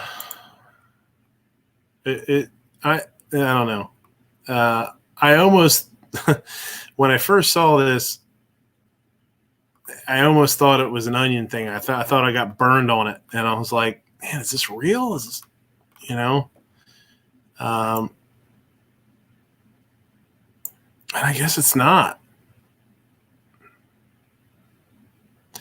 I just don't understand how this is supposed to help. I guess maybe to some people it does. And I would be interested to hear from somebody. I really would be interested to hear from somebody that can honestly say, like, somebody that's black, somebody that's African American, say, yes, this is what should be done, because I'd really like to hear that answer. Because if they say it shows that white people are sorry, it doesn't. What do white people have to be sorry about? What do they have to be sorry about? Well, that's what I mean. Like, they're doing it just to appease the masses, to appease somebody, and that's not the right. You don't. If you have an issue with something, you don't want people just telling you what you want to hear. You want people that are willing to work with you on fixing a problem, right? Let's work together and fix the problem. Let's work together and see what we can do to help things out. Not just lay down and be like, oh, I'm sorry, you're better than me for some reason or another. It's such a weird foreign concept to me. I just don't get it. I've never met anybody that would not only approve of this, but I don't think I've ever met anybody that thinks this is a way to get past anything and to make any kind of situation better. It's fucking weird. You know who come up with this? White people. Okay. White shame is an invention of white. Yes, they do. Yeah. I mean, how many years are people going to have to apologize? Our country is built from so many different cultures, right? And it still continues to be that way. And I don't think you should bring your culture in and force it down the throats of other people, but I also think you should be allowed to exercise it. And to some extent, it becomes secular. Everybody wants to be this or that, right? On Cinco de Mayo, everybody's Mexican. On St. Patrick's Day, everybody's Irish, whatever it is. But that's the beauty of America. You can do that. But when you have one group that's going, no, we gotta tear this down because this offends our culture. Well, dude, then go back, okay? Because this is America. everybody has the right to do it. Just don't trample on somebody else's rights in the process, or say I'm a special case, so all the tax money's got to go to me or whatever. And in the last show there, Unloaded Media, Rich White on This Week Unloaded, he was talking about how Jim Crow laws with regard to firearms laws, and he was saying that the NFA might be considered like a Jim. Well, something was said, and Kingpin said, "How is a black person breaking this gun law or a white person breaking this gun law any different? They're both breaking the same law. It's not like this law only applies to black people." And Rich White had said that the NFA kind of applied to black people because when they come up with it, $200, an average black person couldn't afford that. And I put in the live chat, that's BS, because back in the 30s, an average white person couldn't afford $200. Everybody was poor. People tend to think that every white person is filthy, stinking rich, and every black person isn't. And that's not true. That's not true at all. And look at how many people have descended from presidents and other stuff, and their families aren't wealthy anymore. How many presidents have died in poverty? And just all that's America. And you'd know that if you studied history. But if you just want to sit there and bitch and go, when am I going to get mine? Yeah, you're not going to take the time to understand that. I would rather understand somebody than agree with them. I don't have to agree with them to get along with them, to be their neighbor, to be, and to understand where they're coming from. Sure. And if I don't agree, I don't agree. But the instant I don't agree, if I get labeled, racist, sexist, homophobe, xenophobe, name it, right? That's bullshit. You're allowed to your opinion. I'm allowed to mine. Now let's just get along and let's, move the country forward. Mm-hmm. Yeah, you can't move past things and better things unless it's allowed to be done. A wild George Cortez has appeared. Mm-hmm. How's it going? Can you guys hear me? Yep. It's going, buddy. What's happening? How good? How good? What's going on, man? Happy Father's Day to y'all. Yeah, absolutely. Not Father's Day anymore, unfortunately. We blew right past it. Yeah, unfortunately. Well, happy belated. Yeah, I know it's crazy. That article you were telling me about that guy in California, he definitely is screwed if he had not died or anything. If he got caught, he would have been screwed. The company he was working for, the owner would have been screwed for working illegal security. Oh man, that in here in Texas, man, forget it. In Texas, you have to be licensed, you have to be registered with the state. You got to issue your card, which is either a non-commission or a commission card. Non-commission, it means unarmed. Commission means you're able to work armed. And you have to wear a uniform. It has to be all registered with a state, with a company. And that's how it usually can work. If you end up working, say like somebody hires you, hey man, I'll give you just a polo shirt saying security, and you can carry a gun if you want, and you can just be watching around. Well, if he does something that he's not supposed to, and that's the guidelines of working in security wise, say he roughs up, he catches a shoplifter or something, and he handcuffs the person, and he slams him on the ground. You're not supposed to be doing stuff like that.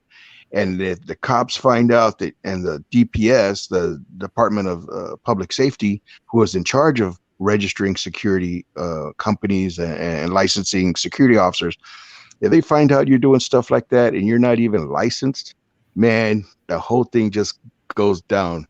I mean, you're screwed. The guy that hires you is screwed.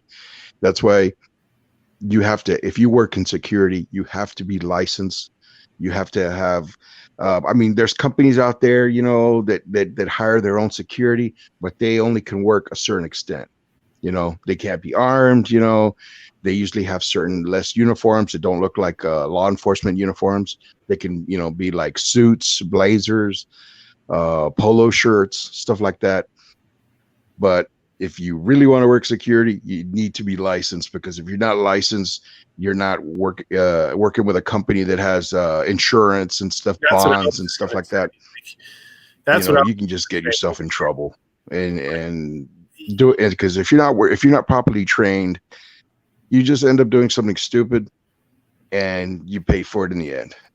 I mean, that's basically what happens. And like that guy, I wouldn't have recommend that guy hiring somebody that just, carries an illegal firearm or brings his own firearm and stuff like that. Cause like, before you were mentioning about if somebody was to hire to work security and he had like a concealed handgun license.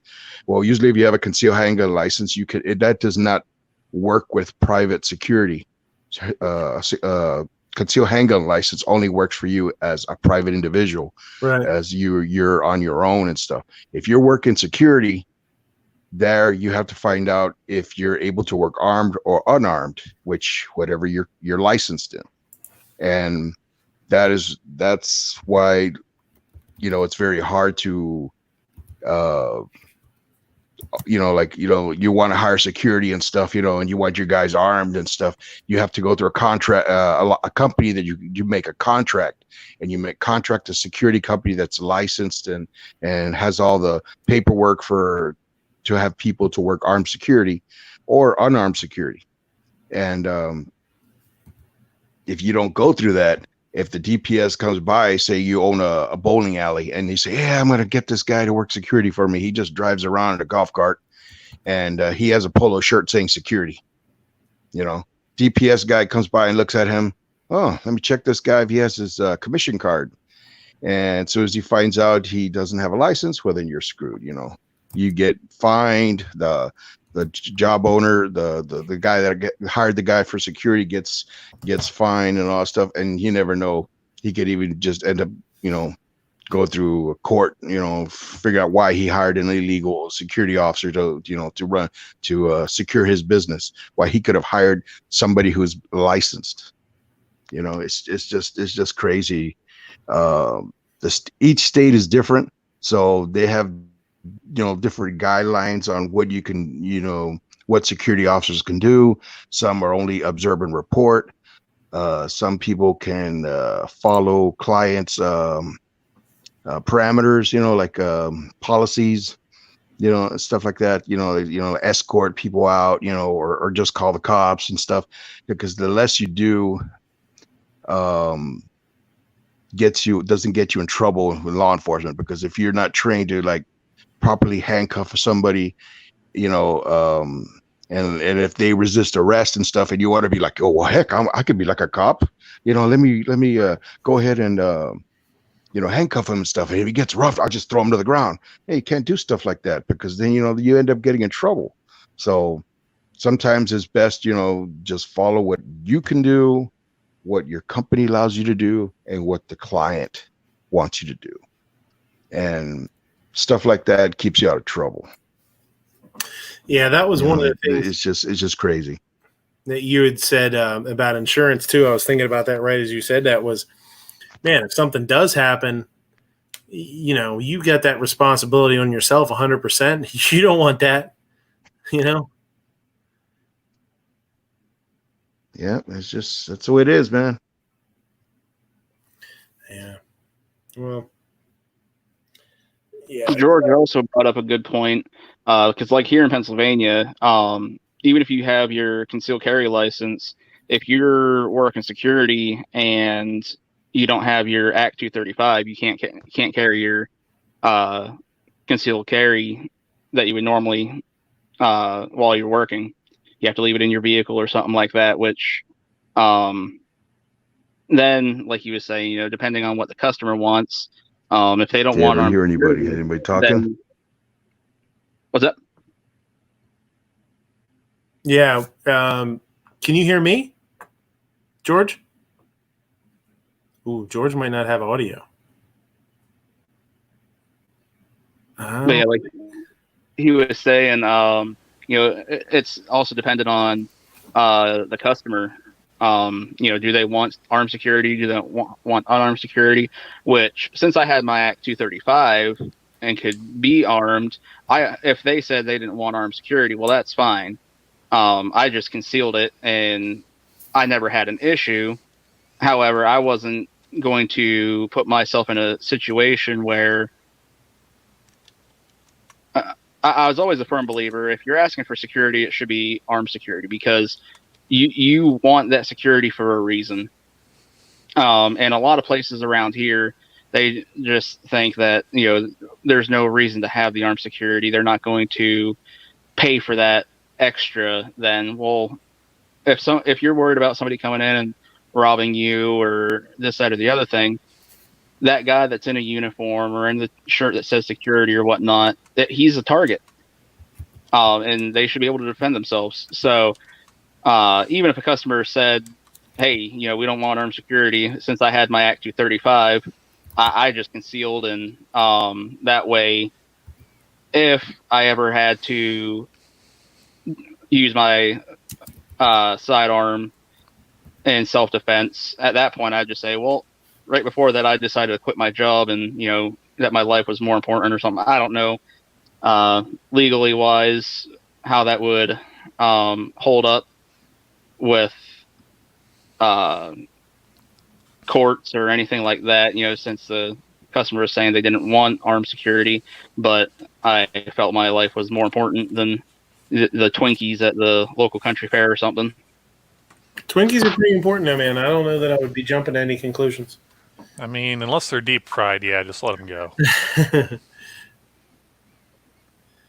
But like a lot of these places, there'd be a lot of fights, things like that, and they're like, "Oh, we don't want armed security," but then they'd be like, "Go break that up." No, call the city PD and have them break it up. Yeah. You're paying these people $8 an hour. It's not worth it.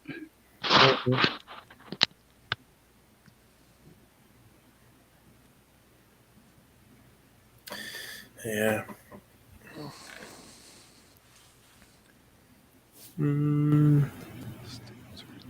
Foss is supposed to be getting he's talking about getting a silencer stamp.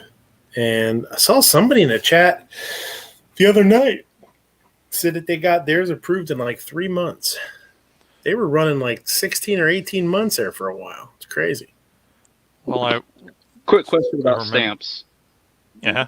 Do you have to pay that fee annually, or is it just a one-time deal? It's one time per item per transfer.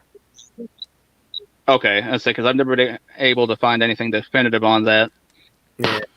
Nope, now what's it's weird too is like you can use the suppressor before your stamp comes through. You just can't take it out of the business. So like I think that's any state. I'm not sure. I think that's in any state.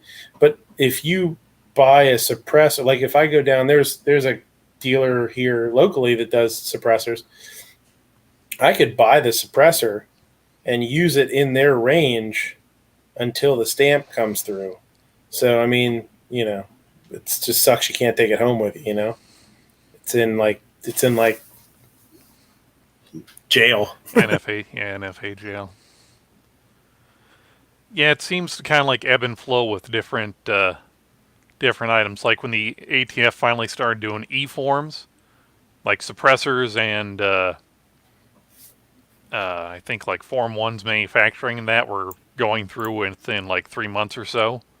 Mm-hmm. But then they kind of, I don't know, rumor was, or let me put on my E-Honda tinfoil hat, that it was that the process was going too smoothly, so they defunded or destaffed that part, so it wasn't going too bad, or wasn't going quicker than Agent Smith with his mountain of forms to go through each day. But I don't know, it kind of ebbs and flows with demand and how well staffed that particular branch of the ATF is, or how everyone's feeling on that particular Wednesday. Mm-hmm. All right, George, can you hear us? Yeah, they can. Yeah, I can hear you guys. I was talking. I heard nothing from you guys. We heard everything you said, and I didn't realize that you couldn't hear us because we were all shutting up and listening to you. And then all of a sudden, it was like, "Hey, wait a minute, he can't." Yeah, as soon as I stopped, I was like, I just see you looking at the camera and stuff, and I'm like, okay, what should I do? Should I dance or something? Should I? Sure, if you want to. I mean, what the hell? Yeah. No, that's okay, man. No, it's kind of weird. Huh? Yeah, no, sometimes there's difficulties in the webcamming. Well, It that's it. happens. When you get done, I had said, yeah, that's one of the biggest things that I thought about was the legality issue with not with him being a security guard, but what happens if he does shoot somebody and doesn't Yeah, have see, and that's the thing. insurance If you behind it? shoot somebody, like as soon as you fire that weapon and you hit somebody, whether you kill them or wound them, law enforcement comes and they're investigating the incident and stuff. They're going to say, okay, I see you're carrying a firearm. Are you licensed to carry that firearm? That's when you have to present your commission card. Say, yes, I have a firearm. This is my license to carry my firearm. I am licensed to carry to work security. And then they say, okay, no problem. They check on everything, and stuff like that. They go with a report and stuff. But like I said, you're liable. I mean, you're just like, the thing is, it's not the same as if a cop shoots a suspect. They can, okay, he shot the suspect because he resisted or this or that. Okay, we just make it a report. For a private security officer to use their weapon, it has to be in self-defense and self-defense of third party, which means you're protecting somebody. And they have to go through the whole thing. Okay, you fired your weapon, you fired at the suspect that was endangering somebody else or yourself, and then they go through all that and stuff. But I mean, if you mess up, you will pay for it. You will be fined. You can lose your license. You may still work security, but you'll never carry a weapon again. It just depends on the situation that you go through. Yeah. The harsher it is, the worse it's going to be. It just has to be a legal shoot. It's just like a private citizen, because you are a private citizen. Just because you work as a security officer, you're not going to be, hey, man, I'm considered a cop. I'm law enforcement now just because I carry a badge, and I carry a gun and handcuffs. No, it doesn't work that way. Hey, George, let me ask you a question about a misconception I think that's out there. I hear all the time, we guard our money better than we guard our children. Security guards for an armored vehicle are carrying weapons to protect them from getting robbed, not necessarily to defend the money from getting stolen, right? Yes, it just depends on the company that their policies. If you're supposed to protect the money, well, you're gonna have to do it. If not, well, then it's just to protect yourself. And that's why, like, when these armed couriers come in, and they're you see them with a shotgun, and you see that they have their sidearm and stuff, and they're trying to like not get distracted doing their job. Going in, get the money, boom, go out, get in the vehicle, take off. Due to the next stop. So sometimes, depending, like in banks, I know that sometimes, like if they get robbed and stuff, usually they have insurance to cover a certain amount of money that they lose. So sometimes if they don't want to cause any problems, as say, like if there was a bank robbery, they don't want nobody to get shot over or fighting over money. So sometimes they'll just say, go ahead and let them take it. Go ahead and let them take it. We're insured anyway. Nobody will get hurt. And it's just money. Yeah. So sometimes there are certain policies that some companies will go through. It just depends on what they what they have.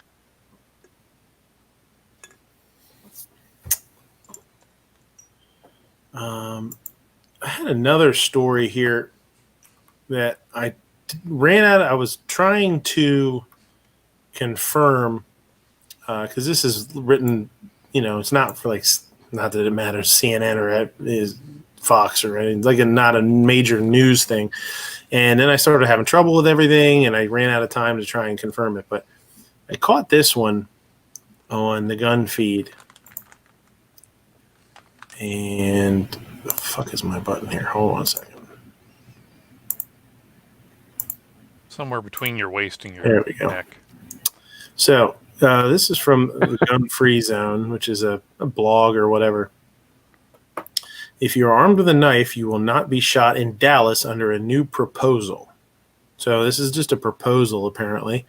So, George, pay attention to this one. This is down with you.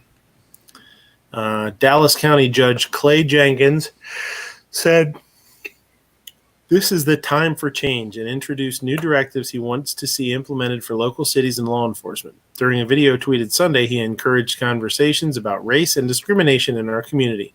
Along with the video, Jenkins tweeted 10 new directives that were developed during a meeting with government leaders, faith groups, and activists. That sounds shady.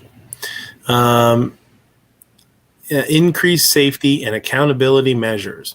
The City of Dallas and Dallas Police Department will adopt specific policies restricting the use of deadly force. Officers shall not shoot their victim if 1. A suspect is unarmed, 2. If a suspect is running away or attempting to withdraw, 3. If a suspect is driving away or sitting in a parked car, 4. If a suspect is not armed with a firearm, for example, when the suspect is holding a knife, screwdriver, or blunt object, and 5. If the officer is alone, for example of solo foot chase.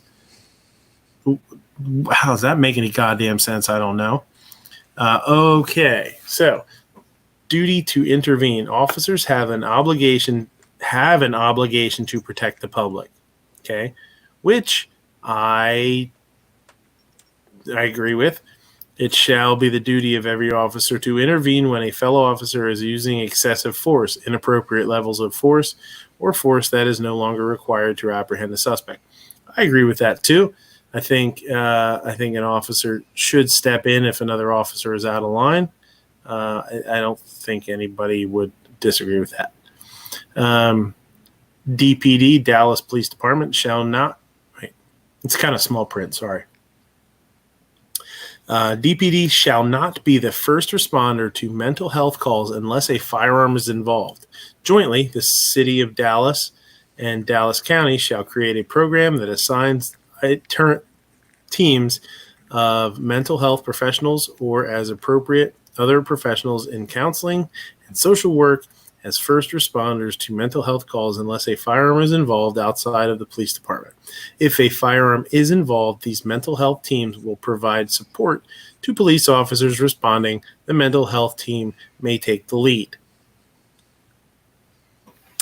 So, unless there's a firearm involved. Now, that's not to say, and they've specifically said firearm, so if somebody's having a mental health crisis, and has a knife, I guess, then social workers are supposed to deal with that, and cops aren't supposed to now, or they wouldn't if this went through, which is pretty bananas. Okay, but this is something that's being proposed by a judge, not by the legislative body, not by the persons or people who were elected to do so. Judge legislating an activist from the bench. Right. And then he went even further, ban in-person worship.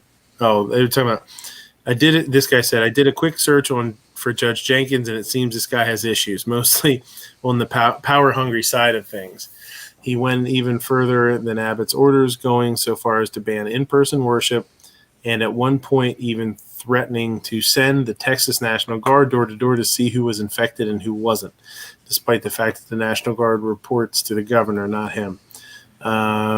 Jenkins threatened to extend the county's mandatory stay-at-home policy into May, triggering an outcry from the Dallas grassroots that mobilized citizens and pressured the county's commissioner to take action.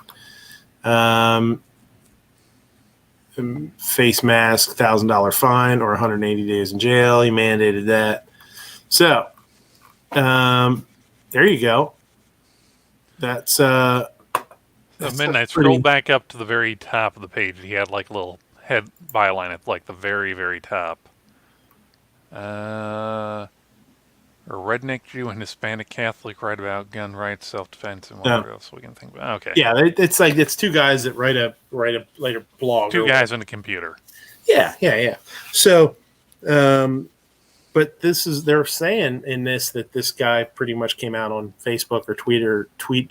Sound like Twitter. Tweet. Yeah, I sound like Yankee now. Tweet. That he's openly saying this shit. So.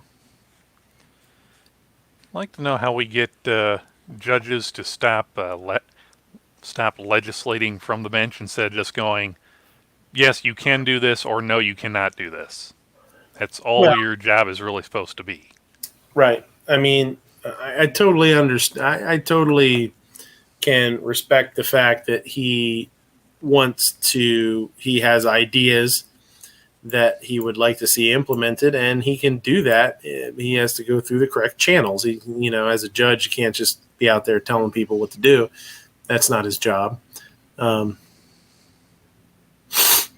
just can't be going, no, I'm God, King, Emperor, screw all of you.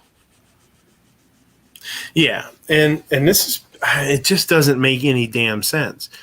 I mean, when you look at some of these, so if somebody doesn't have a firearm but they have a knife, cops aren't dealing with it. Mental health professionals are. Okay.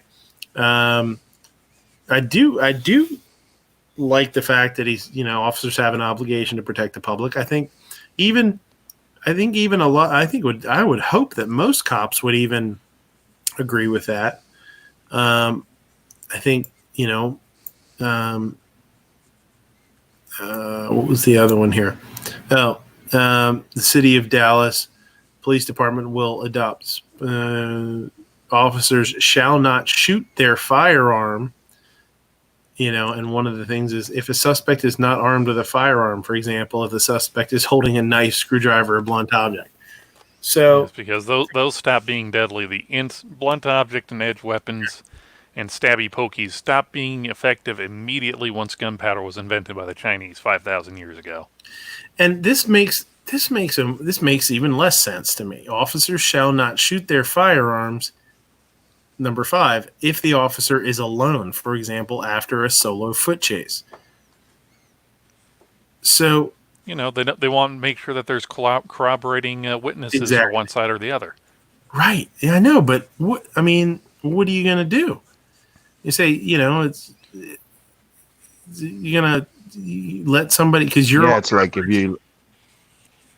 Go ahead. Yeah, it's going to be like, oh, well, I'm alone. I'm going to have to let this guy run.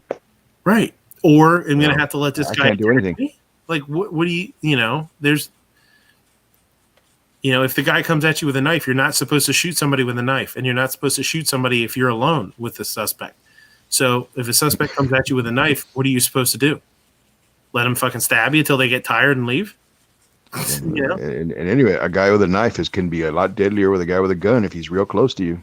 He can run at you and he can stab you as many times as he can, and you may not be able to pull out that firearm in time, unless he's a certain distance away from you. Yeah, I think the average distance quoted is 21 to 30 feet.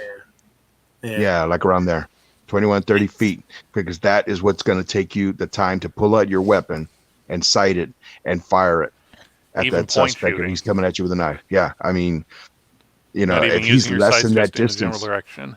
if he's less than that distance, he can charge you and he can stab you before you pull out the weapon. I mean, I've seen training videos on that, and they tested cops, in situations like, oh, you're going to walk to this door and you're going to see a suspect. Assess the situation. Do what you're going to do. And cops would just come in and be like, oh, there's a guy there. And as soon as that guy just looks at the cop, he charges him with a knife, and boom, boom, boom. Yep. Cop couldn't take out his weapon. There you go. That's a little interesting little drill if you can do it. Get a buddy together, and if your range allows this, have him stand. If you're facing the firing line, have your gun in the holster. Have your buddy standing right up against your back. And whenever he decides to, or yells go, or on whatever signal, he books it in the opposite direction, and he doesn't stop until you pull your gun and fire that one shot. That's your distance. And see how far he gets. Yeah. See how far he gets, and then keep doing that. And then take a look at your target. Did you hit it in a critical... Did you make a shot in a critical zone, or in a zone that would matter? If not, run it again. Shit, I lost the... Yeah, it sounds like an something I interesting wanted to read. Damn it. There was something else I wanted to read in that, and I just lost the article. So, here it is. Hold on. One of the things that got me was they said if the suspect's running away, so you just watch the suspect kill 3 people right in front of you. Say they didn't know the police officer was there or something. He runs away from the police. They're just supposed to let him run? Well, there's also at the end of this too, it says in the event that deadly force is used, officers shall not shoot multiple times at a suspect without reevaluating the necessity of additional deadly force.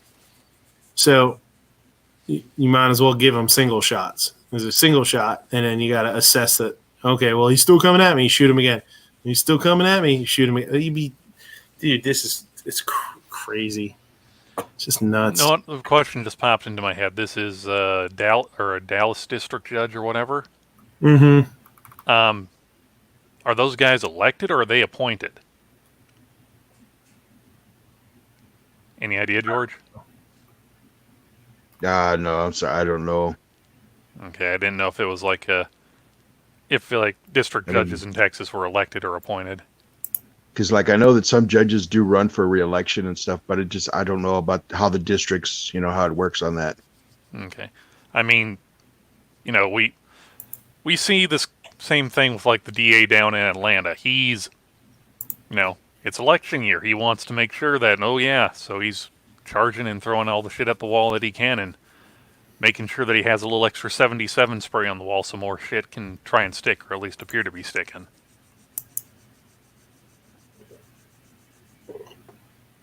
Oh yeah, I mean, people promise everything.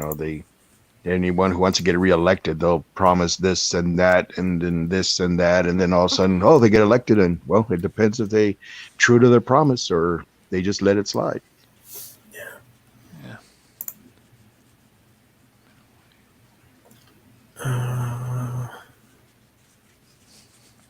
Yeah, Black Hat's talking about their, level 3 retention. Yeah, I know, right?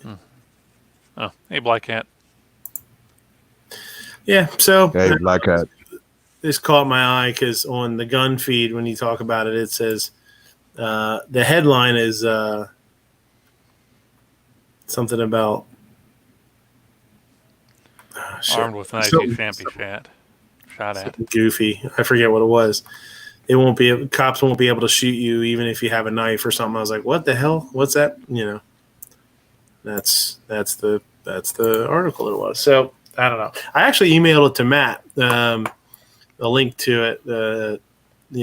He's Mr. Super Sleuth, and maybe he'll dig into it a little bit more and hear about it from him. He's good at that shit.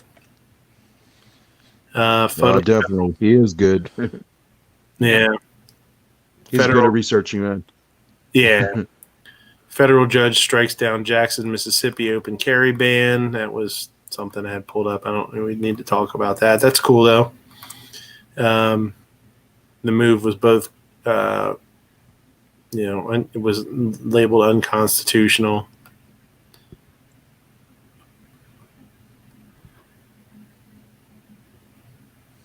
Let's see. That was the Sandy Hook one we were talking about. And then that's it.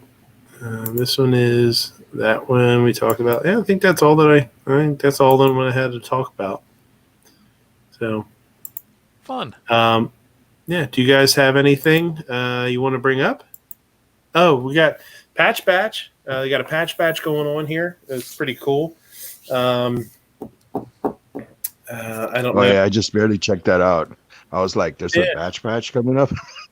Yeah. And I clicked on the link and I checked it out, and I think it's like $80 to get the whole batch, or depending if you want less patches, you got the other options. Yeah, you can get like one random patch for like $15 or something, or $10 or something. If it is a really slamming good deal, though. I mean, if $80 for 10 patches, and they're good patches too. There's some really cool people. Ghost and Clover, Rick's in there, Night Strike's in there, Budget's in there, Travis P11 I think is in there, and a secret patch. Jimmy's in there, Jimmy James. Jimmy James is going to be in that, which is awesome, and Jimmy should be coming back here. He was struggling like a son of a bitch the other night trying to get his live stream. He couldn't get it going live. I don't know what he's having trouble with. It was saying he was live, and then it was just posting as a video, and he's like, "What the fuck?" I don't know what was going on.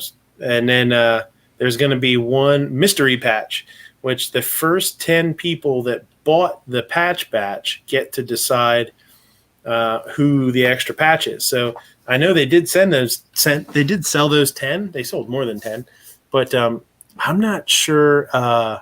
I'm not sure if they picked anybody yet or not. So that would be, Foss just threw that up there, Indiegogo. So go join that if you're interested in it. It's super cool, and it's like I said, it's a really good group of people to see. And if I'm interested to see who they pick, I don't know. I mean, it'd be cool to see roll call maybe. That roll call would be a cool patch. I don't know who else would be. Who else does a lot of? I'm trying to think who does a lot of. Who puts effort into all this? You know what I mean? And hasn't been able to do a patch. I mean, it'll be cool to see Budget do a patch. Well, Budget's, he has Budget's up on the in the he already has graphic here. Yeah. One thing I wanted to ask: are the patches PVC or are they regular patch? I think they're PVC. Like woven. Let's see. I think they're because I know the last ones were. PVC. Yeah, they're probably PVC, which I guess it depends on what you like. Sometimes I like woven. Sometimes the PVC are pretty cool. But yeah, roll call would be a good one. I don't know. I mean, I'd be interested to see who they pick. So yeah, I'm trying to think of somebody. I just can't remember. I can't remember who else who doesn't have a patch. It's Yankee. Everybody's Yankees home and made it home alive, barely. Uh-huh. Was he being shot by sniper fire like Miss Clinton, Chelsea? Miss Clinton, I barely made it. I was being shot by sniper fire. I barely got off the plane. No, he took Amtrak, so that could have just been part of it. Pistol brace. We don't know much about what's going on with that yet. The wording on that is really, really weird, and maybe somebody can give me a clue to this one. But they keep talking about not pistol braces as a whole, but one specific model. What? Okay, quick question. One model would be different than any of the other ones. Do we have another source than just this guy's podcast on this? And not people referring back to it. No, and he is definitely an instigator. He's a pain in the ass, Matt Gates. But I don't know. This is really weird. This is a really odd thing for him to come out of nowhere and say, "Hey, they're thinking about doing something." It's just, unless he just found something or misheard something. I don't know. It's one of those things where we have the one source. Take it with however much salt you want to. Yeah, if they are, could they be going after? Because there's like one or two models that use just the regular carbine tube. Unless they're going, hey, no, that's kind of unless they're just thinking that's a little too close to a stock for what we want or what we in the technical branch or we these three people within the technical branch who has this person's ear think qualifies as a brace. Gizzard's the other patch. It just popped into my head. Gizzard Gary's the other one. Yeah, we can do a gizzard or fried gizzard lizard patch. Yeah. I just feel it's weird to me if they are talking about banning a model of brace. What would make what's the difference between the SBA 3 versus the SBA 4? There's really not that much difference to ban one rather than the other.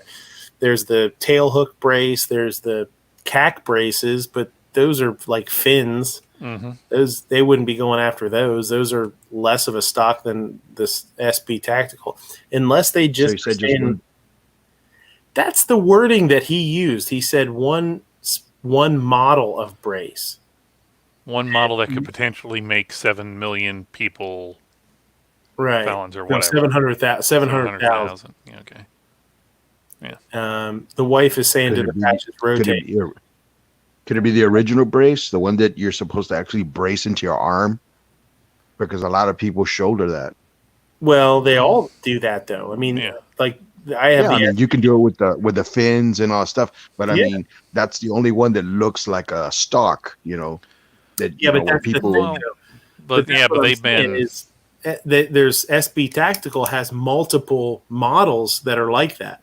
So Yeah, that looked How like could stocks, they- but they're how could just they- hollow in the middle. yeah, how could they pull one model away from all those other ones to make that illegal, but not the other ones? Maybe, Yeah, I know. and maybe he has misspoken, and he meant, instead of model, he meant manufacturer. Maybe he misspoke. Unless one of the manufacturer or someone was digging into all the forms and paperwork, and some ATF drone found out, oh, hey, you didn't cross this T or dot this I here, so we're going to have to look at all your books and do a thorough review. And if we find something, we could be shutting you down. That's true. I guess it's possible that when they maybe submitted a patent for one of the models, something didn't get done right, and they're looking at banning one of those because it was illegal. I don't know. Or because they didn't do all the paperwork. Or, hey, this thing is supposed to have 5 pages. We only found 3. Mm-hmm. Regardless of the fact that, oh, hey, it's stuck on someone's bottom desk drawer.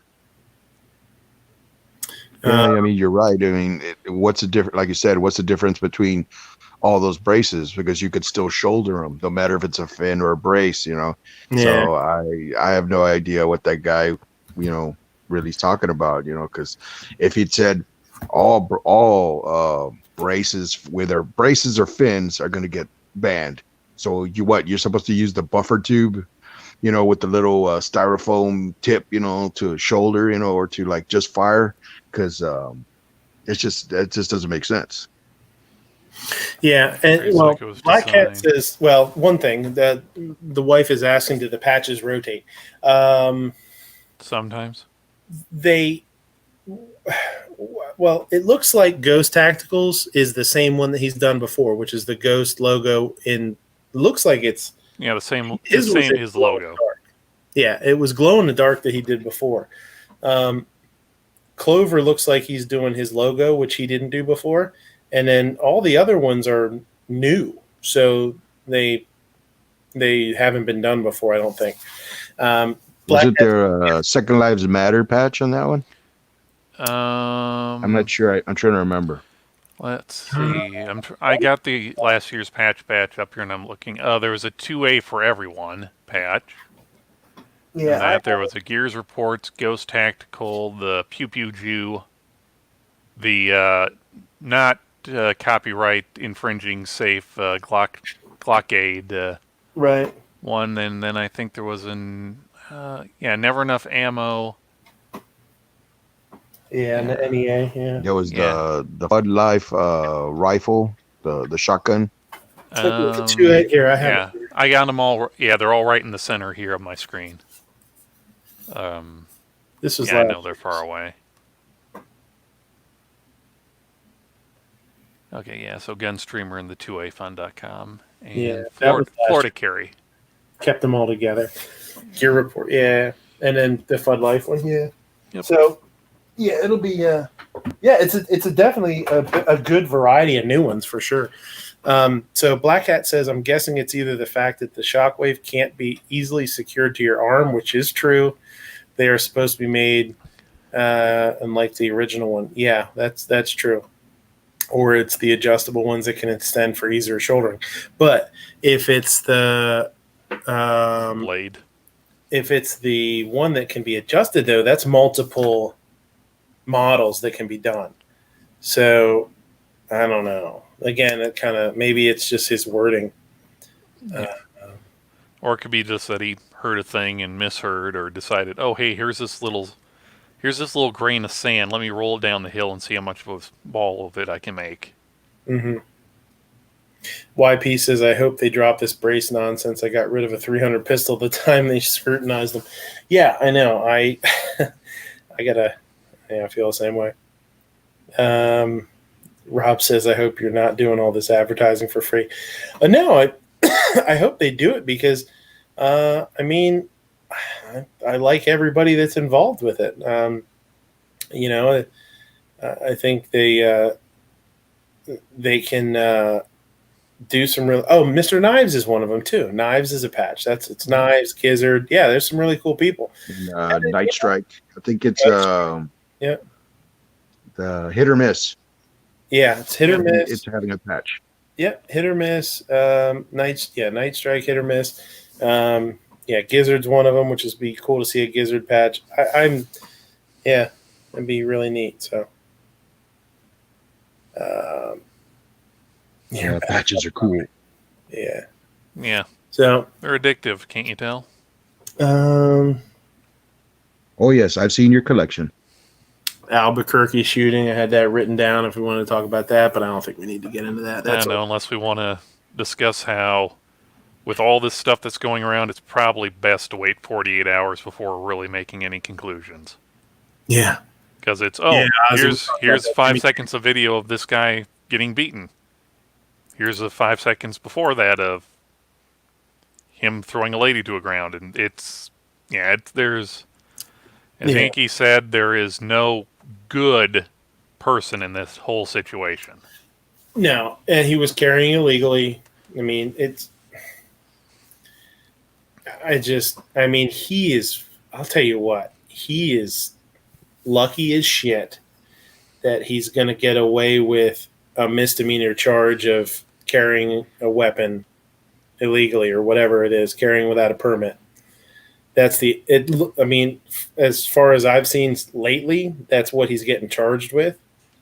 I'd be really surprised that if they don't tackle an assault charges for when he did throw the woman down and pushed the other people. I don't see why they wouldn't if they could. And then the misdemeanor charge of carrying a weapon without a permit. He is so fucking lucky that dude didn't die. Well, he had him in the leg, or did he actually get a torso hit? He hit him twice. I'm not really sure. But I will say that when that dude got shot, he went down pretty quick. Like, I feel like it's more than just getting shot in the leg or something. Well, Drew, but then being shot is also a very painful, very traumatic experience. Or could have just, did he fall down, or was it he crouched thinking, oh fuck, I might have gotten shot kind of thing? He looked like he crumbled down pretty. When I saw it, I thought it was bad. It looked bad to me. I just really thought I thought the guy died because. Yesterday says he got hit in the abdomen. Okay. Yeah, abdomen. Leaps and bounds over the 2 years, and they haven't been any. Mia, actually, Obnoxious had his own PVC patches made. Yeah, I have a C4 patch and I have an Obnoxious patch. Snob doesn't have a patch. That's true. Snob would be a good one. Yeah, Snob's channel's pretty hot. So we need a heifer with a holding a machine gun. Yeah, I think they do try and pick people that don't have. They try and pick some people that don't have patches. Not that I guess. Clover and Ghost and those stomach, guys. I think. Yeah, so when they can help out, that way they can spread the word. The channel and what they do, and putting up videos, content, and stuff like that. Look at that lying son of a bitch, DM Faust out there. I don't have a patch. I can see your patch. You got it over your eye, you bastard. Well, wait a minute now, Faust. You don't have a patch, but you have a G-Webs redesigned logo, not to mention custom medallions in your Taurus revolver's grip. This guy thinks he's so cool. Yeah. He's out there crying, I don't have a patch. Fast is saying, looked like he grabbed his stomach, I think. Yeah, so, I think he got hit twice. Even historically, gut shots getting shot in the gut, while not fun, usually isn't something that's going to kill you right away. Mm-hmm. It'll kill you within a couple of days or a week. It'll be a very, very bad week. And if you nick the colon or something like that and get that in there, you'll die of infection before you die of the gunshot. Yeah, no, you're right. Mia's saying it's. I guess it shouldn't matter if somebody already has patches, because the whole idea is to get people patches to be able to promote their channel. So that's true. I guess it shouldn't matter that they already have their own patches, like Obnoxious and C4 have their own patches. And Clover's got stickers. They should help out make other people patches. I know roll call is one of them, man. He definitely, Yeah, always I would talks like to. about that he can barely afford to make patches and stuff, and he tries to do as best he can, and that would be something that can help out him out because Yeah. he makes videos all the time and stuff. And if it's somebody who's want to make a patch that doesn't do barely anything, that's not gonna really help out. Yeah. Roll call's always in an argument with somebody about something. No need to discuss Give him with some this patches. guy. Oh man, I love his shows, Make it- man. His make it shows are worth his while. hilarious. But I get him, I get what he talks about and stuff, and me and my brother, one of my brothers, we go through that all the time when somebody, the government they want to make some rule of this, or they want to ban that, or they want to, and me and my brother would just go at it up. These Black Cat put a link up there for some patches, and it's for these. Whoa, how do you work this thing? There you go. There you go. 2A, PA2A. yeah, the PA2A, yeah, and Nobody's shilling. yeah, I know. And this is the PAFOA. Now that one's nice. I like that one, the cross rifle. Yeah, this one's super cool. And my stupid ass, I was at the rally and they were handing some out, and I was like, oh yeah, and I grabbed one of each, or he was giving them out as a two of each or whatever, or one of each, and I was like, yeah, that's great, yeah, that'd be awesome, that's cool, they're really nice, and I was like, fuck, why the hell didn't I grab 2 or 3? Because and so Black Cat said he's gonna try and get me a couple, because I want to give him the little guy and then maybe give a set away. So I want to get one more of each, or 2 of each if I can. If not, I'll buy it. So how's the little guy's patch collection coming? His patch collection is, let me see here. I have them right here. I never hang the damn things up because I keep switching them around. This is his patch panel, so it's a couple of them that I bought for him, and 1 or 2 of them that were given to him, and then some of my duplicates. So this is his panel. This one's cool. It's a little Superman. Wow. We got it. That's I bought him sweet. at the gun show. This is a Bass Pro Shop one that was a patch that I put. So when he did his first, the little fishing rodeo over at Bass Pro Shop. The first time he ever caught a fish. That's where that came from. That's pretty cool. G-Web sent him this one, little Tyrannosaurus Rex budget, and some dupes. And then when we went to the outdoors show, the sports and outdoors show, Bear Creek Arsenal was there with patches, so he was able to get those 2 himself. So yeah, he's got some cool ones. Got a good little patch wall there, little patch panel. Yeah, I like his Superman one. I got a couple of Superman ones as well. Yeah, that one was cool. That was just at a regular gun show. A dude had a ton of patches, and that was the one he picked out. And it was cool because we were just watching.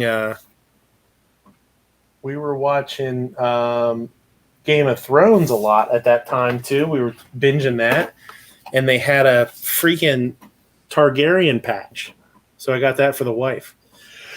I was like, "What the hell? That's How cool is that?" Yeah, I was like, "How cool is that?" Nice. So it's Yeah. Here, the only gun show that we have in the valley is the Saxit Gun Show, and that's in McAllen, about an hour away from where I live. Me and Matt live. Matt's probably closer.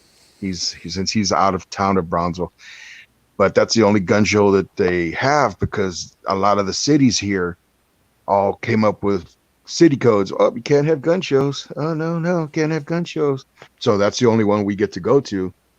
And there'll be a guy who has tons of patches, man. He'll be selling armor, like armor plates, the ones that I hear the guys always want to get, and plate carriers, and then he'll have a ton of patches, and that's where I got my Superman patches. I was like, oh, I'll take one of those and one of those, and I'll take this and that, and I'll take that Punisher skull, with a flag, Texas flag, Man, well, it's addictive. yeah. I have one that's a skull that's red, white, and blue. It's like a red, white, and blue Punisher skull too. I bought like 5 patches from the guy. It was like five patches for like $20 or something, and his were all sewn. And there was a couple cool ones. I got a Marine Corps patch. I got the Targaryen patch. That was pretty neat. But that was just like seeing the Game of Thrones patch was like, what the hell? I had to snag that one. And then he wanted one, so he picked the Superman mode. They had a bunch of that guy had a bunch of cool ones, man. It's pretty neat. Yeah, you'll find like Captain America's shield, the Batman emblem, the Superman emblem, and you'll find other patches like some like medical, like I think it's at St. Michael's. I know that C4 Sarge has one similar. He put on his outfit, and they'll have all kinds of patches. You can find anything, something similar to military, to morale patches. Come and take it.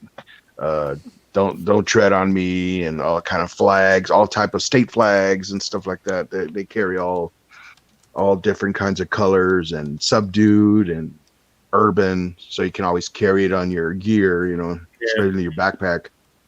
But yeah, that's always pretty cool to find the little kind of patches that you can give to kids, because it's something that they could put up in their patch panel, just like you put up your patches, and then your kids go, hey, I want some patches too, and you got to find them something that's kid friendly, that it doesn't mean say something that's inappropriate. But and that's the thing, like some of his are dupes of mine, and then like he has one of the dupes is the Wolverine patch, so of course he's like, oh, this is cool because it's a cartoon character. Yeah, the Wolverine patch is awesome. I like the way it looks. Yeah.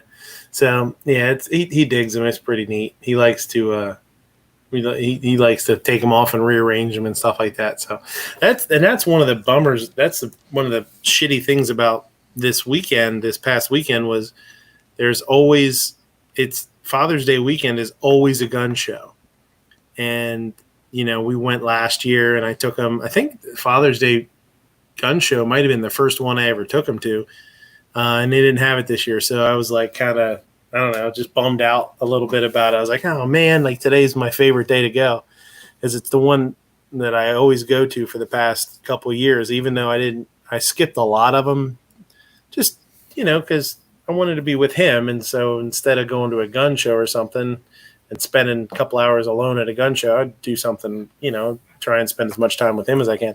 But then he got a little bit older and I could take him. So it was like super cool, And this whole coronavirus just messed everything up, because for us in the Valley, the gun show is like January, February, March, and then it takes a break because it goes to Corpus Christi, it goes to San Antonio, Dallas, and then it comes back here in the Valley like around, I want to say September.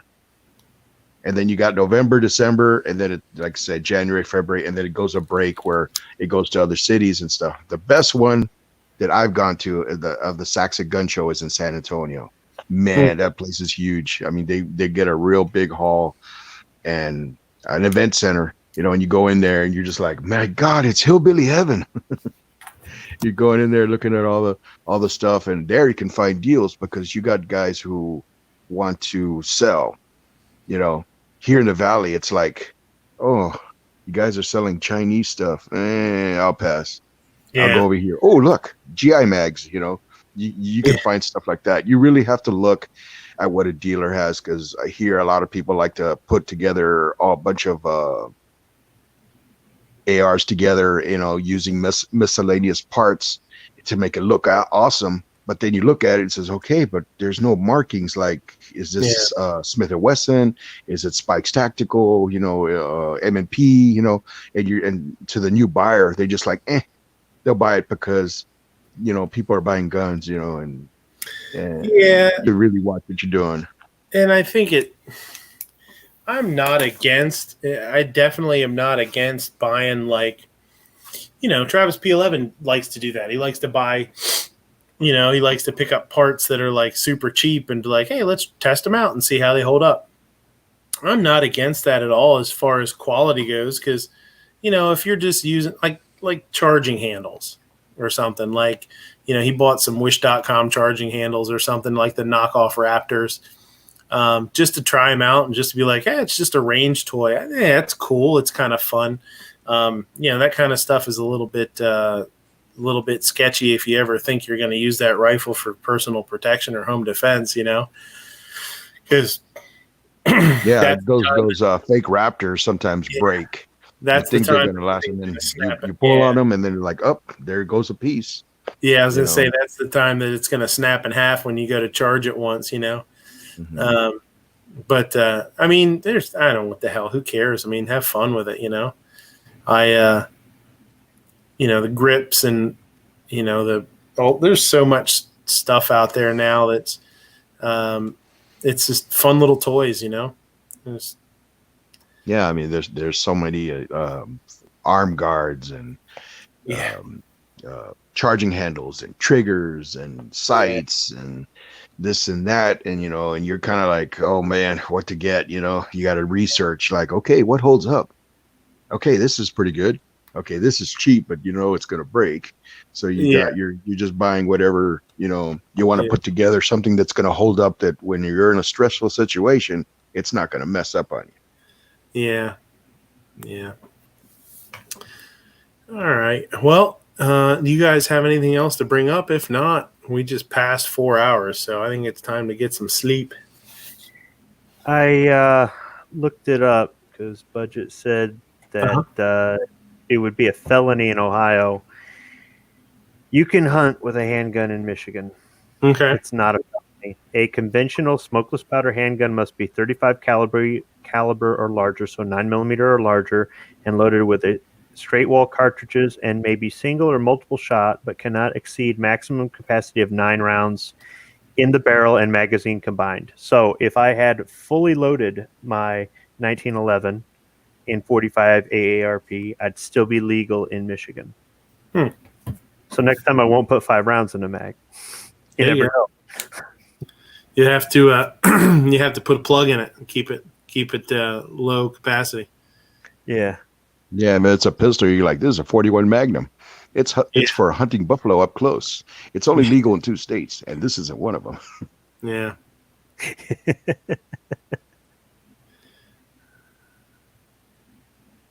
Keep adding people and nothing we're wrong. Yeah. Currency, yeah. Yeah, when you can just print your own money, man, things get out of hand pretty quick. So,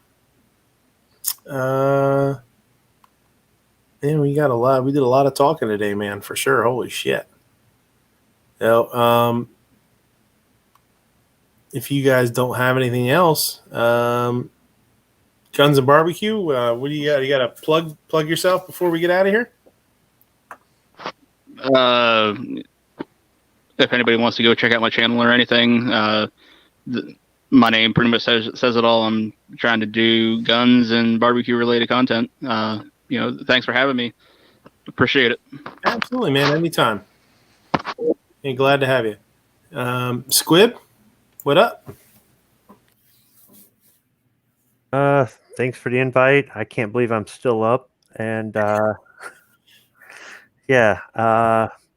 interesting show. It's 1:57 a.m. in my side of the town. Yeah.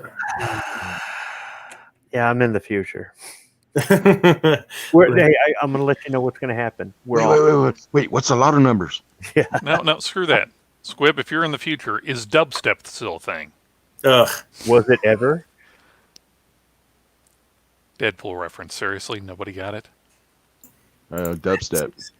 I didn't see the second one. You should. It's not as good as the first one, but it's still pretty funny. Mm.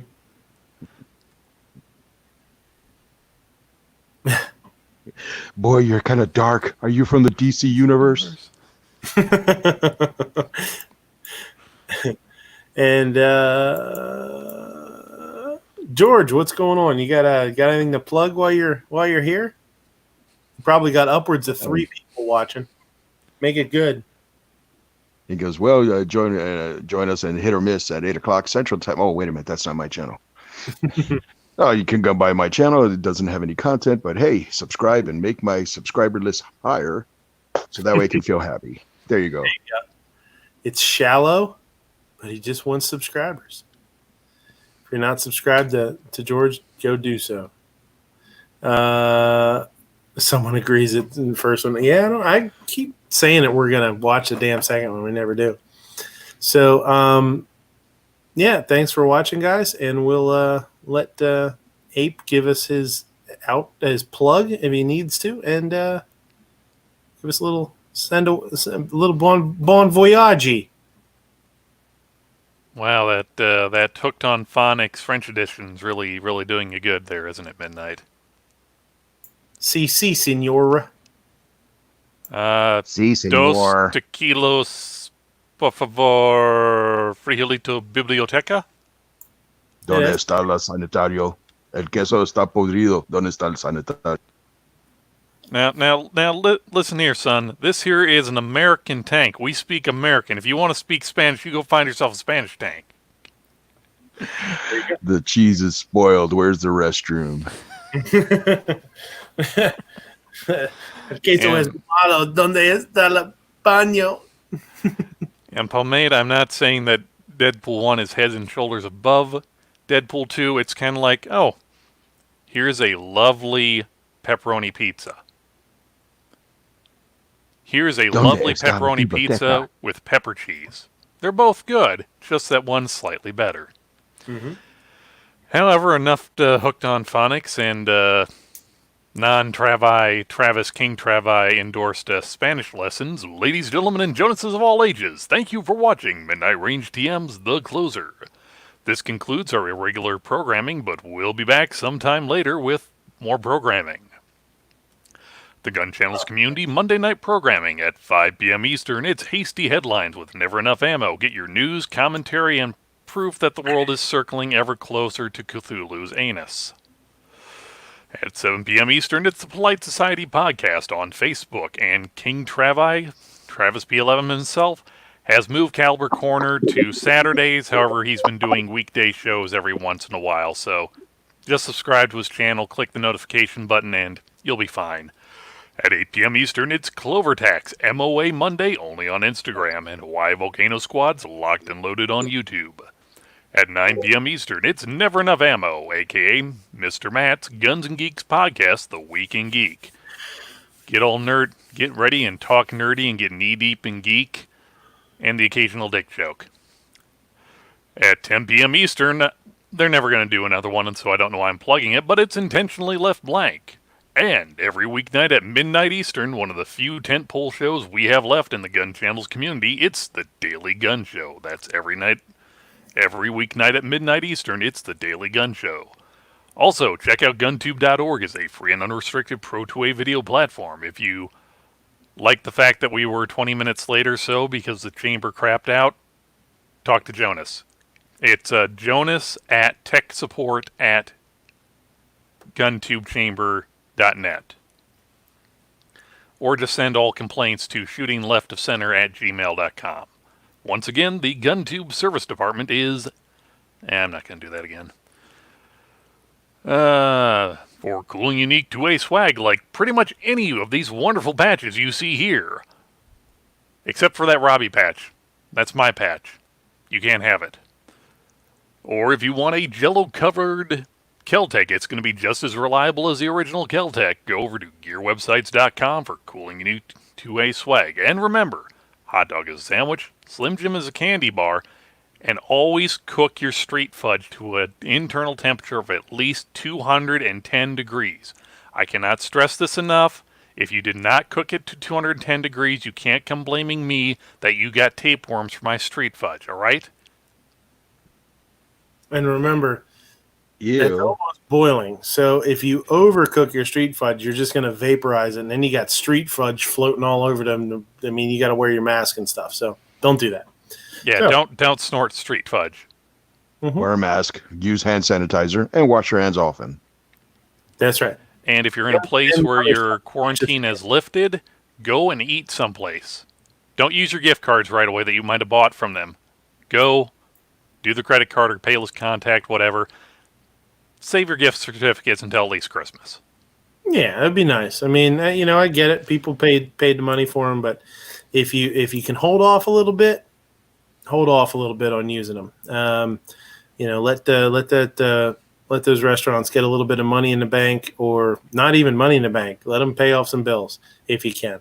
I get it. You bought some gift cards and you want to use them. If you feel like you need to use them, use them. If you don't have to yet, put them in the old gun safe and pull them out a little bit later. So, until next time, thanks a lot, guys. I lost the end button. There it is. And I'll check you guys next week. Thanks a lot. Take it easy. Thanks Bye. for having me, guys. See ya. Please refrain from urinating in the cryogenic food storage